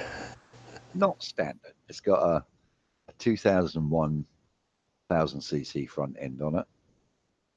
It's got a 94 swinging arm on it.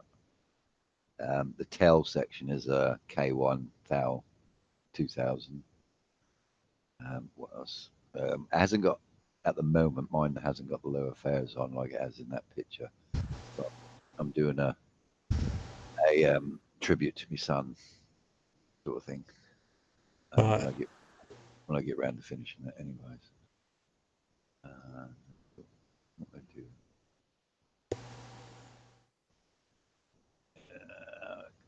Have I got any pictures on? I'm sure I have.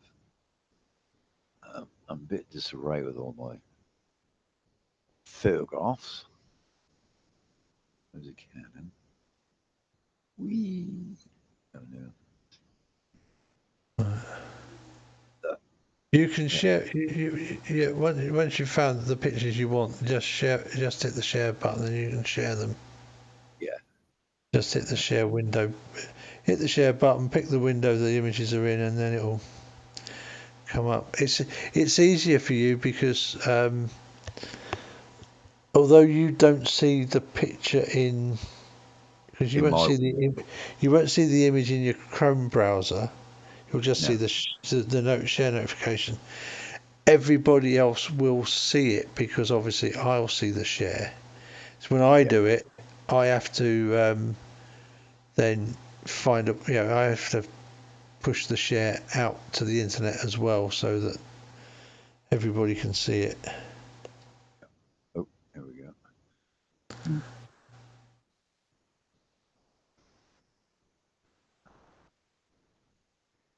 Where is that one? And share. This is me at Snetterton.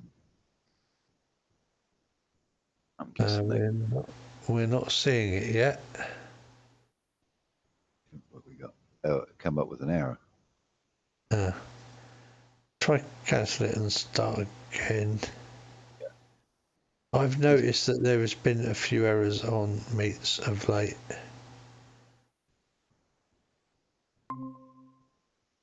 Oh, it's now presenting. Yeah. And oh, hang on. Yeah, I know why I'm not seeing you. I know I'm not seeing you.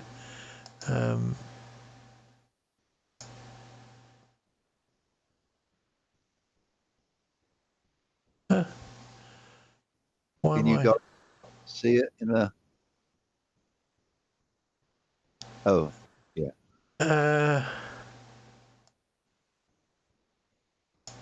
Is presenting. I thought, oh yeah, because I pinned you, but there we go. No, you're not pinned. Can you guys see the picture in the chat? Yeah, they should be able to see the picture in the chat. Oh, cool.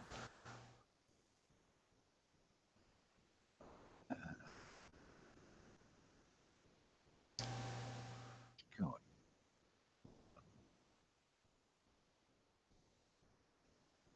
Presenting. Yeah.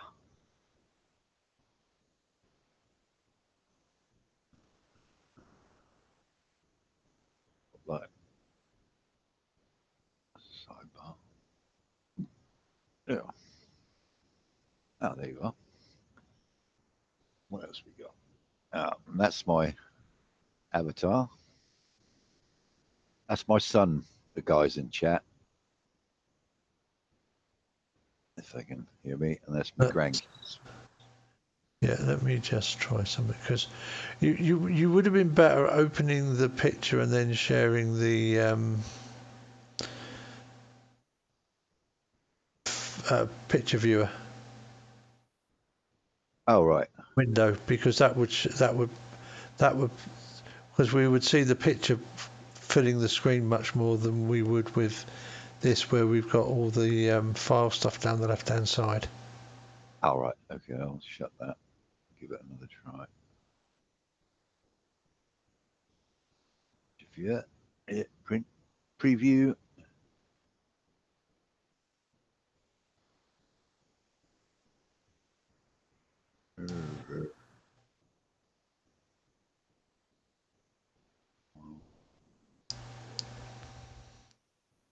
Choose a program. No. Not coming up. Lost it. Oh, there it is.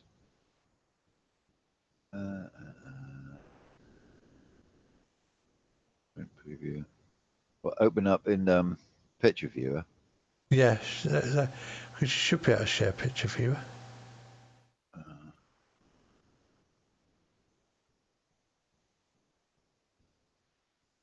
Preview. It's not coming up with sharing it. I'm on Windows 7. That's why. If not, if you open another Chrome window, you can drag the images from file browser into Chrome, and it will open the image in Chrome, and you can share the Chrome window. You can definitely share the Chrome window, because that's how I've been doing it. Got it.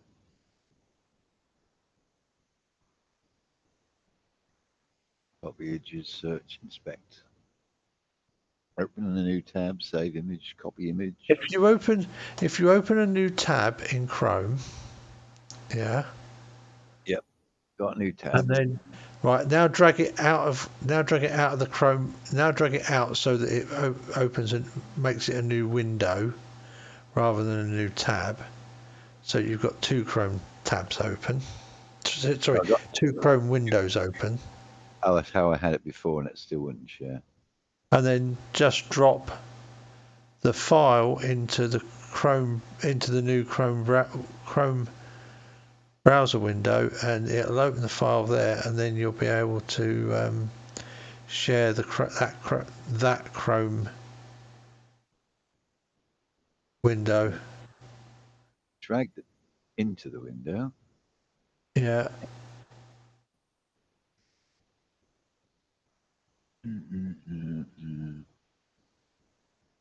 No, it's not allowing me to share it.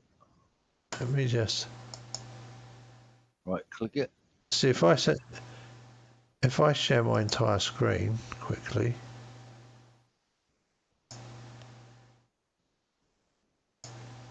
There we go. I've got a Chrome tab here. And so this is a Chrome window. You can see the Chrome window up the top where the meat is. And then I've got the Chrome window down here with the picture in it, with that still picture in it already. And I can, if I drag this picture out, I can drag it over there, drop it, and it opens, and then I can show that to those that are outside as well. Yeah, mine's not doing that. And remember, my friend, that's the pub we went into after the Remembrance Parade last year, and we thought the keep your children hydrated bit was quite funny with the two dog bowls at the bottom, because that's one of the few pubs in the centre of Norwich that allows dogs. Oh right, well I thought all pubs allow dogs. No, awful lot of pubs don't allow dogs because they serve food, and they and they get a bit funny about having dogs in. Although this place serves food, and they don't get funny about having dogs in. But it is the Brew Dog, one of these microbrewery owned places. Right. And yes, so they are kind of the people who own the brewery have dogs, so dogs go to work, or at least well-behaved dogs go to work. So the pubs all allow dogs, which was good because we had Rowley with us. Because Rowley's a good hound. Because Rowley's a good hound. Yeah, Raz used to like going into pubs because there's so many people in there he could go fast. Yeah. Well, Rowley's actually he's not a therapy dog, but he's a qualified pat dog, which means he can go into shops. You can go into hospitals and that sort of schools and stuff and work with vulnerable people who find being with. There he is. Oh, Rowley the red border collie. That's cool. That.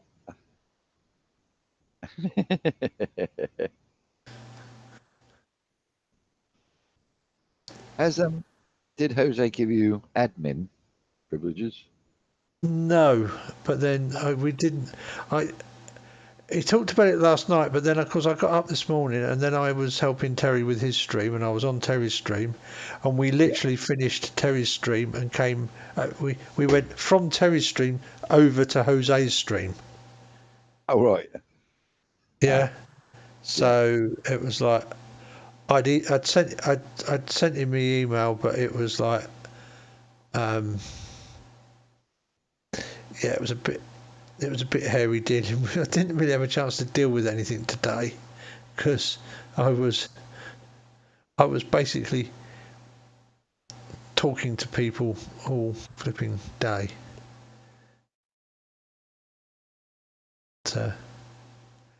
That's Rowley sitting on one of the old cable drums we have as tables on the patio area at the centre in Bowthorpe that I go to. Ah, cool. I And remember looking at that view out over the valley, over the Wensum Valley, you wouldn't think that we were literally in the middle of a housing estate.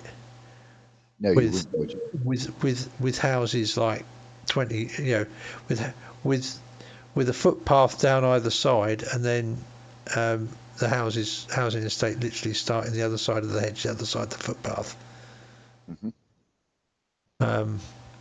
But there's no, but the river comes right up near to the road at the bottom of the hill in front of us, so we literally sit there and look out across the valley, which is really nice when it's doing anything other than peeing with rain and blowing a gale. Yeah. I remember Dad bringing one of those home. That was back in the 70s. Bought it from Bentwaters, I think he was at the time.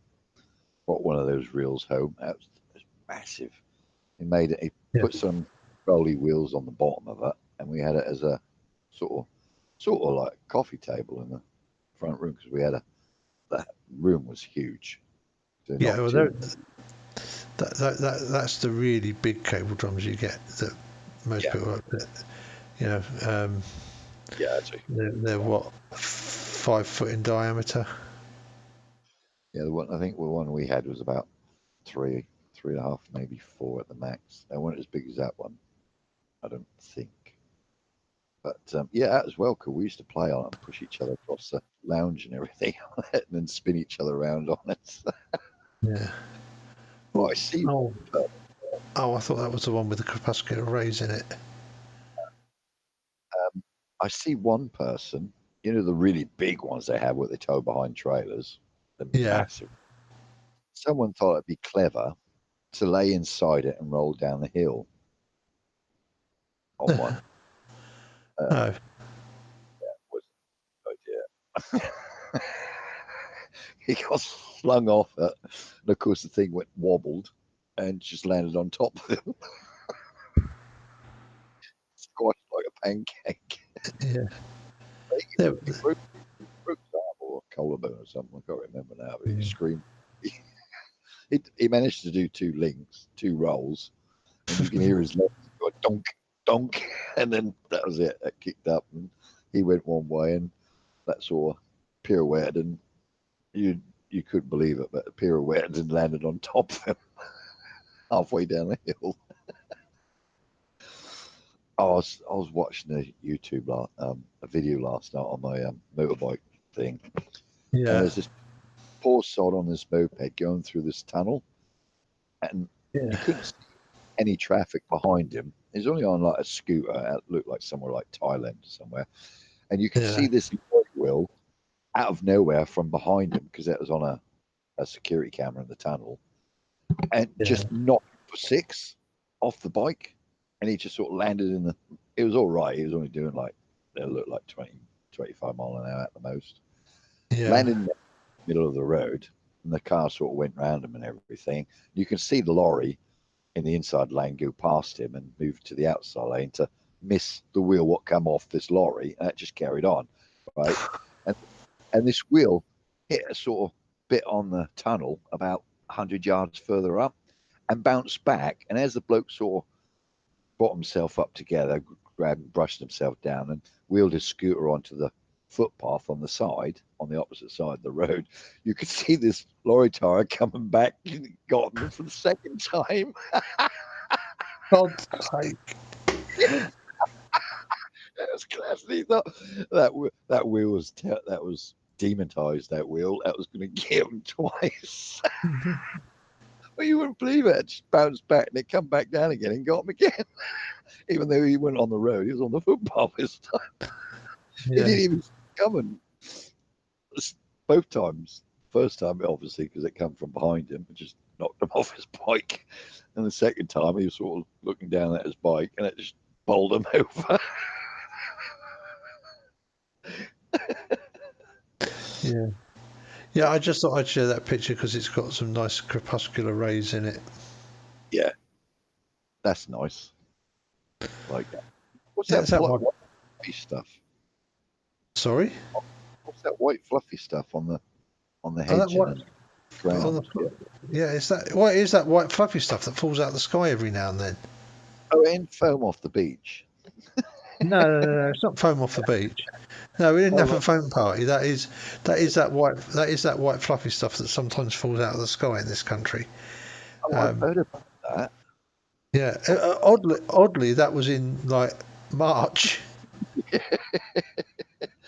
It's, so rare because we used to get really bad storms back in the 70s and 60s, didn't we? Well, we got some.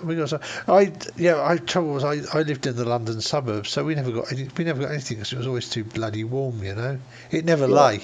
It very rarely lay because everywhere was just a little bit too warm. Yeah. Whereas That's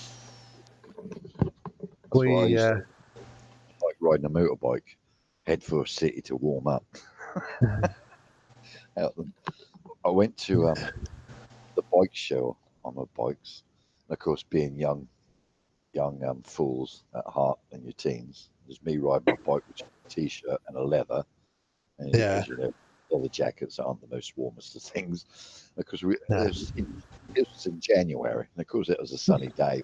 Me and me went down. So that was when it was at Earl's Court. Oh yeah, I went to the bike show at Earl's Court a couple of times in the late 70s. Yeah, we went there, and of course on the way back, of course, being January, the temperature just plummeted, and we stopped at a fish and chip shop in, I think it was Chelmsford or Braintree, and stuffed them as you do down your coat, down the front of it, keep it warm. Ate the fish, but left the chips, and just we rid it. And we got as far as the other side of Colchester before we had to stop to get some petrol, and I could not get off the bike. I was I was frozen. Eventually, I managed to lift my left foot up to kick the side stand down, tip the bike over, and just sat there until I could sort of thaw out. My hands were on the cylinders with my gloves on, and I still couldn't feel. I could see all the steam coming off the gloves. I just couldn't feel anything. And the bloke come out. I think it was an Asian dude. Come out. Come, have coffee. Come. He's going to me and me mate. We could barely walk across the courtyard because that was covered anyway, so there was no snow on there. But that was frozen. I pissed over. My mate then fell over. We started laughing. Of course, I suppose that started to generate heat anyway. So we were just laughing our heads off. We eventually got into this inside. The bloke he said we shouldn't have been in there, but he says, no worries. Come. Warm up. He says, made me and my mate a cup of coffee and that. We sat there and we were shaking that much that we couldn't hold the cup. We had to leave it down until we sort of chill. And it was about a good 35 minutes before we could pick the mug up. And we were in there for, I don't know, about an hour and a half. Pulled the chips out, fish and chips up. They were warm on the inside, but of course they were Chip, he went, no. And then we hightailed it from there back to Southall. But oh my god, I would never even dream about going out. If it's below 10 degrees now, I won't ride my motorbike. Because I've never been one, especially coming from California. I've never been one for the cold. If it's outside 70 degrees, I can be wearing a jumper and a coat. As everyone's in t-shirts, sweating their balls off. There's me, cool as ice. I think, it's not warm. What are you on about, guys? I think something wrong with me. I said, yep, you're right there. Wrong isn't a word I'd choose, but yeah, you're close. Like 76. Can you remember the summer of 76? Of course, I remember the summer of '76. Everyone sort of in South all that time. Hose pipe bands and not a lot of water and scorching hot all summer. I was like 12. I was 12. So I was 16. Yeah, well, 17. Yeah, so you're just leaving school, weren't you? Yeah, left school. So yeah, I had the whole of the summer to enjoy it on my bikes. And I was still riding around in my leather and a cut off with all my badges on, 2 pairs of jeans, and my mates would water ride around in shorts and no t-shirt on. It's not hot, guys. What are you on about? But that was a gorgeous summer. But yeah, mates used to think there's something wrong with me because why are you wearing a leather jacket? I said, well, ain't that hot, is it? 76 degrees. I said, yeah, it's just sort of like warm, isn't it? But yeah, that's now as you get older, you feel the cold even more, don't you? Oh yeah. Yes. I used to commute when I was doing my degree. I used to commute on the bike, and this would have been over the Christmas of 94. Yeah, so like end Christmas at the end of 1994, and that's when I had my Z750. And I'd gone into the university. It was during the summer, during the Christmas holidays, and I'd gone in to the university so that I could go and work on my dissertation project. Because that needed a lot of hours, and I was doing my project was completely computer programming based. So I had to go to the university because it was the only way I could access the computer. Because at this point, I didn't own a PC. So if I'd have owned a PC, I could have got AOL. Oh yeah, I could have joined CompuServe, and then I could have used CompuServe to log into the server at the university, which would have been brilliant, because then I wouldn't have had to drive to bloody Nigel every day on the bike. Well, I left one. You know them nice winter mornings when it's nice and cold. You know, it's a bit cold, but it's nice and clear. The roads are dry and everything's fine, and you're just a little bit annoyed that with your full face helmet on, you've got to have the visor cracked a bit, because otherwise it mists up, even though it's slathered all over on the inside with anti-mist and potato peeler. That's what you should have used. No, I actually used the Bob Heath, the proper Bob Heath visor, anti-mist visor spray. Worked brilliantly. Oh, I said no, potato peel. My dad told me that. I know it works, but the spray, the stuff out of the spray can is even better than potato peels, and it doesn't smell of potatoes. It doesn't smear. It leaves it actually really clean. You can clean your sunglasses as well, because because the sun's that low. You need to have your sunglasses on, so you can clean your sunglasses with it so they don't steam up. But at one time, I had a thing that was stuck on the inside of my visor that stopped it steaming up, and that worked really well. But you still had to put the anti-mist on the sunglasses if it was really sunny in the winter, because they'd steam up. Especially when you've got your knitted neck tube on.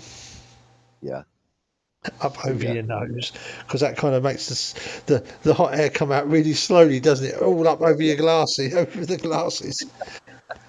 But anyway, so it was one of them days. So I'd gone into town, and then like,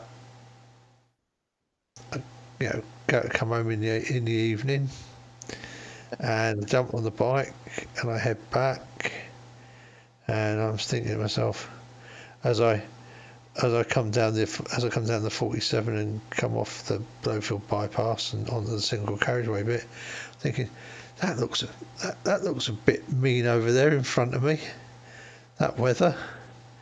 And I get to where the dual carriageway starts for the Acle bypass. Yeah. And there was literally a line across the road. And it's like there's an inch of snow. It's a wall of snow falling, and there's an inch of snow, and like the ground is dry, and then you've got this line where the snow starts, and the snow is falling, and there's this line. Yeah. It's like, what the fuck? Yeah. Well, I lived in Martham, and this is the start of the Acle bypass. Oh bloody hell! Yeah. Oh bloody hell indeed. It's probably words you didn't use, but yeah. That might have been the polite version. I made it all the way to the crossroads on the A149 at the bottom of the Martham Hill before I fell off. Good going. That's well good, especially on the tyres from then, because they weren't what they got nowadays. I mean, they were. Well, I mean, I was running. I was running Continentals back then. Continental touring tyres on it. Yeah, because they were they were actually a really nice grippy tyre. They were they were good for they were what I consider to be a good tyre for general running around, because there's enough tread to clear the water and stuff, and enough to as well, yeah. And they were decently sticky, but they were also decently hard wearing. Mm-hmm. But I get all the way to the end of Conti Tours. That was the name of them. Yep. I get all the way to the crossroad, and I'm coming up to the crossroads on the 149, which is slightly staggered there, isn't it? I don't know if you know it, but it's slightly staggered, and I can see there's traffic coming up. There's traffic running on the main road. Traffic that I really don't want to run out in front of, and I've got the throttle shut, and it's like rolling. You're gonna keep on rolling, but I'm rolling at like 2 miles an hour. I'm rolling at way less than walking pace. Oh, yeah. But I'm rolling, and it ain't gonna fucking stop, is it? No. This bike is not gonna stop. I've got both my feet on the floor already because it's that slow, And I'm like, and I'm rolling, and I'm like, okay, so shit. Yeah. Now which one am I going to use? Am I going to pick my right foot up off the? Sorry, am I going to pick my left foot up off the floor and use that to apply and use that to lock the back wheel up? Yeah. Or am I going to try very gently? Don't touch the front brake. Touching the front brake and lock that one up, because it doesn't matter, because whatever I do, I'm going to lock one of the wheels up, aren't I? Yes. It don't matter what you do. It's like it don't matter what I do. And I thought I didn't have the bottle to pick my foot up off the floor to try the back brake. And I mean, I know you shouldn't touch the front brake either, but like you got no choice, really. I really don't want to roll out onto the main road in front of in front of them cars. I really want to be stopped before I get that far. Yeah, Yes. and I've probably actually got better fine control of on the front brake lever than I have stomping my rather cold feet onto the back brake pedal. Oh yes, much. Yeah, well, yeah, yeah. Give it a No, bit. just that. Yeah. Well, the instant the instant the instant that hydraulic fluid made its way down to those pistons, that front wheel locked up. We got you now. Chung. Yay, we work. Oh, shit. Yeah, chung. It's literally in it. It's the only time when your front brake works instantly, isn't it? Yeah, yeah. Yeah, well, the back one. I mean, the back one would have done exactly the same thing, and it would have had this. It would have had the same effect, so it didn't really matter. No. At which point the front wheel decided to jump 2 foot in the air. As the bike rotated, as the bike did a nice roll around, sort of about the top of the engine. Bike flips itself on the side and drops to the floor. At least I stopped. Yeah. So, fortunately, the guy in the car behind me stopped as well. So he didn't. So I didn't then get run over by the car behind me, because again he was obviously he's appreciative of the fact that I have to be stopping to go. I have to be stopping for the junction, and it's going to get interesting, whatever, isn't it? I'm here for the ride, mate. Yeah, I'm watching. But I was quite lucky because I had this cheap and nasty half fairing fitted on the bike, didn't I? All right. At the front. Not a Rickman. No, I don't. No, it wasn't a Rickman, but it was very similar. I actually had the. I had a. It was the same. It was the same set of mounting brackets, but I had the choice of either a fiberglass full fairing or a plastic half fairing. But as I found out later, the reason why I couldn't get the fiberglass full fairing to fit the bike properly, which was nice because it was a red fairing and it was the same red as the Kawasaki red on the bike.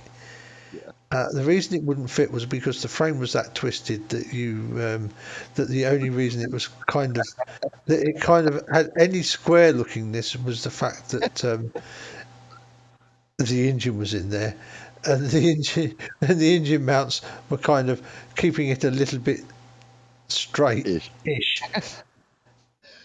But that's why, because I could never figure out why this full fairing wouldn't fucking fit, because like there was a couple of little bits to fit to the bottom frame, and you'd fit it on one side and it'd be touching on the other, and then or you'd put the two sides together and then it wouldn't touch, and then there was a gap in the middle between the two halves of the fairing.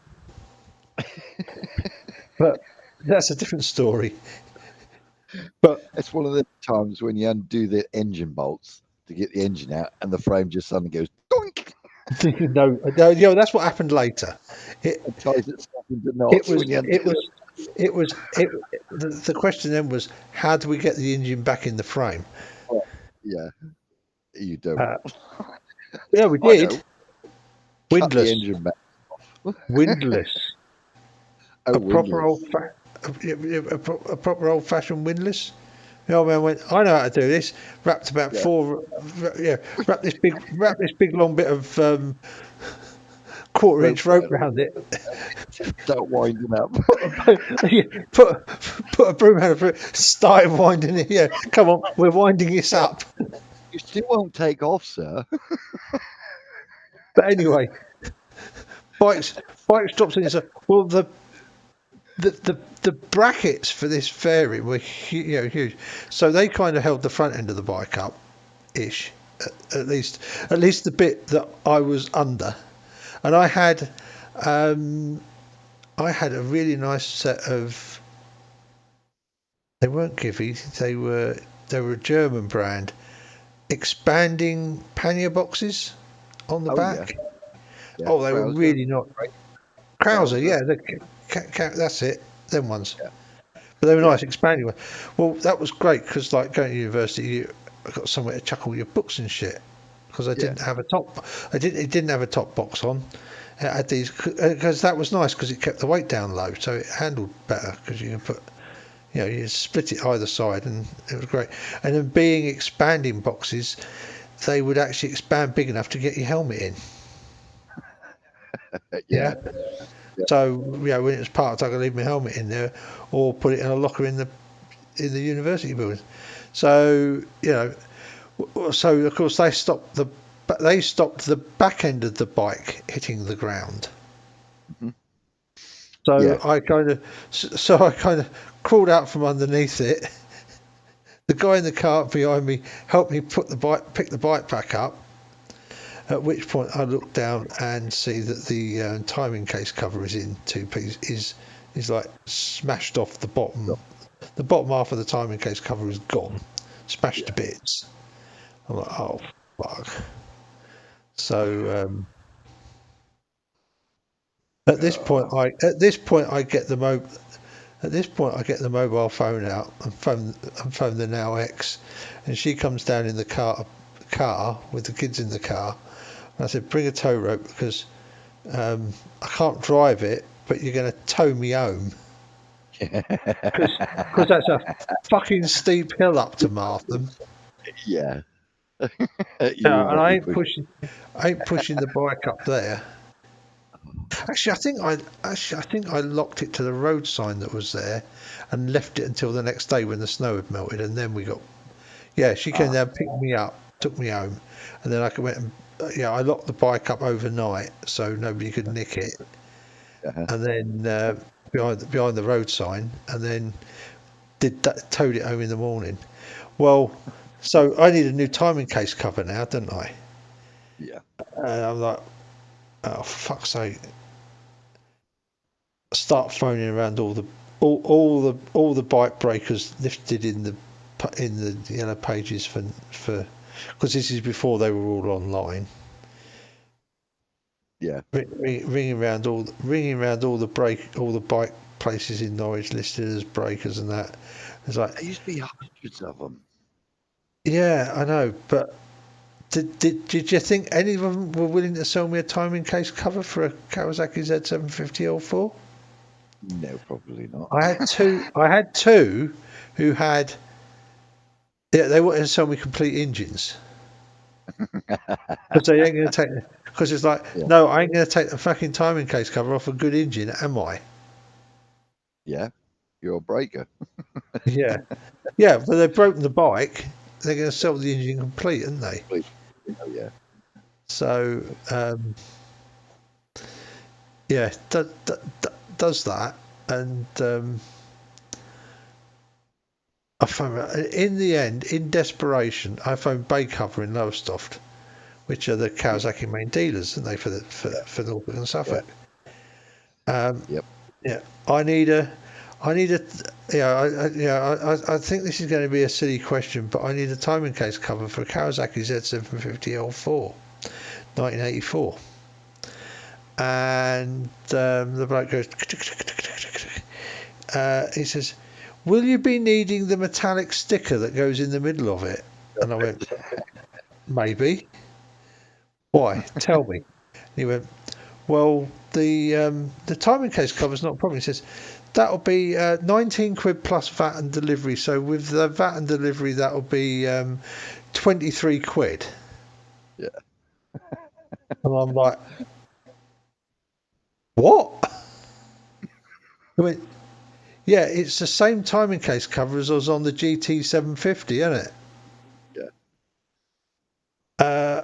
The courier bike de jour in London at the time. Yeah. They were selling bloody timing case covers by the shed load, weren't they? Yeah. In fact, as I understand it, some couriers would actually keep a timing case cover and a set of and a brake lever and a clutch lever on them at all times.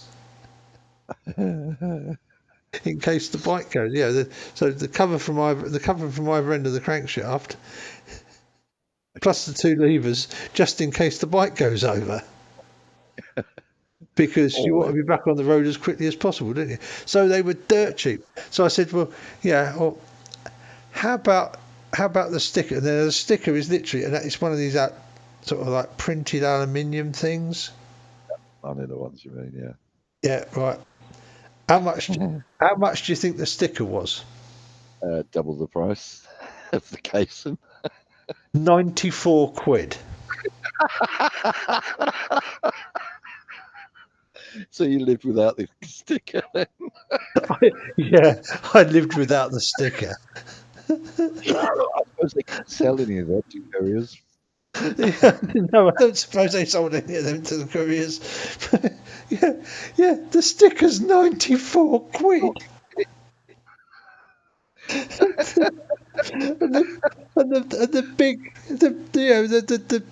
the big chunk of metal. It's like it's not even £25. Yeah, delivered. Delivered to the dealer, obviously. It's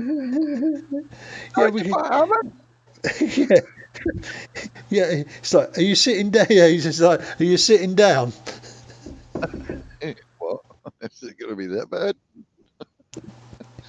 That's all right, I can afford it, mate. It can't be that much. Yes, it's 94 quid. What?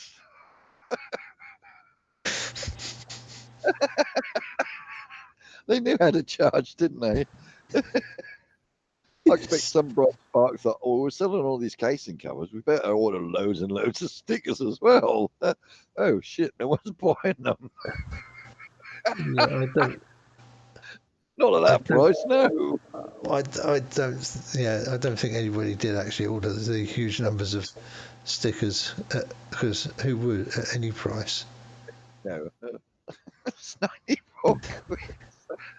I mean, I thought he was going to say a fiver because it was on a little bit of aluminium rather than So I thought he was going to say a fiver. Maybe sort of by the time you put the VAT and the VAT and delivery on it, was going to be a tenner at tops.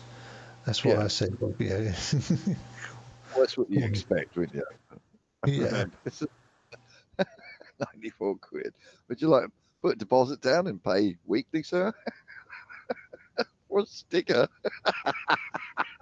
It's only a sticker, for God's sake, man. That's bad, isn't it? My funniest moment on a motorbike, we had a set of corners on the way to Southwold from Wrentham called Henderson's Corners. And it used to go. I probably know them, but just not by name. Yeah, they as you come from Wrentham, it's sort of fairly straight until you get to where the church is at North Cove, and it's got a sweeping left-hand corner, and then there's this basically a 90-degree, 60, 70 mile an hour corner, and we used to use that. That's like sort of when people were first. Oh, very nice. When people first started to get. That's not my one, and it's the wrong colour. Because mine was the red one with the black trim. Yeah. I know what you mean. Yeah, the other way around. Totally the other way around. Well, me and my mate decided, I don't know, he sort of sneaked his dad's Polaroid camera out. And of course, that was, the in thing to have back then, this Instamatic camera. Anyways, he snuck it out of the house and we whooshed up to Henderson's Corner. And I said, I'll go round it first time, just sort of get my tyres warmed up and that. And went round the corner. Yeah, they're all lovely and everything. Went back again. And I said, wave your hands up or just run up the road if anyone's coming. So, because I'm going to be right on the white line and I don't want anyone, my head hitting a car or anything like that or my knee. He went, yeah, I will do, well do. So I went back towards Rentham, come hammering back down, sort of later when I was doing about, I don't know, 65, I suppose, mile an hour. And the back wheel just clipped. I mean, bearing in mind that was really warm, Yeah. dry, everything. But, I don't know, the white lines seemed to be made of ice back then. Because the rear tyre just touched the back one. And of course, I slid off the bike nice and gracefully in that. And I could see him running up, but he was miles down the road. Nowhere near. I mean, this Instamatic camera, I'd just been a little tiny dot in the bloody picture. But anyway, I slid off. I could see these cars coming, and I was sliding dead down the white line, heading towards Southwold. On my ass, sort of my hand sort of propping me up. I was sort of like I was sitting down on the road, sliding at 60 miles an hour towards these cars, gradually slowing down. And my bike was in front of me, as it does. That was quite nice and graceful, so I didn't hurt myself or anything. Oh, at least it was a low sider. Yeah, and he stood on the side of the road on the bank, thinking, "Oh my god!" with his hands on his head, and I could see this bloke in the car because everything goes in slow motion when you're doing this. Yeah, and of course. I was thinking, "Oh, I'm all right," because I can see my bike sliding away from the cars, anyways. And I could see this bloke coming towards it. He slowed right down. He's probably only doing about 20 miles an hour, I suppose, frantically rolling his window down. And I think, what the hell is he? Is he going to swear and curse at me? So as I was sort of sliding down, I flipped my visor up to look at him, to start having a go at him before thinking he was going to, yeah, bloody motorcycles, blah, blah. And as I went past him, he went, "Are you all right?" I'm going past him doing about, I suppose I was doing about 20 miles an hour at the time, sliding towards the curb, right? And I had my hands round my ribs, right? Because I was laughing so much. This bloke, "Are you all right?" My feet hit the curbs because I nosedived into the hedge, right? There's me bum sticking up in the air, and I just couldn't move because the tears were rolling down my face, and I was just laughing so much. May come up, running up to me. Bloke still hadn't got out of his car. He just sat there staring out of his car. Well, afterwards I found out he was doing it, but I was still in the hedge, head buried in the hedge, laughing, holding my ribs because I was laughing so hard. Right, ran out thinking, "Oh, I'm seriously injured," because I was holding my ribs. And of course, "You're all right, you're all right," because we could see all the tears in my visor and everything. And I said, "Yeah, I'm all right," and told him what the bloke said. And of course, he just collapsed on the side of the bank, laughing his head off. This bloke looking at us, "There's something wrong with you too," and just drove off. But that was just so funny because it's slow mo. It was almost like him sitting going, "Are you all right?" As I slid past him. What a stupid thing to say. Yeah, of course I am, mate. I'm just sliding down the road on my backside. That was I the had one of that was the other bike I had. Yeah, I Black had the one MTV before. 650. I just had the and yeah, it was the MV. That's the I wanted MTV. that one for the frame because I was going to take that engine out and I was going to put a two-stroke in it. But I had the one before that. I couldn't kill it. I tried my hardest. I didn't pay a lot for it because my mate's sister bought it on finance. She never tried it out or anything. She just short ass. They got it to their house delivered. They already had all the finance up and running, so he couldn't really cancel it because he was going to get. He'd have to pay half the price up front anyway. So he asked me if I could have it because she sat on it and she couldn't touch the ground. Literally, she could sort of cock one leg, but by the time of doing that, her knee would have been not heavy enough to push the suspension down a bit either, I guess. Yeah. Oh well, she couldn't even hold the bike up. So I said to him, "Don't. I'll take it on, mate. It's only 500 quid." So yeah, I have it. I flashed that all the way down to London, virtually every weekend because I met someone down in Redhill, Reigate, sorry. Yeah. So So I used to travel down Red Hill, which is quite cool. But yeah, I thrashed it and thrashed it. I never changed the oil, never changed the plug. I'd done 30,000 miles on that bike, so I was determined to kill it. Because but that was brilliant little bike that was. But that was the one before this. That wasn't the NTV. Yeah, but I like that. But the funny thing is, I took it into Lings in Lowestoft for an MOT, and the rear shock had failed, and they wanted stupid money to replace the shock, and so I sort of declined and took it home, and then when I got home, I actually had a look at it, and it had a Hagon aftermarket shock in it. Oh, right, yeah. And you just had it. Well, it turns out that the Hagon factory is in Hainault in Essex. Yeah. And my parents live in Hornchurch in Essex. That's convenient. So I jumped on the bike and drove it down to the old man's, and we took the shock off. And he drove me over to Hainault, and like I say,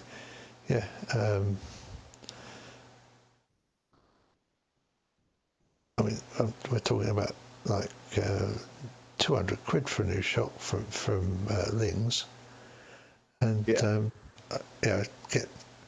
it into the Hagon factory to there.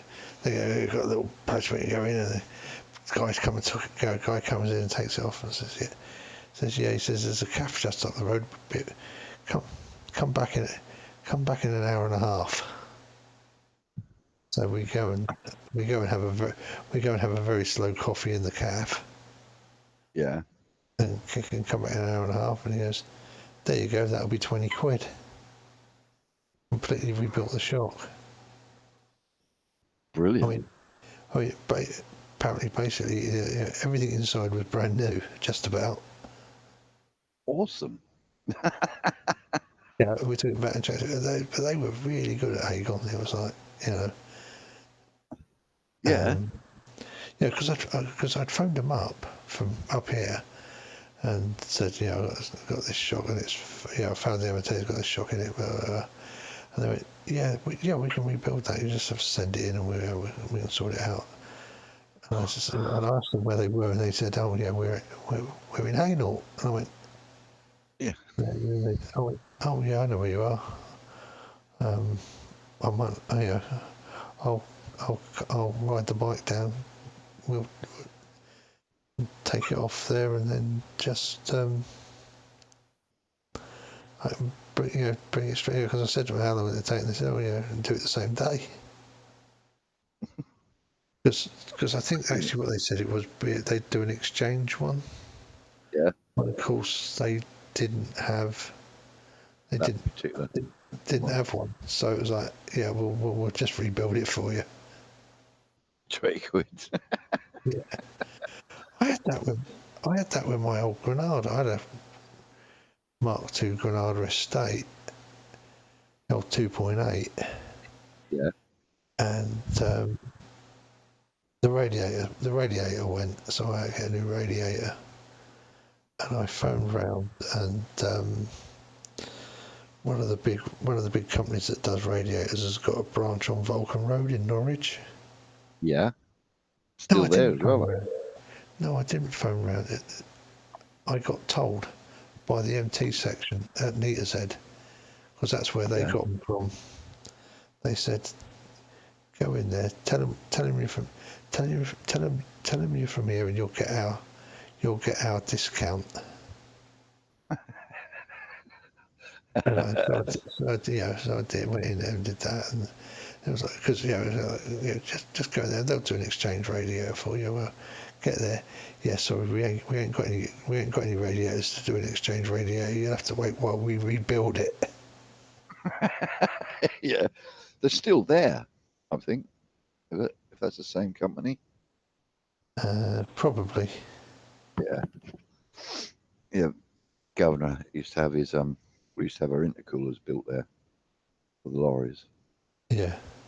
The same company, yeah. I knew it's in Norwich anyways, but yeah, Vulcan Road. It was like How much do they charge you? Oh, about 40 quid. Oh, bloody hell! You wouldn't get a radiator cap for that now. This was like 92. Yeah. I was still in the mob. I came out of the mob end of 92, so I was still in the mob at the time. So, yeah. Yeah, but it was, yeah, I mean, it was stupid, you know, it was like, dirt cheap because, you know, tell them you're from tell them you're from RAF near Z, MT section. MT section. That's not what you know; it's who you know. Yeah. Brilliant. Yeah, tell them it's for the MT section, but you want to pay but you want to pay, yeah. But you want to pay cash, not put it on the account. Which was pretty bloody obvious. So they were quite happy to take the cash and not put it on the account. That'll do. I'm drinking, guys. We got the drinks tonight. Whoa! I'd probably, mind you, can probably import a Chinese one, which they're quite decent actually. Chinese radiators. Yeah, my probably one. These days. They But quoted they me. just put a whole new matrix and just soldered my top and bottom and the side frames back onto it. Yeah, I think I got quoted for mine. Suzuki. I mean, I wouldn't bother with a second-hand one for mine because it's so old. Though I have seen some half-decent ones on eBay. But I got a quote from Suzuki, something absolutely ridiculous. I thought, no, I can't afford a genuine Suzuki one. So I phoned them up at Norwich, and they wanted 360 quid to recall mine. I thought, no, it's not that bad. It's not leaking. It just looks bad because all the fins are all squished, sort of thing. So, and it doesn't really run hot unless you ride in the town like old GSXRs do, anyways, or any water-cooled motorbike. But it doesn't overheat or anything. So I thought, I'll leave it. And I was looking on eBay, and I could have one imported from China, identical to mine, good quality, because I've asked around what they're like and that. And thought of one or two people on this forum I'm with. They said, yeah, they're brilliant. He said, can't fault them. Nothing wrong with them, mate. It's a radiator. It works. I thought, fair enough. So I looked them up, and that £72 delivered to my door, brand spanking new. Yeah, I know, it's ridiculous, isn't it? Believe it. I never did buy one, but I should have done. But I thought 360 quid from like 12 miles up the road, or £72 from, what was it, 9,000 miles, China? I don't know how far. Must be at least that, because they got to go all the way around, didn't they? Bloody hell, and anything. Well, I'll have to get one.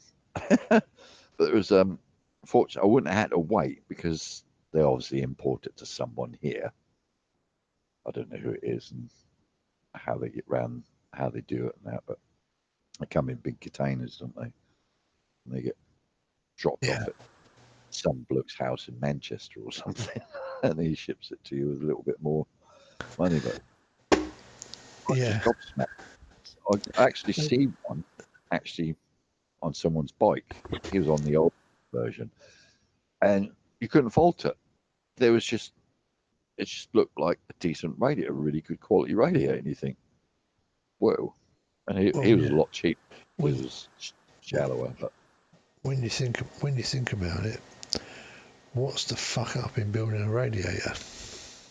Well, yeah, exactly. I mean, yeah, if you, as long as the core's as long as the core isn't all gummed up. Yeah, exactly. There's not a lot to fuck up. Oh, that was it. When they handed me back the radiator, I had to be really careful driving home with it in the back of the Fiesta that we had as well, because the paint was still wet. because they put because of course it was a bit old and tatty, wasn't it? So they sprayed it. Oh, bless them. We sprayed it, so it, because that was what they would do when they were just spray. Yeah, you better just be careful driving home with it, because we've just painted it. £4. That's brilliant. Yeah. Yeah, it was that sort of, like I say, it was that sort of silly, sort of that 30-40 quid price that was like ridiculous. Sure. Yeah, okay, yeah, it was early 90s, but I mean, even that was cheap then. Yeah. Oh, hell yeah. I melted the air cooler. That's not the air cooler, the air filter box. I set it on fire. Why didn't you like it? Well, I didn't do it on purpose. No, honestly. We drove down to my mum and dad's, and it was the middle of summer. It was quite a hot day, and I pulled up on their drive, and I'd parked it so that we could get the kids out of the car, but it was blocking the. That meant that I had the car effectively blocking the bit of the drive that was where people would walk up to get to the front door, because Dad's car was there as well. So it's like, can you move the car over before you come in, so that people can get past it? Yeah, okay. So of course it hasn't been stopped for 10 minutes at this point, and it was the car. It was the 2.8 V6. It was the carburetor version. Yeah. Because I didn't want one. I didn't want one with the fuel injection. Yeah. Because the Bosch Cage electronic fuel injection really didn't like L-band radars. Ah, right. Like one of the radars we had at Nearz. Yeah, where you worked. Yeah. So I specifically looked for one that wasn't a 2A injection. Yeah. So we'd been stopped less than 10 minutes. And of course, I start the fucker up to reverse it up to park it back across the drive, and it went bang. It didn't start, but there was a big bang of a backfire off of it. And then the smoke started coming out from under the bonnet. Because the backfire had set fire to the fucking paper air filter inside, which was then proceeded to start to melt the plastic air cleaner box. By the time we got dealt with it, it had a big hole in it. That's right. Give you enough bubble. And it was all melty and yeah.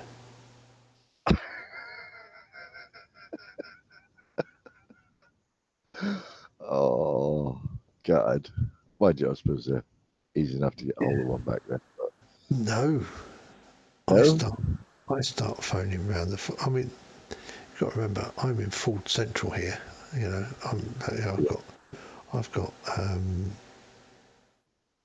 Allen and Romford, Dagenham Motors, Rates of Grace. Half a dozen fucking Ford main dealers to choose from to buy an air cleaner from. Yeah. Finding one in stock started being a problem, and then the price became a real big problem. Oh. Like one place, we can get you one in a week. It'll be £200. Ow. Yeah, and this is like 1990. Yeah. Because the kids were still little. Yeah. Yeah. So It was only it was like a it was an 8-year-old car, so it wasn't a hugely old car either. And you were by three of the Ford manufacturers. Oh, that's or right. plant. Yeah, yeah. I remember my old man worked for Fords. Oh. No, sorry, mate. We don't make them. What you're Ford? Yeah, we okay. Although it was funny because as I phoned around from dealer to dealer, although there was no availability on the damn thing, the prices were at least getting significantly cheaper. Even though they I did. eventually found one in stock somewhere. I think it was Chelmsford or something like that. It was a bit of a trek. Yeah. I found one in stock, and it was only 60 quid. Oh. With a filter. Price. With a filter in it. Oh, bloody hell. That's it. Yeah, they said 6 hours. They better come with a fucking filter in it. Then they went, yeah, actually it does. That's normally a separate price. Yeah. Yeah. Bloody hell. That was right then. I would have just thrown the air filter away and stuck a counter filter on it. Yeah. Cut a hole out. Cut a hole out the bonnet. Well, yeah, that would have been the problem. There wasn't actually a lot of room under that. No. No.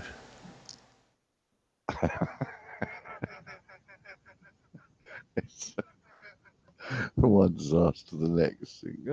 Oh, not me. I had the 2.8 saloon version. Yeah. And hell, I had to take the front timing. Oh, a water pump. I think it was a water pump went. But you had to take the front timing cover case and everything off. Yeah. Right. And done all that sort of thing. Put it all slapped back together again. That sort of missed a day off work to do it because I had to get some new seals and that. I don't think it was head gasket. I think it's just the timing cover. Yeah, it's the water pump. Anyway, so I put all assembly and everything, put it back in. I was filling the radiator up. After the third 2-gallon can of water, I started to get suspicious, thinking, this shouldn't really be taking this amount of water. I thought, I don't know, something's not right here. Anyways, I pulled the dipstick out just to check the oil level as well. And all of a sudden, there's this gush of water coming out. Oh, what the hell? Bear in mind, I just put new oil in it. There's this fountain of water coming out the dipstick. What? Pull the dipstick. What the hell? Oh, what the hell did I do? And of course, when I looked in the gaskets set, there's this round rubber seal which I forgot to put in, which separates the water hose from the oil surrounding. And of course, as I was pouring the water in, it was just filling the engine up with water. so of course, it all filled up with water and oil. I had I didn't have enough trays to empty all of it out again. And that was a big to get on the first instance. Well, I got to do this again.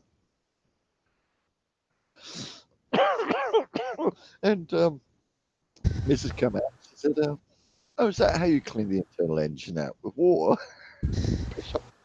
It off. The only seal I'd have to. It couldn't have been any of the other oil seals. Could have? No, it have to be the one that separated the water from the engine oil. I thought I should have stopped after the second gallon water can, really.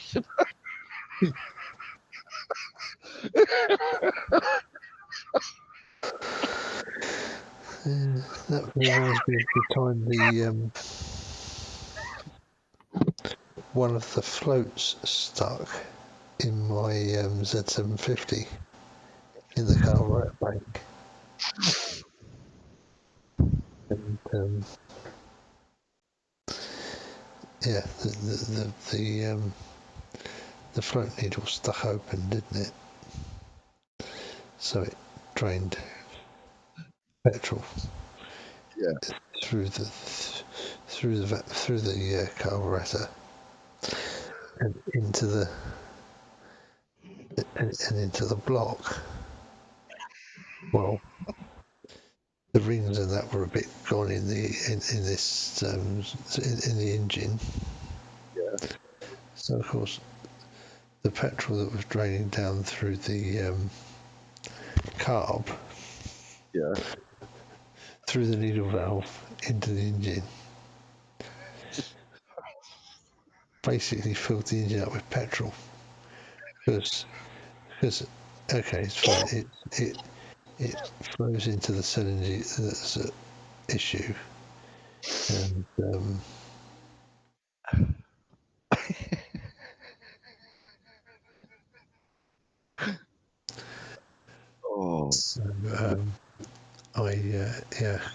so, so I'd gone out in the morning and it had a sight glass for checking, it had a sight window for checking the oil.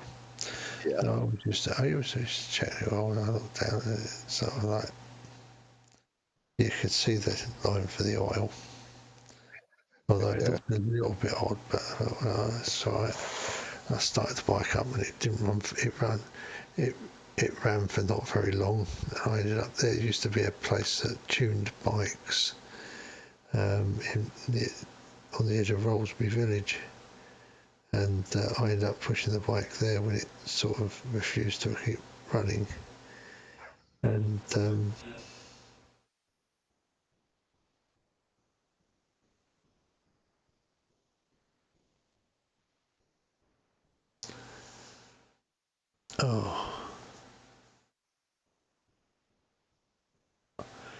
I think I better think about going to bed.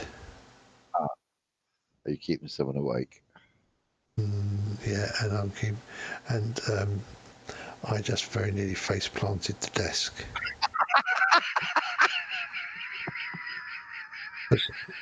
Because I moved the chair back from it. Normally I would be normally I'd have my arm resting on the desk holding my head up, but I haven't. And because I've moved back away from the desk, I haven't got the desk stopping me moving forwards. Because normally I would just sort of, my body would slump forward until it touched the desk, and then I would sleep there, and that would be fine. But I've moved the chair back, so I'm like, a couple of foot back from the edge of the desk. I just woke up with my head moving quite quickly in the direction of the desk.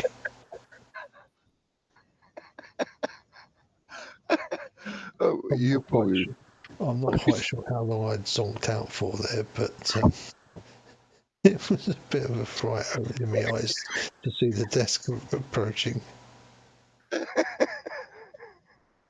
Yeah, I was saying, so there's this little glass window. Well, the bike wouldn't run, and this place looked at it, and it was like, yeah, you've got a stuck needle valve in the carburetor, and it's flooded the piston. And it's drained through. It's drained through the piston rings and filled the crankcase with petrol.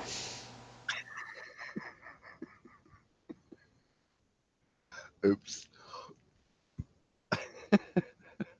Yeah.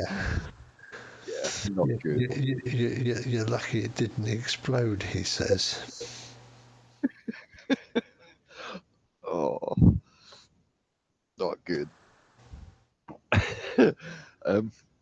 Going back to your keyboard, you can, well, obviously you're old enough, but you can remember before the World Wide Web. Yeah. And because they didn't call them forums. They called them. It was just all text based, wasn't it? Used to chat to people with text. Yeah, well, I didn't because I wasn't really into it, but I got into. Yeah, I do remember before. Yeah, Bullington boards. That's it. That's it. Well, yeah. Well, you used to know when the person you were talking to fell asleep. 'Cause it's just like you do, face plant the keyboard. Because all you come up with is this constant layout going across the screen. And of course, it had no microphones in or anything, so you couldn't stop. So it'd just be page after page after page. Yeah.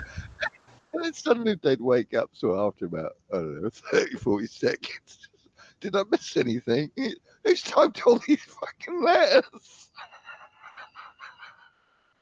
And of course, it was quite expensive back then, actually, so every letter you type. You used to get people used to put dollar signs coming up, just comments, dollar signs, dollar signs. That's his internet gone for the month. Yeah. But first experience I had was IRC on a Solaris workstation. Didn't have a clue. It's like sitting there working, sitting there fucking around on it because one of my mates, one of the people I'd made friends with at the university, was into computers, and when he found out we had access to this Solaris lounge, Sun Lounge lab, it's like, well, we're in there. Well, we're in there, and it's like, yeah, okay, so I can just about, I've got a login for the Unix system at the university, but well, yeah, I mean, okay, but actually, it's not that much harder than using DOS 6.2 and Windows. X Windows is not that much harder than. Well, it's about the same level of hardness as DOS and Windows. Windows for work groups. Windows for work groups, yeah. Oh, Windows 3.1. No, it was work groups. Oh, just work groups. It was Windows. Well, you had Windows 3.1, and then yes, sorry, I don't know. Windows 3.1 for work groups. Yeah. Because it had to be for work groups to have the networking stack installed. Yeah, otherwise, you couldn't. Otherwise, you didn't get this. And then when 3.11 came out, they all had the IP stack in there. Yeah. But in the sun. Well, I'm typing away, and all of a sudden, shit starts getting typed on my screen because nobody told me about IRC. And in Unix, the IRC literally just came up in real time on your screen as if you were typing. Yeah. But I'm not typing. Help! Panic! Captain Manwing! Don't tell him, Mike. Yeah, because we were talking about Gopher, weren't we, the other night? Oh, right, yeah. Oh. Somebody mentioned Gopher. I remember using Gopher. And logging into NASA Telnet servers. Oh, yeah. Yeah. Telnet. Telnet, NASA.gov. Yeah. User, guest, password. Yeah. Because it's very no, actually, it might have been user, guest, password, guest. Oh, stroke or dash guest, yeah. and then it would, and then it would give you an option to make your own login with your email account. Yeah. Which of course was a .ac, which of course for me was a .ac.uk address, so that was all right. That was not a problem. But yeah, there wasn't, because at that point NASA didn't have a www page anywhere. No. This was like this was September 1990 to October 1992, and at this point, although Tim Berners-Lee had invented hypertext markup language and implemented it at CERN, and I think the Netscape browser had been written. Yeah, Netscape. I had that. The Mosaic. Yeah, that's where we got it from. It didn't actually. When it came to NASA, when it came to accessing NASA, it didn't matter because at this point, NASA didn't have a World War I server anyway to serve you the pages. So you just have to. So you just had to, sort of pick a NASA server somewhere and telnet into it. Yeah. And log in with guest and the FTP protocols and all that. I miss them days, but I can't remember a lot of terminology and things. But when you mentioned Gopher, and I thought, bloody hell, I hadn't heard that for a long time. Yeah. But people think it's hard on the internet now. Christ, what had they done back then? Yeah. So I think it was 98 when the World Wide Web was actually announced to the world, wasn't it? No, it was announced in 92. Oh, it was 92, was it? Yeah. It was announced basically as I started at university. Oh, right. Yeah. So for the start of the 1992 academic year. Yeah. That was about when it was announced. When it was announced, and but yeah, it didn't have a lot of support at that point. Everybody, a lot of places were still on entering via FTP or entering via telnet. Yeah, they're still on the internet rather than World Wide Web. I actually writ my first web page before a lot of companies even existed on the internet. Well, yeah, I mean, you got into hypertext, but once I learned it and I knew it, now I'm bored with that now. Moved on. Well, I graduated in '95 and I started doing an instructor's course.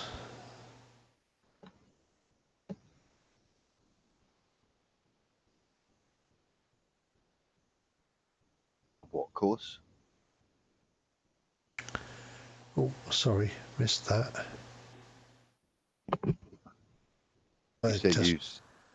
Go on. I did an adult ed instructor's course in '95. Oh, right. And at the end of it, you had to do a 1 hour class to the rest of the class, to teach the rest of the class for an hour. And I did one of the best lessons they ever had. I was told up to that point. Oh, that's cool. Because I took the whole class down to the computer lab, and I taught them to write an HTML page. Oh, nice. Because this was '95, so this was they were still websites were now getting a bit more common. Yeah. HTTP sites were getting, they were fairly common, but of course there weren't any really easy IDE systems. No. Particularly, and most people didn't have a clue how it worked anyhow. No. And yeah, it was like, okay, this is how you write. This is how you write a bit of basic HTML in Notepad. In Notepad, yeah.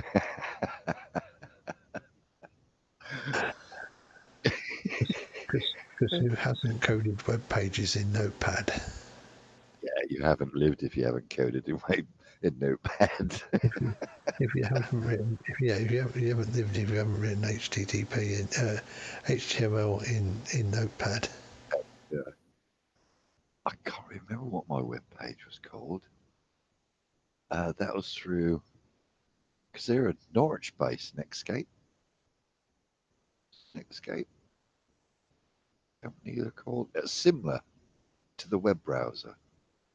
But as a company in Norwich, I actually got my first connection through. Because yeah, there was